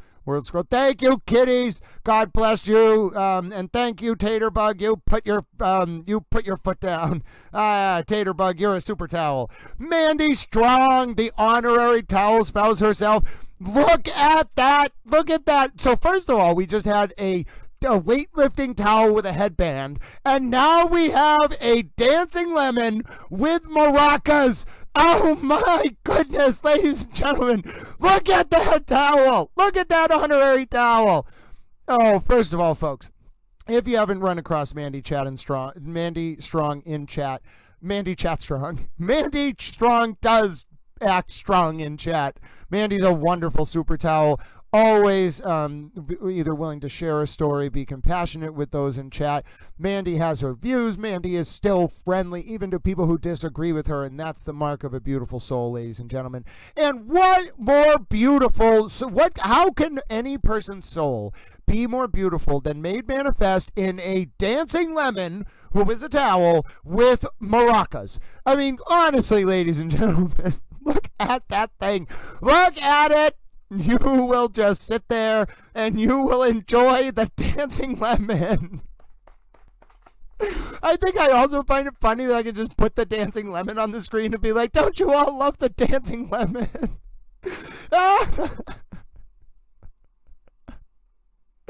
Ladies and gentlemen, I use my towel powers for good. I deem you an honorary towel, little dancing lemon. Oh, God bless you, little towel. I'll rub your little towel forehead. Oh, thank you so much, Mandy Strong. That was wonderful. That was absolutely glorious. One more time. Can I see him one more time? Oh, no, the chat went too fast. One more time. Oh, there he is. Hello, little towel friend. People tune in like, what have I arrived in? What is this? Yes, elevate the process. Absolutely. Prayers for the O'Keefe family and friends. As much as we need our moments of levity during these difficult, complex, and sometimes emotionally overwhelming subjects, it does come back to honoring the voiceless, whether it's Lindsay Gattani, John O'Keefe, the O'Keefe family, or otherwise. Now, let me tell you, or Sandra Birchmore, of course.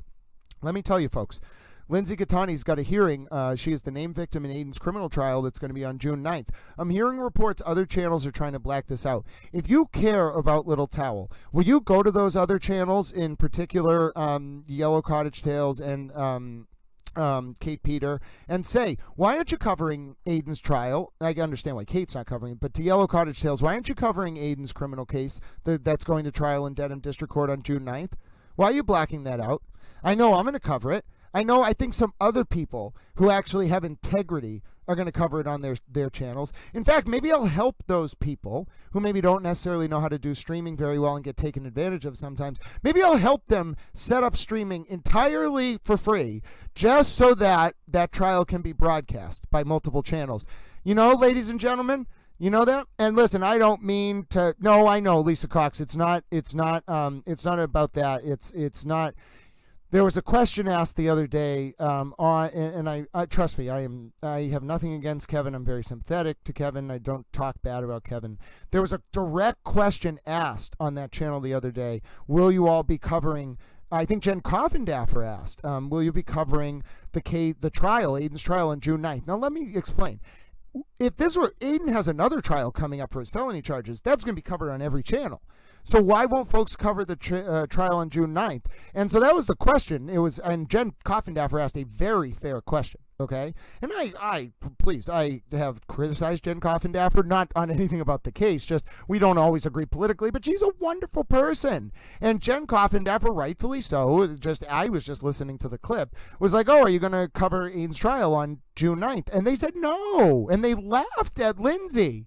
So, like, listen, I'm not attacking anyone. You know how, like, friendly I am. But it does just make me wonder, like, what is going on there? I know, elevate the process. I know. And Dewdrops, I totally understand. And this isn't a comment on the scheduling pressure, or trust me, I understand how overwhelming it can be. It was more just, and again, I think I took it a little personally, because it wasn't like, if they had just said, oh, listen, that's just a lot, we have a lot going on, I just would have been like, oh, like, okay. But it was more like they scoffed at it.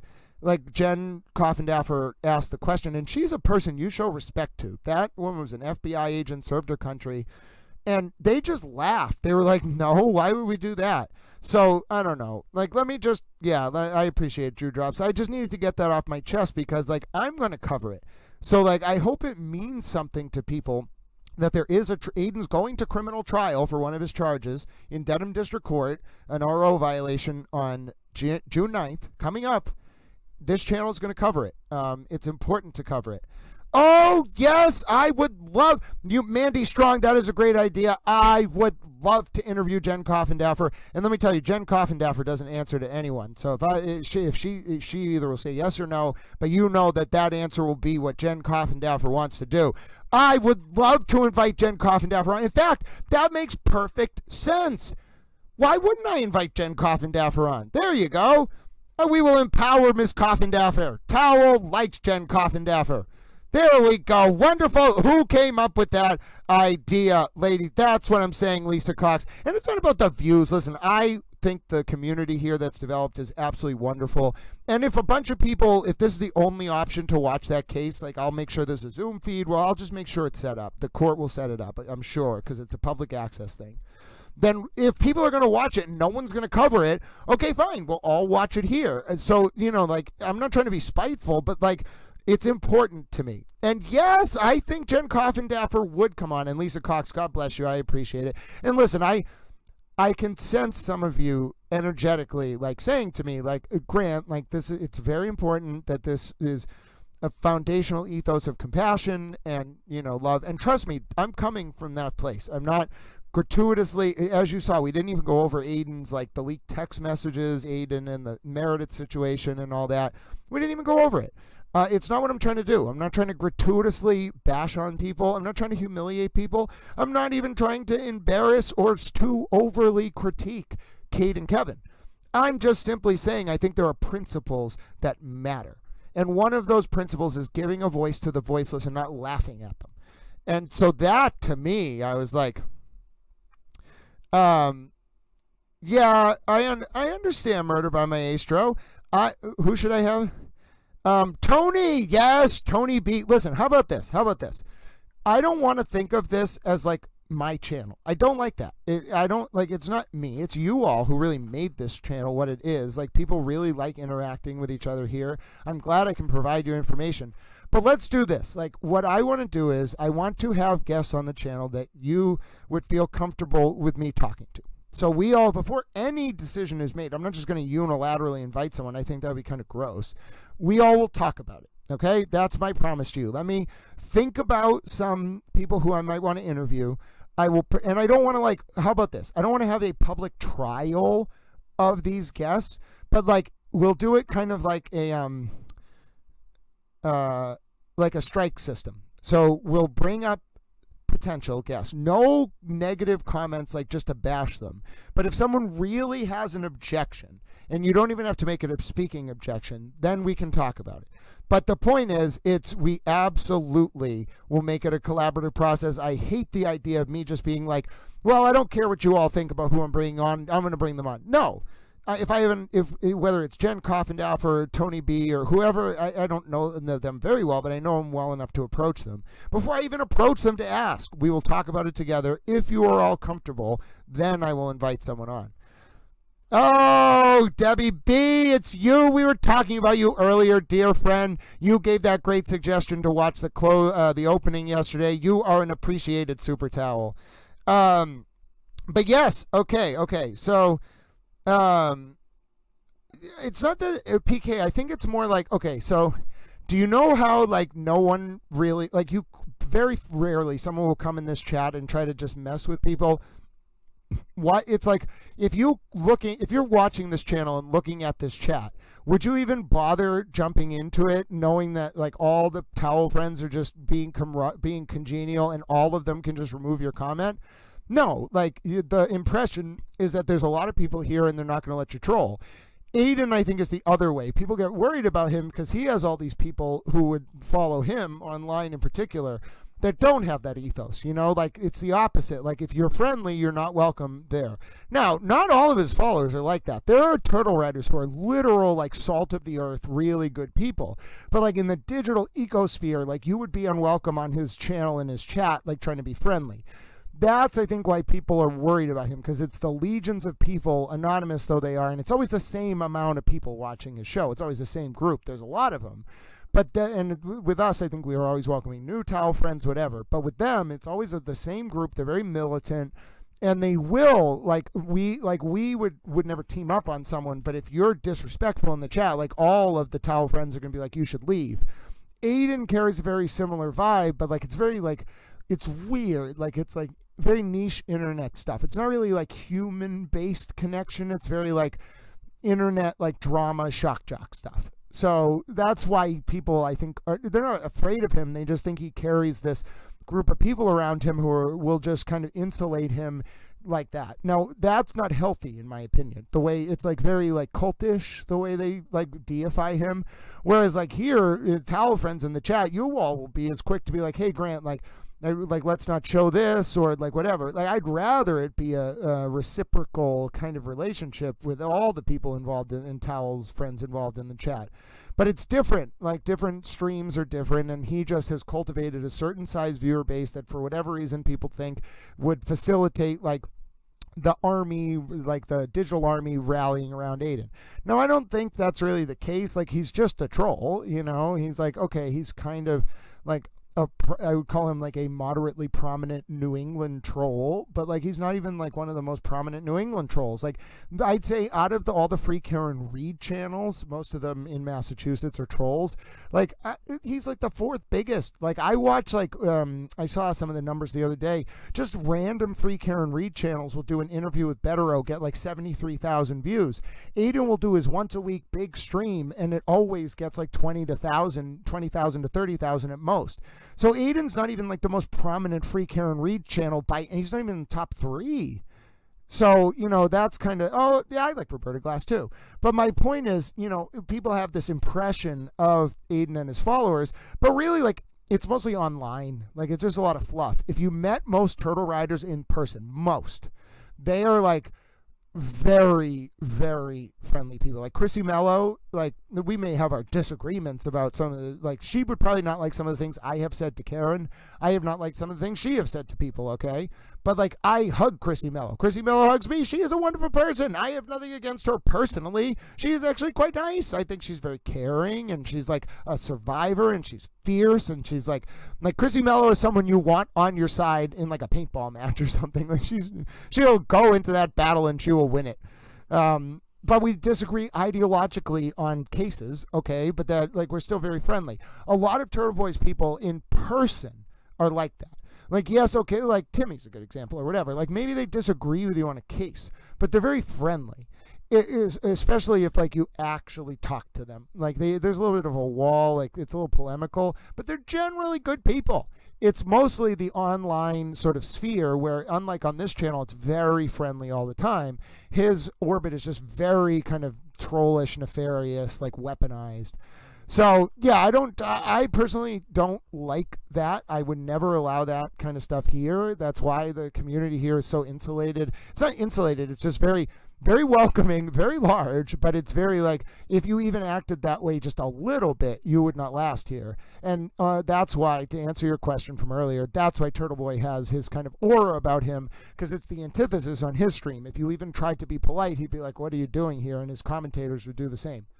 Yeah, I don't really get it. I think it's because, like, for one, I think it's because there's not a lot else out there. Like, there's not a lot of, like, alternative to his vision. Like, yes, this stream, I think, is a good antithesis. Some other streams are working on it. But, like, in terms of, so first of all, very few people, he does, like, 3-hour streams all the time. Other than, like, me, very few people can just do those long streams, like, just for fun. Like, do you know how hard it is to talk for that long on a consistent basis? And so there's just not a lot of alternative. There's not a lot of alternative out there for people who would just sit on a stream for, what are we on, 5 hours now, 4 hours on just a casual day. There's not a lot of people who will just do that. So that's kind of why, I think. And then it's also just like, they're trolls. So if you had, like, I don't know, if you were in a tough spot in your life, or maybe you were bullied a lot as a kid, or like you just had a grudge against the world, then vicariously, like, Aiden Kearney is who you would watch if you just wanted to, like, watch the world burn. And he knows that, I think, which is why I really dislike it, because if you came to me and you were like, I'm really upset and, like, sad about the world, I would never be like, okay, let's go bash people, maybe you'll feel better, like, verbally. No, I'd be like, how can, like, let me, like, give you resources. Can I take you to dinner? Like, how can I help? What is the stressor in your life? Like, what can we do to help? But with Aiden's people, I think it's more like, they're like, oh, we're angry and sad, and so, like, let's take it out on other people. And, like, not all of them, but I think a good amount of his online followers are like that, and I hate that. And I'm not saying I hate them as people. I just hate the idea of vicariously being like, oh, I'm in a bad mood, I'm going to make someone suffer. Like, what? What the hell is wrong with you? Like, even the other day, like, I forget what happened. Like, maybe my dad had just passed away. I was just, like, in a mood, and so I zoomed in on the Karen cam. And then I was like, why am I taking this out on Karen? Like, she didn't do it. She didn't cause my dad to die. In fact, I bet, because of how David Yannetti reacted to me in the courtroom, I bet when Karen heard my dad died, she was like, oh, like, that's very sad. So, like, I shouldn't have zoomed in on the Karen cam because I was upset my dad died, so I didn't. I was like, why am I even thinking about that? Like, Grant, what is wrong with you? And it's just the antithesis, I think, on Aiden's channel. So, yeah, that's what I'm saying. Yeah, it's just there's just I can't relate to what Aiden and his online followers do. I don't get it. I mean, I get in some sense the pain. Like, I've talked to so many of the turtle riders, like they are really like forget Aiden, but just some of the turtle riders. I almost want to bring some of them on the stream just so you can like meet some of them, like outside of the polemics of the case. They have their strong views, by the way. Like, they will straight up say like, I believe this, and you can present counter evidence, whatever, but they will just straight up be like, I believe this, and I'll be like, okay, like whatever. But once you get past that and actually talk to them, they're really like sweet people, and you'll find a lot of them are, I wouldn't say in pain, but like they went through some stuff a lot. I'm not going to say anybody's personal stories, but like they went through some stuff, and like they came out the other side of it, like, you know, definitely scarred, but like they're all so strong. Like, that's why they're around Aiden. He kind of gives them strength, like to channel, I don't know how, their pain into strength. And so that's kind of the psychology of it. If I really had to, I know a lot of these people intimately, and I'd say Aiden does give them a kind of strength, but it's toxic. And a lot of them know that. That's why a lot of them have the breaking point with him. A lot of people just give up on Aiden after a while because they're like, oh, this atmosphere is very toxic, but there's always someone else. There's always someone else who's sad and who just is looking for meaning in their life and who wants to take it out on the world around him. And Aiden Kearney is like a bad version of the Joker because he's not as intellectually stimulating as a good performance of the Joker. He's just, well, nothing will ever be as bad as that Lady Gaga musical. But he's just kind of like a bad Joker. Like, you know, like just watch the world burn, but don't really think about how you're doing it. And that's what, now I get it. That's why I don't like Aiden. It's something that I don't like. I think I, like, as a person, like, I felt bad for him when his mom passed away, but like, not only do I not like his tactics, not only do I not like some of the things he says, but I don't like how he, exactly as I was just saying, knowingly, in some sense, has these people around him who are very sad, and then instead of, even if he were like a supervillain, right, I'd have a little bit more respect for him. But instead of like cogently being like, okay, I'm going to gather up all the money in Gotham and we're going to burn half of it, like in front of the mob, like just to screw with him. Instead of like being smart about his like villain character qualities, in my opinion, what Aiden does is just like, let me just like throw everything at the wall. Like, let me just destroy, let me flip the board over. Not tactically. There's no sublime analytical beauty. At least I could respect that in a supervillain. Like, or he's not a supervillain. He's just a friggin' online troll. He's a cartoon character, in my opinion. Like, I could respect someone who did that with like a modicum of tactical analytical intelligence. But just gratuitously being like, I flipped the chessboard over, aren't I hilarious? I'm Aiden Kearney. It's like, no, like, who find that is not very, like, why are you doing that? Like, what is your overarching framework? What is your schema? What are you hoping to accomplish? Are you just doing this because like you're going moment to moment looking for attention? You know, like there's no plan. It's the same thing with Kate Peter. There's no plan. It's just like going day to day. There's no schema. I find it so vacuous. That's what bothers me the most. It's not like I care that much about them personally. I do think both of them say grotesque things. That's why, you know, Kate Peter and Aiden Kearney worked together until 2019. I do, until they had a falling out over money or something. I do think like their views on some, like when Kate Peter told me religion is bull s, like BS, I was like, what? You what? How dare you? Why, even if you believe that, why would you say that to someone who's deeply Catholic? Like, what is wrong with you? And Aiden Kearney. Aiden has said so many things, I don't know the difference between when he's being a shock jock and what he personally believes. One time he was like, you know, this is paraphrasing, I'm not really a bigot against gay and bi people, but, you know, the trans people. And I'm not you all have your personal views, but just to hear Aiden being like, I'm not a bigot against gay and bi people, but like, oh my God, Aiden. Oh, and then of course Aiden telling him saying the things about Jesus and all that, like, etc. But all right. So that's just what I find distasteful. I think it's just both for Kate and Aiden. It's just a lack of plan. It's just like, I'm a troll today. Will you I'm trolling today. Isn't this funny, guys? Like, look at me trolling. It's why are people paying attention to you? And it's because I think around Kate, there's a lot of people who are still in the high school mindset. Like, it's just a very like the people who weren't cool enough in high school to be in the in crowd think that they're in the in crowd because Kate has a Discord, and so I think there's a little bit of reliving high school there. There's a pathology for the people around Kate too, definitely. I won't go into it as much. But the people around Aiden, very similar, sense of belonging, sense of meaning, and a very militant online arena. And it's what Kate, Peter, and Aiden Kearney, in my opinion, are the reason why there was a toxic atmosphere around this case for so long. And it wasn't until people who actually have influence started being why are we listening to these two, in my opinion, morons? And I'm not saying that Aiden couldn't have an intellectual discussion, or Kate couldn't talk about sofas or whatever the hell Kate is into. They could have discussions about things they're interested in. They can form sentences and speak words, but they're morons. Come on. And so it's just why anyone gave them play, why Karen worked with Aiden, why David worked with Aiden, why the state liked Kate. It's just come on, they're freaking morons. So I don't know. That's just the opinion of it all. They can't play at this level. They were never capable of playing at this level. The system chewed both of them out and spat them out, chewed them up and spat them out like the children they are, in my opinion.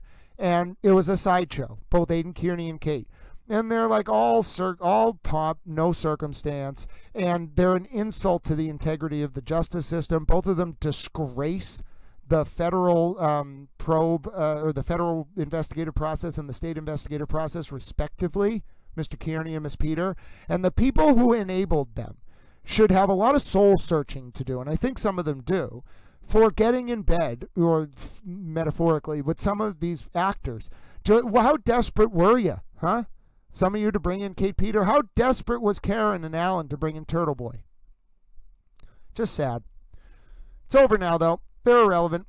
They will forevermore be irrelevant. You can write that in stone. They won't go down as some savior. Kate won't be that, what's that woman, the girl who saved the internet, or however she wants to be portrayed. She'll be portrayed as someone who screwed up these cases, who got way too close and used tactics that were highly inappropriate. And she's just the female version of Aiden in a different form, who puts on a better facade and is enabled by people who should know better, in my opinion. And Aiden will go down as, in my opinion, a sideshow attraction who was wrong about Karen Reed's guilt and who hurt innocent people, in my opinion, for no reason. And both of them will be framed as villains in this story. That's what they don't understand. I don't think some of you understand how far along some of these discussions are as to how these two people are going to be portrayed in a lot of this content. It's going to blindside them. They have no idea what's coming. It's going to be really funny for me, because I'm just you two are both so cocky, you're not going to see what's coming. It's hilarious, ladies and gentlemen. All right? But yes, Marianne Nunzio, I'm sorry. I was ranting. I apologize. Marianne Nunzio is always one of the people who, I don't even always look at the comments when I'm ranting, but I'll open my eyes. I'll see a comment from Marianne Nunzio, and I'm like, oh yes, okay, that's my reminder that I'm just ranting. All right. Let me take a breath. Let me take a breath. But yes, Taterbug, I think that's a good reminder as well. Taterbug said God is watching us all, and I think that's true. So in the spirit of that, okay, watch this. Watch how I can just compose myself. Let's reset things. Towel had a lot to say. This case is moving in a better direction. Please do not get disheartened. I think that toxic cult of personality is dropping away. I think justice is coming. I think there will be more investigations into ARCA and the federal probe and Karen Reed and her lawyers. I think a better future is possible. On that note, because I'm sure all... But yes. All. Let me take a breath. I think all of you know that once I get going on my little rants, you have to sometimes just let Towel air it out. I will feel a lot better at the end of those soliloquies. And then we can all take a breath. And listen, sometimes you are going to hear perspectives from me, whether it's during the clips we watch or otherwise, where you're going to be like, okay, that really challenges how I feel about someone I care about. And I just want to let you know, one, I'm not straying from my principles of unconditional love or compassion. I will not do that. And two, I don't want to insult you personally. So if it matters to you that, someone I'm talking about, if you really think that they have something redeeming about them that I don't know, I promise you I will never be hostile towards you because you stand up and say, Grant, oh, I like this person, or here's a piece of information they shared. Barring like a very extreme circumstance, I'm always going to say, you know what? Good for them. I think even one day Kate got to be an honorary towel for like 12 hours, just to show you. My point is, I will never judge you for it. We're not going to go down that road. If I truly mean what I say about the principles I'm embodying, then I have to actually embrace them. I have to lead by example. And that means, even for people who I have a lot of critique towards, and rightfully so in my opinion, I still have to recognize some people might see something redeeming about them that I do not. There might be friends, there might be people who are friends with those people who may not necessarily endorse everything that they're doing, and that doesn't mean I should hold those people's friends like as if they're like doing something wrong. It's something I think about a lot about. Murder by Maestro, yes, very psychological from Court TV. Taterbug says, God says pray for our enemies, and that is what I do, and I shake the dust off my shoes and get away from them. I love it, Taterbug. Taterbug, you are wonderful, dear towel friend.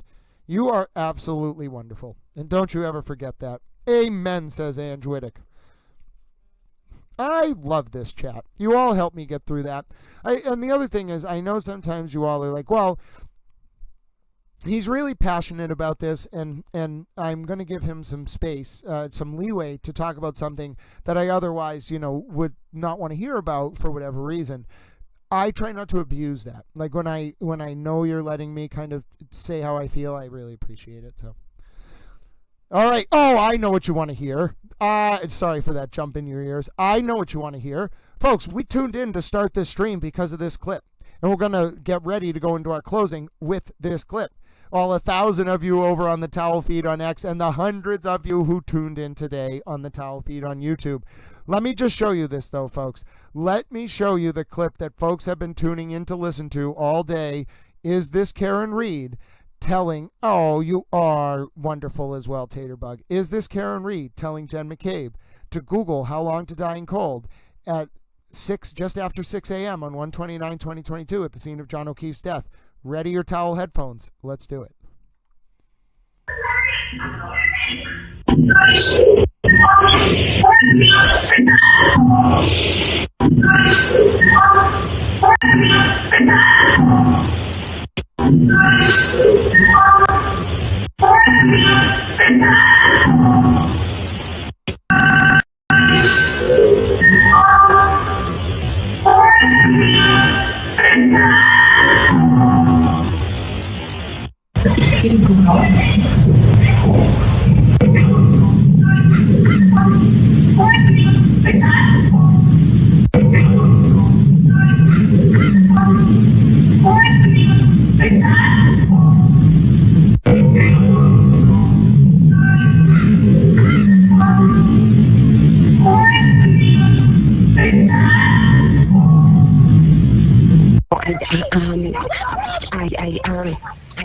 I don't know if he's breathing. There are two women trying to do his body heat, and I don't know if he's breathing. There are two women trying to do his body heat, and there has to do his body heat, and there has to do his body heat. It's tough to hear, but friends, you can basically tell this audio's big. There's been a lot of discussion. If you're wondering, by the way, someone was tracking yesterday how many views that post got. We're at about 250,000, 250,000 views on the original post, ladies and gentlemen. It has been quite a day. And also, hold on, I think I know what you all want. It's Towel's birthday somewhere in the world. I think technically in Australia, New Zealand, India. We've been talking through the hours, folks. So it just became Towel birthday in another set of countries, ladies and gentlemen. Oh, my word, ladies and gentlemen. Even more Towel friends throughout the world are getting a chance to celebrate Towel birthday. Let's watch the clip. I know you want the clip. I know you want the clip. You as well, Mr. Brennan. Okay, sir, I will, Hank.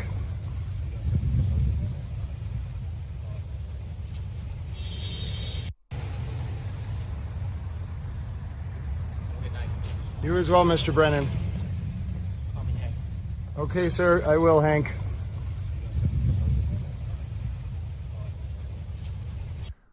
Lisa Cox. So if you're wondering what I think it says word for word, hold on one second. We've had a request from Lisa Cox to listen to this one more time, and we are, of course, going to oblige because Lisa is our super Towel friend. God bless you. By the way, it is now Towel birthday, and I am. We are going to listen to it one more time. Kitties, I don't know if we're connected on X. I will follow you right now if that was to me. I don't know who it was, but I will follow out.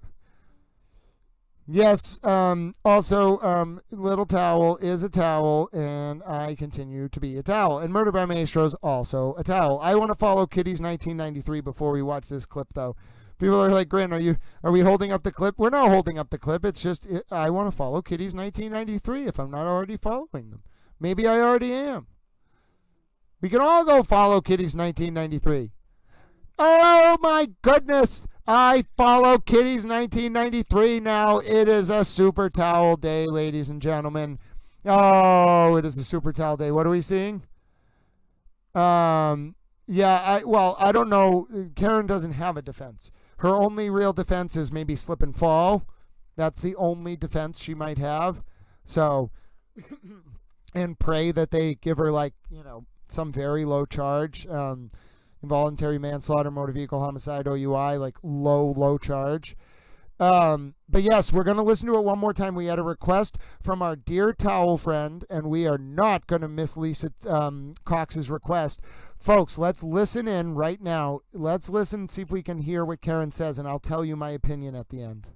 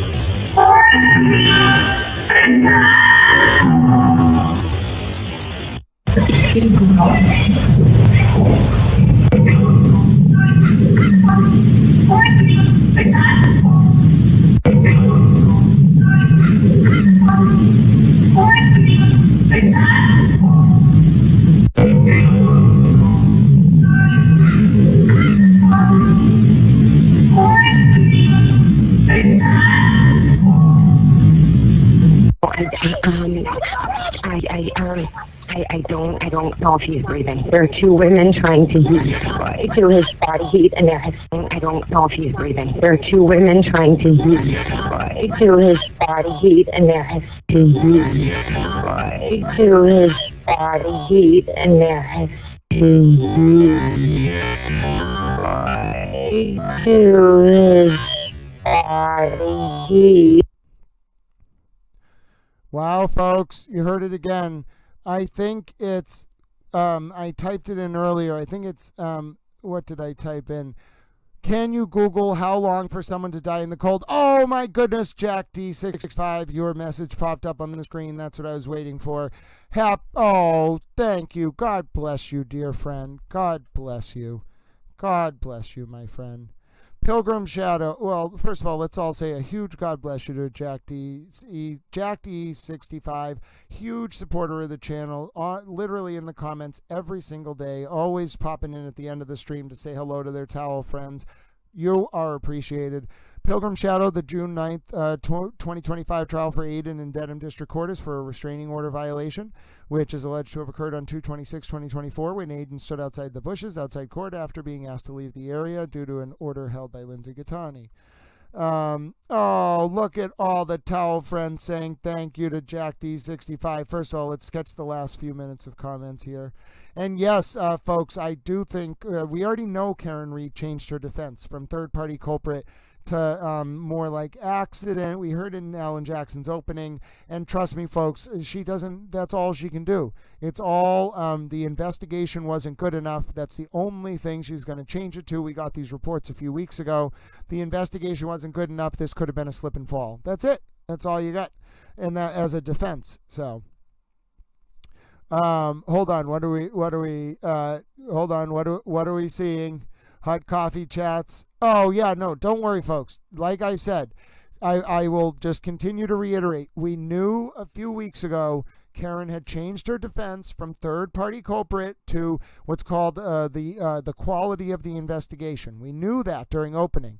It's very possible that she's going to change to slip and fall or something like that. But really, her only two possible defenses, which we knew she was going to do, we knew this happened weeks ago, that she was going to go towards either the quality of the investigation or, that's what I'm saying, Karen Reed changed her defenses 2 or 3 weeks ago. So I just want to keep reiterating. And then, oh, God bless you, Pilgrim Shadow. That's what I'm saying. I just want to reiterate. We know Karen Reed changed her defense. Okay, she was literally banned from raising a third-party culprit defense. So what she's doing is she was attacking the quality of the investigation. That is one of her changed defenses. We already know this. The defense hasn't openly said it, but we know it from Jackson's opening, and we know it from how they've been crossing witnesses. The quality of the investigation, you can't attack. That is a defense to say the investigation wasn't good enough. Now, the other thing is, it's very possible. That's what I'm saying. So she very well, that's what I'm saying, Murder by Maestro. A lot of people, guys, I love John DePetro. I think he's a great reporter. But John DePetro covers a lot of things based on the developments he's seeing over weeks, and he uses titles like anyone uses titles to catch attention.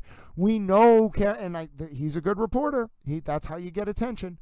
We know Karen Reed has changed her defense. Okay, we know that. We've known that for 2 weeks, 3 weeks. The defense is the quality of the investigation, and then potentially, although I don't think she's going to go this route, slip and fall. So, right, that's what I'm saying, Camilla Mosley. Karen Reed was banned 3 weeks ago from raising a third-party culprit defense. 3 weeks ago.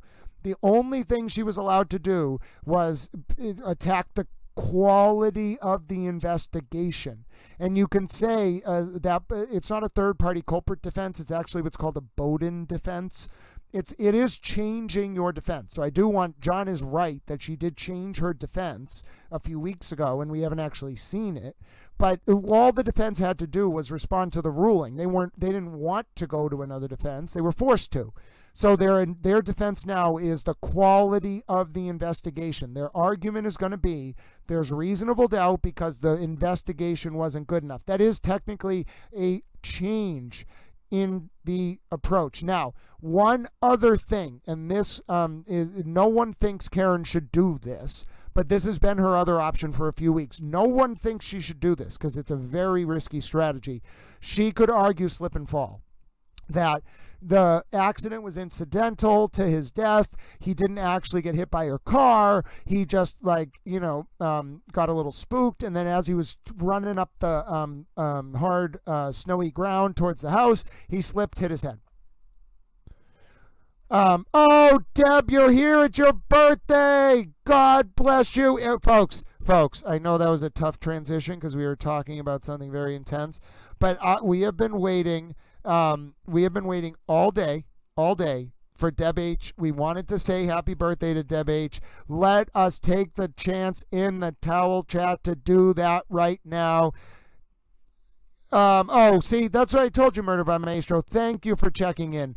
I'm not saying John is an excellent journalist, okay? I look at John's, he has been reporting for decades. I look at a lot of his reporting to learn how to cover things. Don't get me wrong. But like, yes, sometimes when you want people to watch, you have to say, okay, over the past few weeks, here's the biggest piece of breaking news. She's going to have to change her defense. Well, yeah, that's true. But it's not breaking now. It's just it's a statement that's true. Oh, you're not taking away from Little Towel. Deb H, we did the math. It turns out your birthday in Australia actually started yesterday at noon.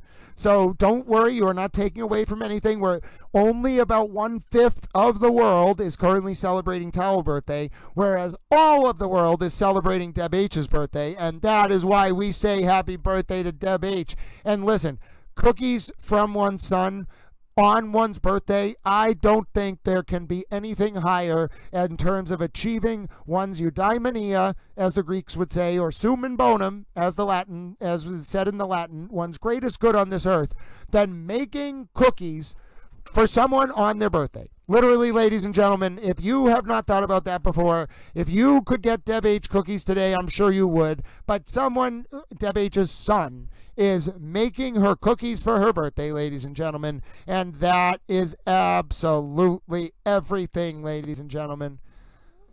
Hold on. What's Murder by Maestro saying? They need to lean more into the slipped and fell, but it runs yeah, okay. That was my analysis, Murder by Maestro. Whoa! Murder by Maestro, that was literally, like, if that's what John's reporting, yeah, like, that's my analysis. They can risk going, like, leaning into the slip and fall, but they got to be very, very, very, very, very careful because it undermines their other defense. They don't really have another defense. Oh, Marianne Nizio, you get a coffee, dear friend. You earned it. We've had a long stream. Okay, I just want to point out, friends, first of all, we're about to hit 4 hours and 20 minutes on the X stream. That's a funny number. I said I was going to do a half day today. You all are such wonderful towel friends that we have talked for 4 hours. It's felt like nothing. Most people do a 3-hour stream as like their biggest thing they do that week. We do this every day. Now listen, let me actually, now that I've caught my breath, now that I've said what I needed to say, here's what we'll do. First of all, you are all so amazing. I want to say thank you to every single person who sent support today, who liked this stream, who subscribed to this channel. This is a public information service. There are no sponsors. There's no ads run by me. YouTube runs ads, but only if you want them. Like, you can turn an ad blocker on, you can turn it off. Either way, it supports the channel, just having you here. It means so much to me that we've watched this channel grow. You all are so appreciated by me.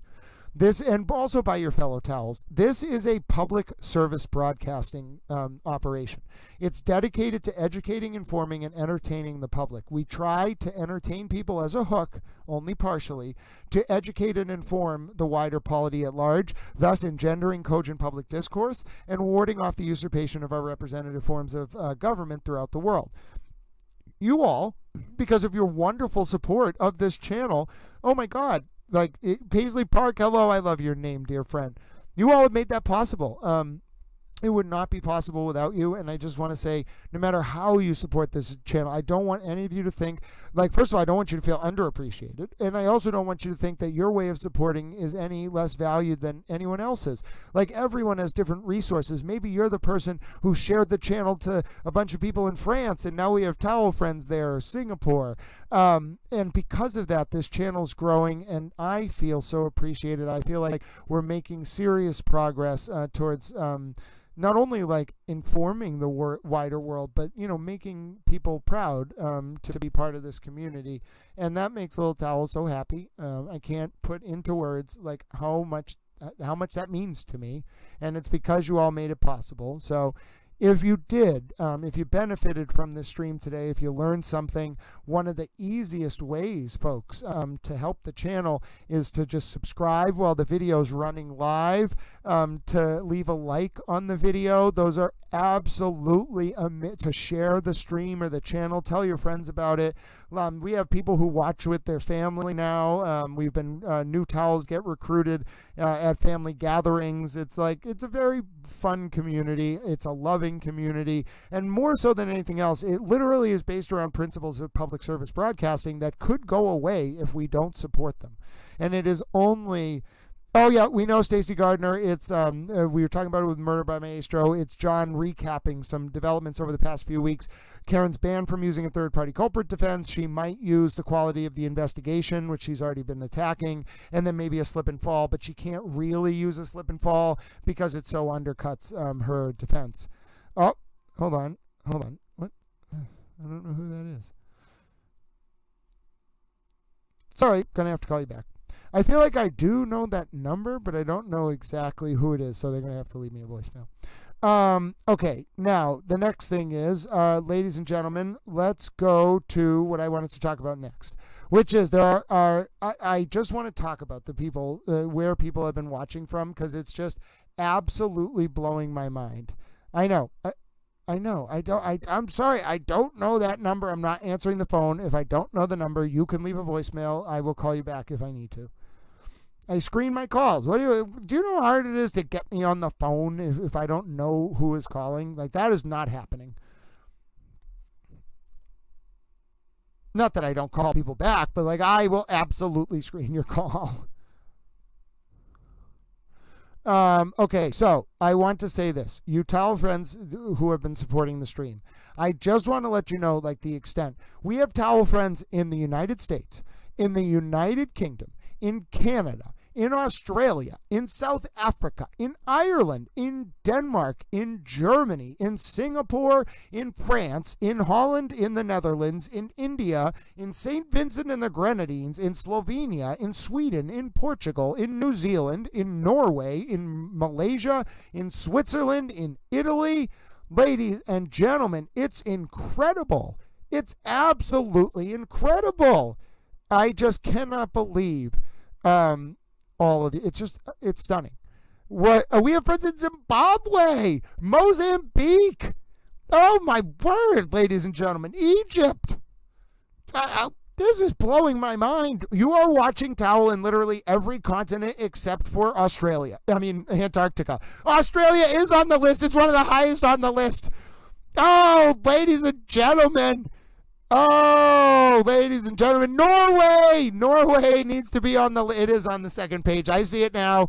Norway is on the list. Oh, my word. We have Canada and the USA. Oh, ladies and gentlemen, look at you all. It's literally every continent in the world except for Antarctica. I'm pretty sure, ladies and gentlemen, if someone told the penguins in Antarctica that there is a towel who broadcasts, that they might watch it too. Oh, Yasmin, it's so great to see you, dear friend. Now listen, I haven't done it all stream, but I will do it because I shouldn't. First of all, there are ways to support this stream. I absolutely will go through, I promise I'm going to look at my PayPal, my Cash App, and my Venmo as soon as the stream ends. I'm even looking at it now. I notice every single one of you who have been asking or who reached out or who just sent donations, even though I never shared the information in the chat. So what I want to do is, if you do, first of all, we're going to do a towel birthday stream tomorrow. It's going to be for you. Bring your questions tomorrow. Yeah, that's absolutely okay, folks. As I said, sometimes you just have to take a break. Sherry, I don't actually get your age ranges. What I do is I get a very high-level summary. There is no one under 24 that watches this channel, a very small percentage between 24 and 35, and then most people are above that. But that's all I really get.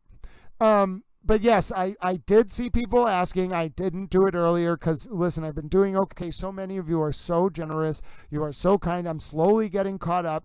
I am almost there. I don't think we're going to get there in the next year, but like I am close, and we'll see. I'm going to have a very big just series of things to take care of. But you all little towels are getting toweled through. And I want to say waking up each day without like the anxiety of like, am I going to be able to eat, afford my medication, get to the doctors, pay for the streaming software. I need a new hard drive. Like, we're out of space. We went through 2,000 gigs of space in 20 days. I do want to get new headphones. I want to get a mic stand. And so now that I'm slowly getting to the point where I'm not like drowning in my monthly expenses, I may actually be able to make this a better experience. So just God bless all of you who did ask. I'm sorry I didn't post them earlier. Please do not feel obligated to support me. Please do not put yourself in a difficult position. Please do not burden yourself. Please do not donate if you've already donated. Please do not donate if there are people in your life who need your help. But yes, to answer your question, there is a very direct way to help Little Towel, and I put that in the chat. Now, one thing we need to do, folks, I have a tradition on this stream, okay? I start from the top of my back scroll in the comments, and I try to read as many names as I can. I want to first extend an appreciation for your indulgence while I do this, and then I want to say hello and thank you to Ange Whittick for being a super towel. I want to say hello, Pilgrim Shadow, you are a super towel. Both of you, dear friends, I keep you in my mind all the time, and I want you to know how appreciated you are. Macy, God bless you, dear friend. You are so informative. You're so helpful. You keep links around. You help Little Towels. Oh, my goodness. Hold on. I'm going to pause. We have a sticker. Ladies and gentlemen, can we say a special note of thank you to Artworks 2? One of the most, there are so many compassionate humans out here, but Artworks 2 just very special person. I see them chatting with their fellow towels, just the way they chat with Towel 2. You can tell, as I mentioned before, someone's soul is special. Artworks 2 is one of those people. And as is tradition, ladies and gentlemen, oh my goodness, it's doing a fist bump. I didn't even see that. I had my mirror, I had my the window over the screen. Oh my goodness, it is a pair with a headband and a leaf doing a fist bump. Oh, I will fist bump you, Little Towel. Oh, that's so wonderful. I want plushies of all of these emojis. They are the greatest thing in the entire world. Oh, Little Towel. Oh, God bless you, Little Towel. I want to hang out with you. Oh, Artworks, you too. You are such a super towel. God bless you for supporting the channel. And God bless you, Little Towel. I'll give you a little rub on the forehead. You are a super towel. I love it. I love it.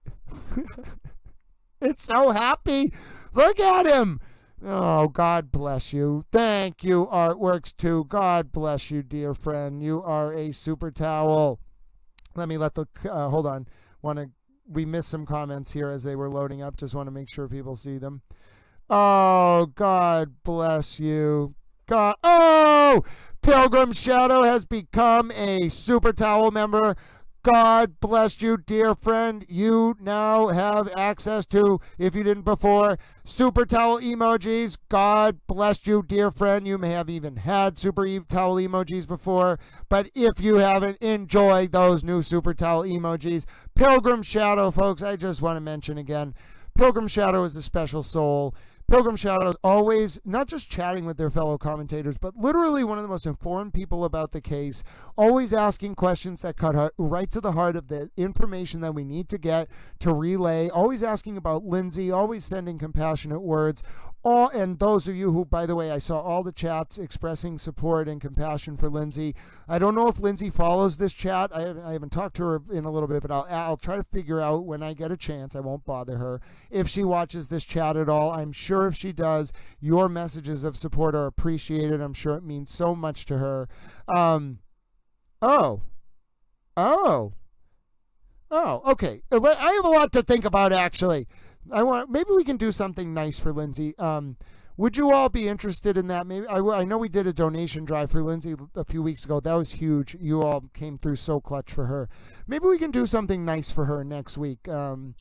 I don't know, like if we can do a donation day for her or something, but she deserves support, and going into that trial on June 9th with Aiden. So maybe we'll figure out a way. And also, if any of you want to go on June 9th to support Lindsay, would you let me know, actually? If any of you are in the Dedham area, would any of you like to go to court? I'm not going to be able to go that day. I have to broadcast the Aiden cam that day.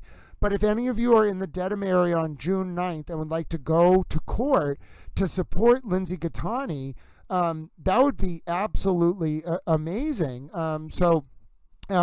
I don't know what courtroom it's going to be in. It's in Dedham District Court. But please, absolutely keep that in mind. Put it on your calendar now if you can. It's June 9th in the morning. And Lindsay Gattani is the named victim in the case. She has a support network around her. She's doing good. But I wouldn't say she has people who would just go to court with her because they have their own busy lives. So if we could get, and I'm sure she has one or two family that will go, but if we could get some people to go to Dedham District Court on December 9th, if you're in the area, please, I know a lot of you obviously are international towels, but let's make that our goal. Can we get 5 to 10 people maybe to go to court with a victim, Lindsay Gattani, on June 9th? I think we can do it, ladies and gentlemen. Yes, we absolutely can. You watch, we can do it. Yeah, I do think Karen knows she's going to jail, by the way, on a completely different topic.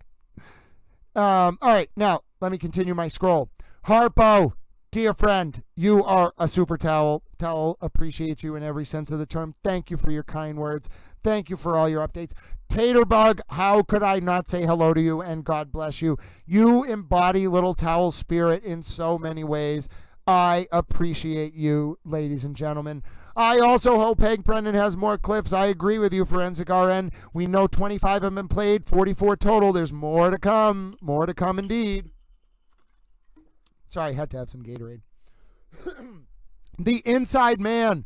I love your username, and you can call Vinny the Rachel Maddow of their Court TV all you want here. You can do it all you want. No one will ever bother you. DJ, you're an awesome towel friend. You're literally amazing. I appreciate everything you do, dear towel friend. Lisa Cox, you are the super towel of all super towels. It literally, we don't even have hierarchies here, and I see Lisa Cox's name pop up, and I'm just like, oh my goodness, you are a super towel. Jew Drops, oh, ladies and gentlemen, Jew Drops rained memberships down. Oh, Yasmin, God bless you. I don't even know what, that is the coolest thing I've ever seen. Let me find, I'm going to pause this. NOK currency. And not because I want to figure out the amount. I just want to know what that currency is. That is absolutely amazing. Oh my goodness, it's Norwegian. Oh, I love it. We have towel friends in Norway. Oh, you mentioned that earlier. God bless you, Yasmin UTG. I not only learned a new you helped me learn something new. I am the happiest little, I cannot put into words for you right now, Yasmin, how happy I am that you helped me learn something new. That is so kind of you in so many ways. Oh, hold on, I have to send Yasmin UTG a message. Not a message, but a note of thank you. And I have to, you can't really use type to speech for something that's like Yasmin UTG, so hold on. You are a super towel in every sense of the word. I am honored to help. And you also taught me about a new currency. God bless you, towel friend. It was like, God bless you, towel friend. I think the text to speech is like, why does this man continue to say towel all the time? The text to speech is like, he can't actually mean towel, right? Yes, I do. I swear to you, I mean towel, text to speech bot. I mean towel. God bless you, Yasmin UTG. I really appreciate not only all your support. Yasmin UTG, when you pop up in chat, you have a very distinct name because of the underscore and then the capitals. I literally see you all the time, and you know this case. I just want you to know, like, from Towel's perspective, you are a resource to this chat, even though people know this case well, and I really appreciate you and your support of the channel. Like, truly, I mean, God bless you all. I don't even know what, I'm just overwhelmed, and I think I don't know how to express, like, when I get, like, if you gave me, like, a pink steering wheel cover, not, someone gave me that as a joke once, but if you gave me, like, a $2 gift or something, just the fact that you gave it to me. Like, I have a wand my Nana gave me like 20 years ago from the Harry Potter movie. It probably cost like $5. I never got rid of it because my Nana gave it to me. If you give me anything, I'm like the house elf from Harry Potter. I'm like, oh my God. Like, this is the most, like, touching thing. And you all, the support you show for Little Towel, I think I would actually break down if I could find the words to express the emotions I have. It means a lot to me. And I was always supported in my life, but no one actually believed in me. And you all believe in me. So thank you. It means a lot. It really does. Like, in every sense of the term, it means almost everything to me. Because, like, I believe in myself, but, like, it was so hard for a long time being like, I know other people will believe in me. Like, I know they will. I just have to keep putting myself out there. They'll believe in me. And you all did. And I really appreciate it. And I believe in myself more now. So God bless you for that, truly.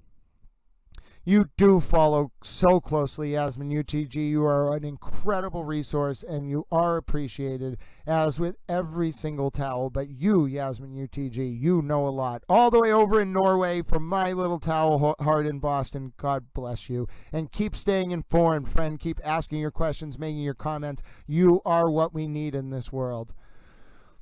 Oh, ladies and gentlemen, Kitties1993, I followed you on Twitter. Everyone follow Kitties1993 on Twitter, at Kitties1993 on Twitter. Kitties1993 is wonderful. That's a great username, and Kitties1993 can be followed on Twitter. Ange Whittick, you again in the chat, dear friend. You are such a wonderful resource and kind and friendly towel to your fellow towels. Murder by Maestro, you are a super towel. You are the 0001 or 0001 years old super towel. Yes, I speak by numerical representation, as does Murder by Maestro. We speak binary, ladies and gentlemen. Zeros and ones. What are you going to do about it? Murder by Maestro, they're going to figure it out that we communicate in computer code. Don't tell them. They're gonna figure it out, Mr. Murder by Maestro. We're actually computers. Oh, Elevate the Process. You are such a super towel. Did you know Elevate the Process has met Towel in person? Oh, ladies and gentlemen. We're going to make, you know what? We're Kitties1993. We have a goal. We are going to get Kitties1993 to 1,000 Twitter followers. You watch, ladies and gentlemen. We are going to do it. You know what? I'm going to bring it up on the stream right now just to troll people. Sorry. I didn't mean to bring that up. Hold on. Kitties1993. Watch this.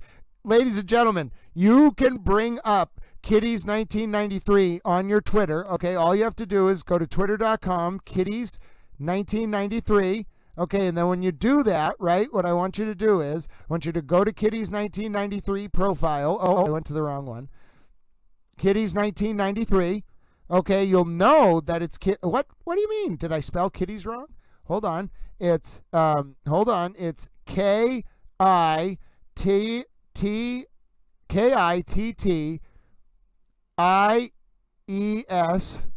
1993. Did I get it? What do you mean? I know it exists. I just went to it. Hold on. We're bringing Kitty's profile up on the screen. I refuse to believe that this doesn't exist. I think I'm just spelling it wrong. No, I got it. Here it is, ladies and gentlemen. It's a kitty. Follow Kitties1993, ladies and gentlemen. We are going to get Kitty's Twitter account to 1,000 people. Mark my towel words. We're going to do it. Follow Kitties1993. Remember this day, ladies and gentlemen. Remember this day. The day Kitties1993 went on an adventure and on the path to 1,000 Twitter followers. It started this day. Oh, wait, look at that, Kitties1993. You're shooting up. You're going to become a towel superstar. Oh, wait, ladies and gentlemen. Oh, it's my fox friend. And he's wearing a kimono. Oh, God. This is the greatest thing I've ever seen in my entire life. He has a kimono. You don't understand. You don't understand how wonderful this is. Ladies and gentlemen, I have a very strange interest in Japanese pop songs from the 1980s. I think it's because wrestling used to go over to Japan in the 80s, so I know some Japanese pop songs that would play on wrestling broadcasts. I love that little fox. Oh my goodness. Not only is he telling me I did a good job, he's wearing a kimono. That's basically a towel. Oh, ladies and gentlemen, this is the best moment of my life. I don't know if I can handle this. I'm becoming overwhelmed. Oh, goodness. That is just the greatest thing. It's a towel. It's a blue towel that's also a kimono, although I think we can't call kimonos towels because they're sacred objects. But look at that fox. Maybe it can be like a karate robe. Look at that fox. And it's also JMS's 5th super on the stream. God bless you, dear friend. I want to hang out with that fox. I will just sit around with the fox. We will hang out. I'll be like, you're an honorary towel, you little fox. I know you think I did a good job. You did a good job, you little fox. I'll give you a little rub on your forehead there, you little towel fox. Good job, little towel. You earned towel's respect. Oh, God bless you, JMS. Not only do you absolutely bring a smile to Towel's face with your amazingly chosen emojis, it's a fox in a kimono.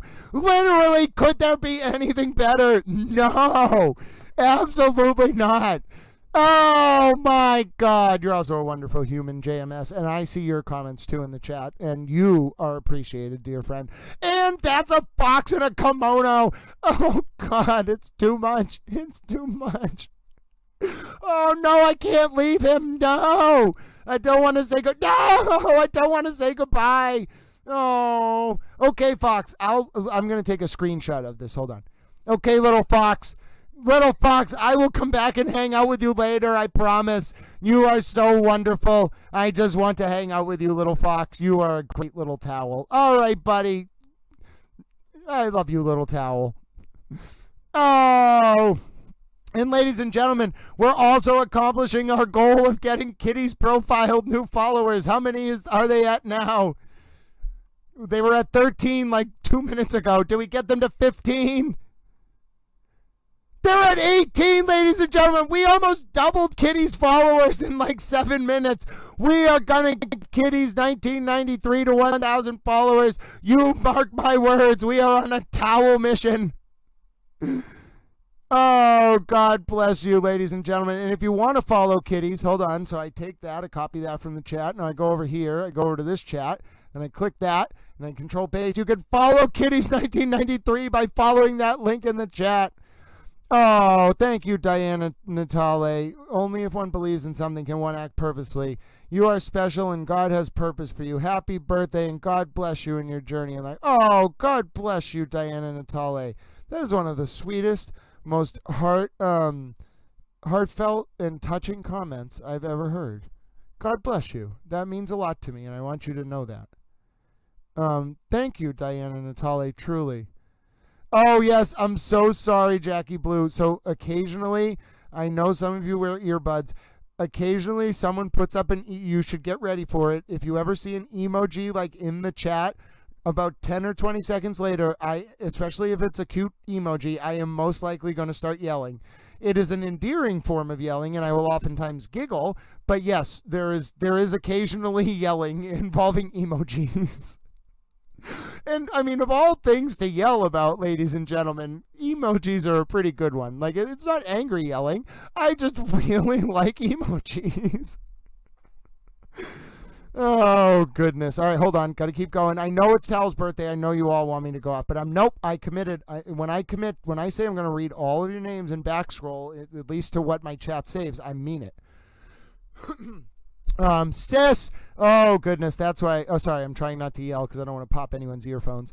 Sis, dear friend, it was great to see you. You are a super towel. Towel appreciates you in every sense of the term. Your contributions, your chats, your support of the stream. Just know, sis, you are appreciated. Taterbug, Lisa Cox, having a great time. Forensic RN, I love your username, dear friend. Love your username, love your soul, love your contributions. Join us anytime. You are appreciated, and you are surrounded by a warm, fluffy group of towel friends. JMS, thank you for those compliments on the clips. I knew that's what I had saw earlier in the chat. Sorry, in the chat. You can tell I need to eat because my body's like, Grant, we only have air in our belly. We need to eat. Oh, PK. You are such a super towel, dear friend. I appreciate you in every sense of the term. You have such wonderful remarks, and I hope you're getting some rest and know all the towel friends are keeping their thoughts with you.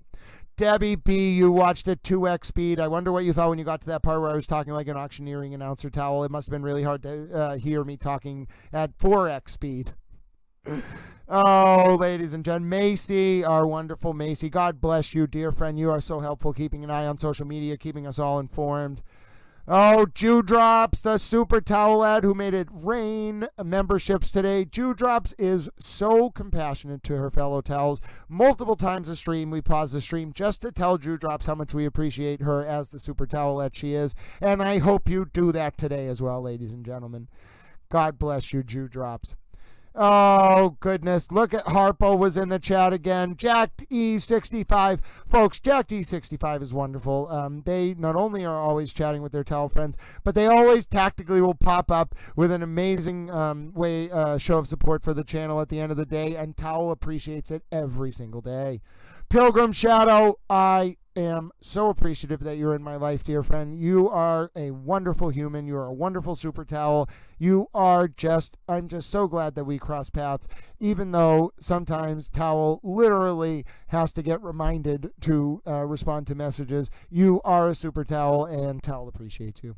And yes, if I ever miss anyone's DM, just say in chat, Grant, did you see my DM? It's probably in there, and there's 70 of them, and it's just, if I had seen your name pop up on my phone, I would have answered it, but I missed it at the time, and then I never saw it.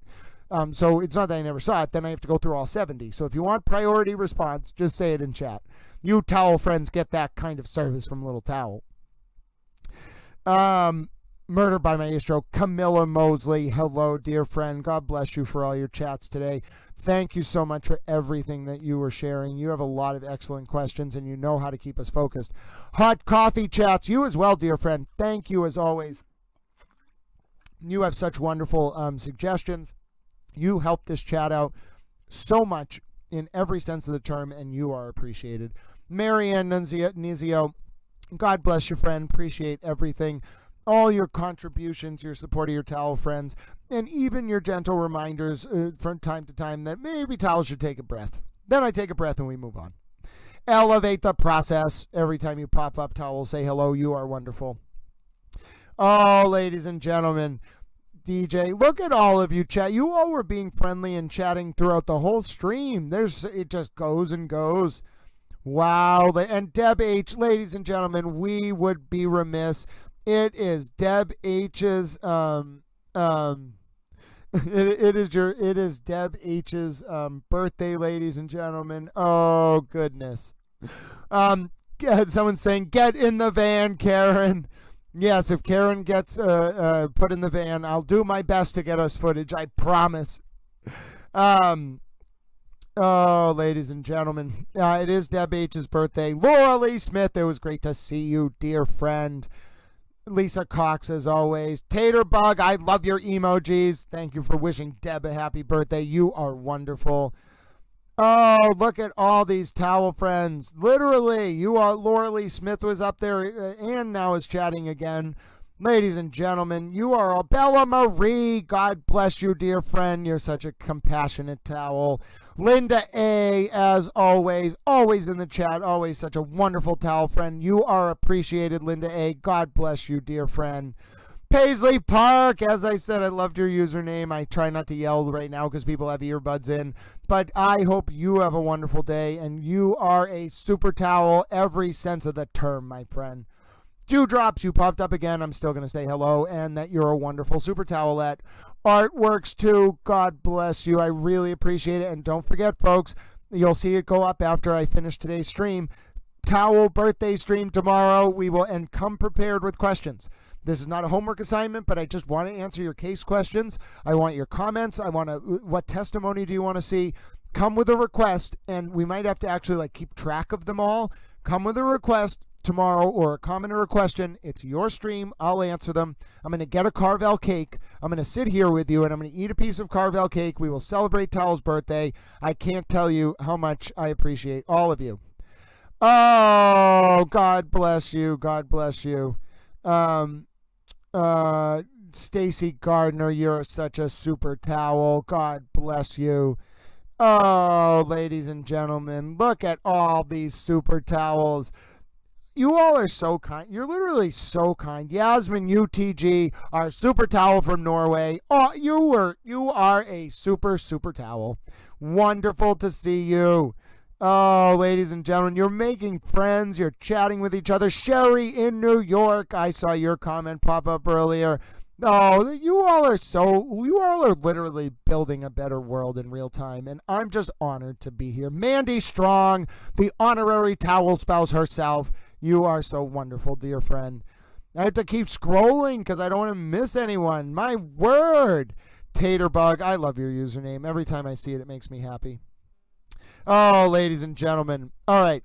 So, Diana Natale, absolutely, you are the clip of Hank Brennan. I know you all love this clip. I know you all love it in every sense of the term, and we're going to watch it. Hold on. What? I don't want to make a post. I want to watch a clip of Hank Brennan. Good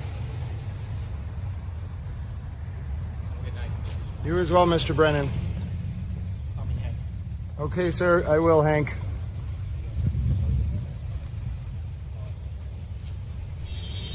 And ladies and gentlemen, as Mr. Hank Brennan walks off into the sunset, I will tell you, folks, my name is Grant Smith Ellis. This has been our half day. I appreciate every single one of you. Let me get your towel comments back up. Sorry, I stopped the scroll for a second there. Yes, let me get your towel comments back up. Hold on. I appreciate every single one of you. If you benefited from this stream, first of all, one more programming note. Tomorrow, I'm thinking it's Saturday, it's Towel birthday. Let's plan on 9 to 10 a.m. Do folks mind if we start just, maybe we'll do a little bit earlier, 8:30. But I think, let Towel get composed tomorrow. It won't feel like a stressful day. The Towel birthday stream is going to be a celebration. We will be I'll answer your questions. We'll watch clips. We'll watch testimony. Is it great? What are you looking for? Yes, we will do the neurosurgeon review. Oh, elevate the process. I have a clip of David Yannetti saying that. Yeah, it's a video. So elevate the process. I can get that video over to you. It's a clip of David Yannetti saying his client had no criminal intent on the courthouse steps, and then there's also footage inside the courthouse. To find it, elevate the process, just look up David Yannetti, Karen Reed, Stoughton arraignment, February 2nd, 2022. You'll find it. But let me just say this. We'll do the Towel birthday stream tomorrow. I appreciate every single one of you. We'll do that, as I mentioned, probably sometime around 8 to 10 a.m., okay? And Eastern time. And I also want to close with this. If you learned something today, if you benefited from this stream, if you felt it was helpful, ladies and gentlemen, there's a simple way you can really pay it forward. You can look for reasons to do small acts of kindness and help those around you. I promise, ladies and gentlemen, I promise that it will make a difference. It could be as simple as donating to a charity for homeless veterans, shaking the hand of a stranger on the street, saying hello to a neighbor, visiting a family member, calling a friend you haven't talked to in a while, donating 200 tomato plants like the honorary towel Francis Frutrell did, and having those tomato plants denoted honorary towels. Look for reasons to make the world a better place from a place of unconditional love, ladies and gentlemen. If so, I think through 6 degrees, not of Chewbacca-based separation, but 6 degrees of authentic separation, we may actually be able to bring about a new digital epoch, defined not by preserving, demonstrating, and expanding our power, but a new realpolitik based on preserving, demonstrating, and expanding our ability to engage in universal love and express such same through small acts of service.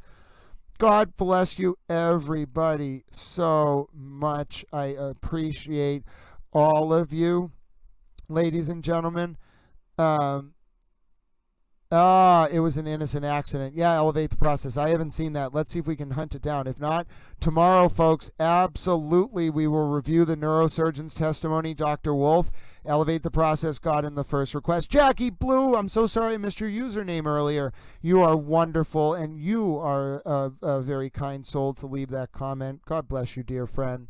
Yes, okay, so, ladies and gentlemen, look for reasons to make the world a better place. Remember that Towel loves each and every one of you, and that the community we've created here, I think, is very strong.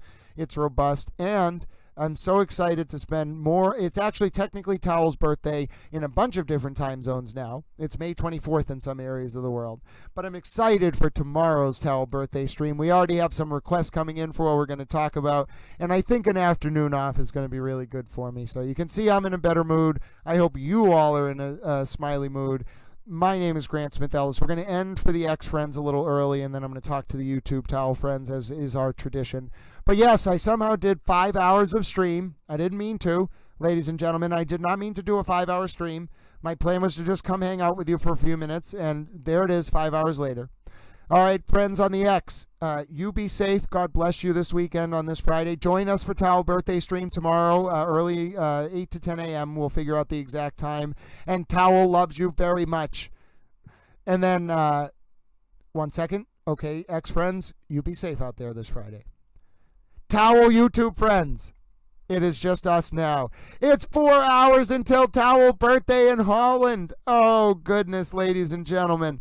Oh, I am so excited. Murder by Maestro, you are a super Towel. I can't wait. I can't wait for it to be Towel's birthday in Holland. Towel is one of the few people in the world who's blessed enough to be able to say there are Towel friends in almost every time zone, on almost every continent, who will be celebrating and honoring Towel's birthday, and Towel finds that humbling, and he loves each and every one of you for that.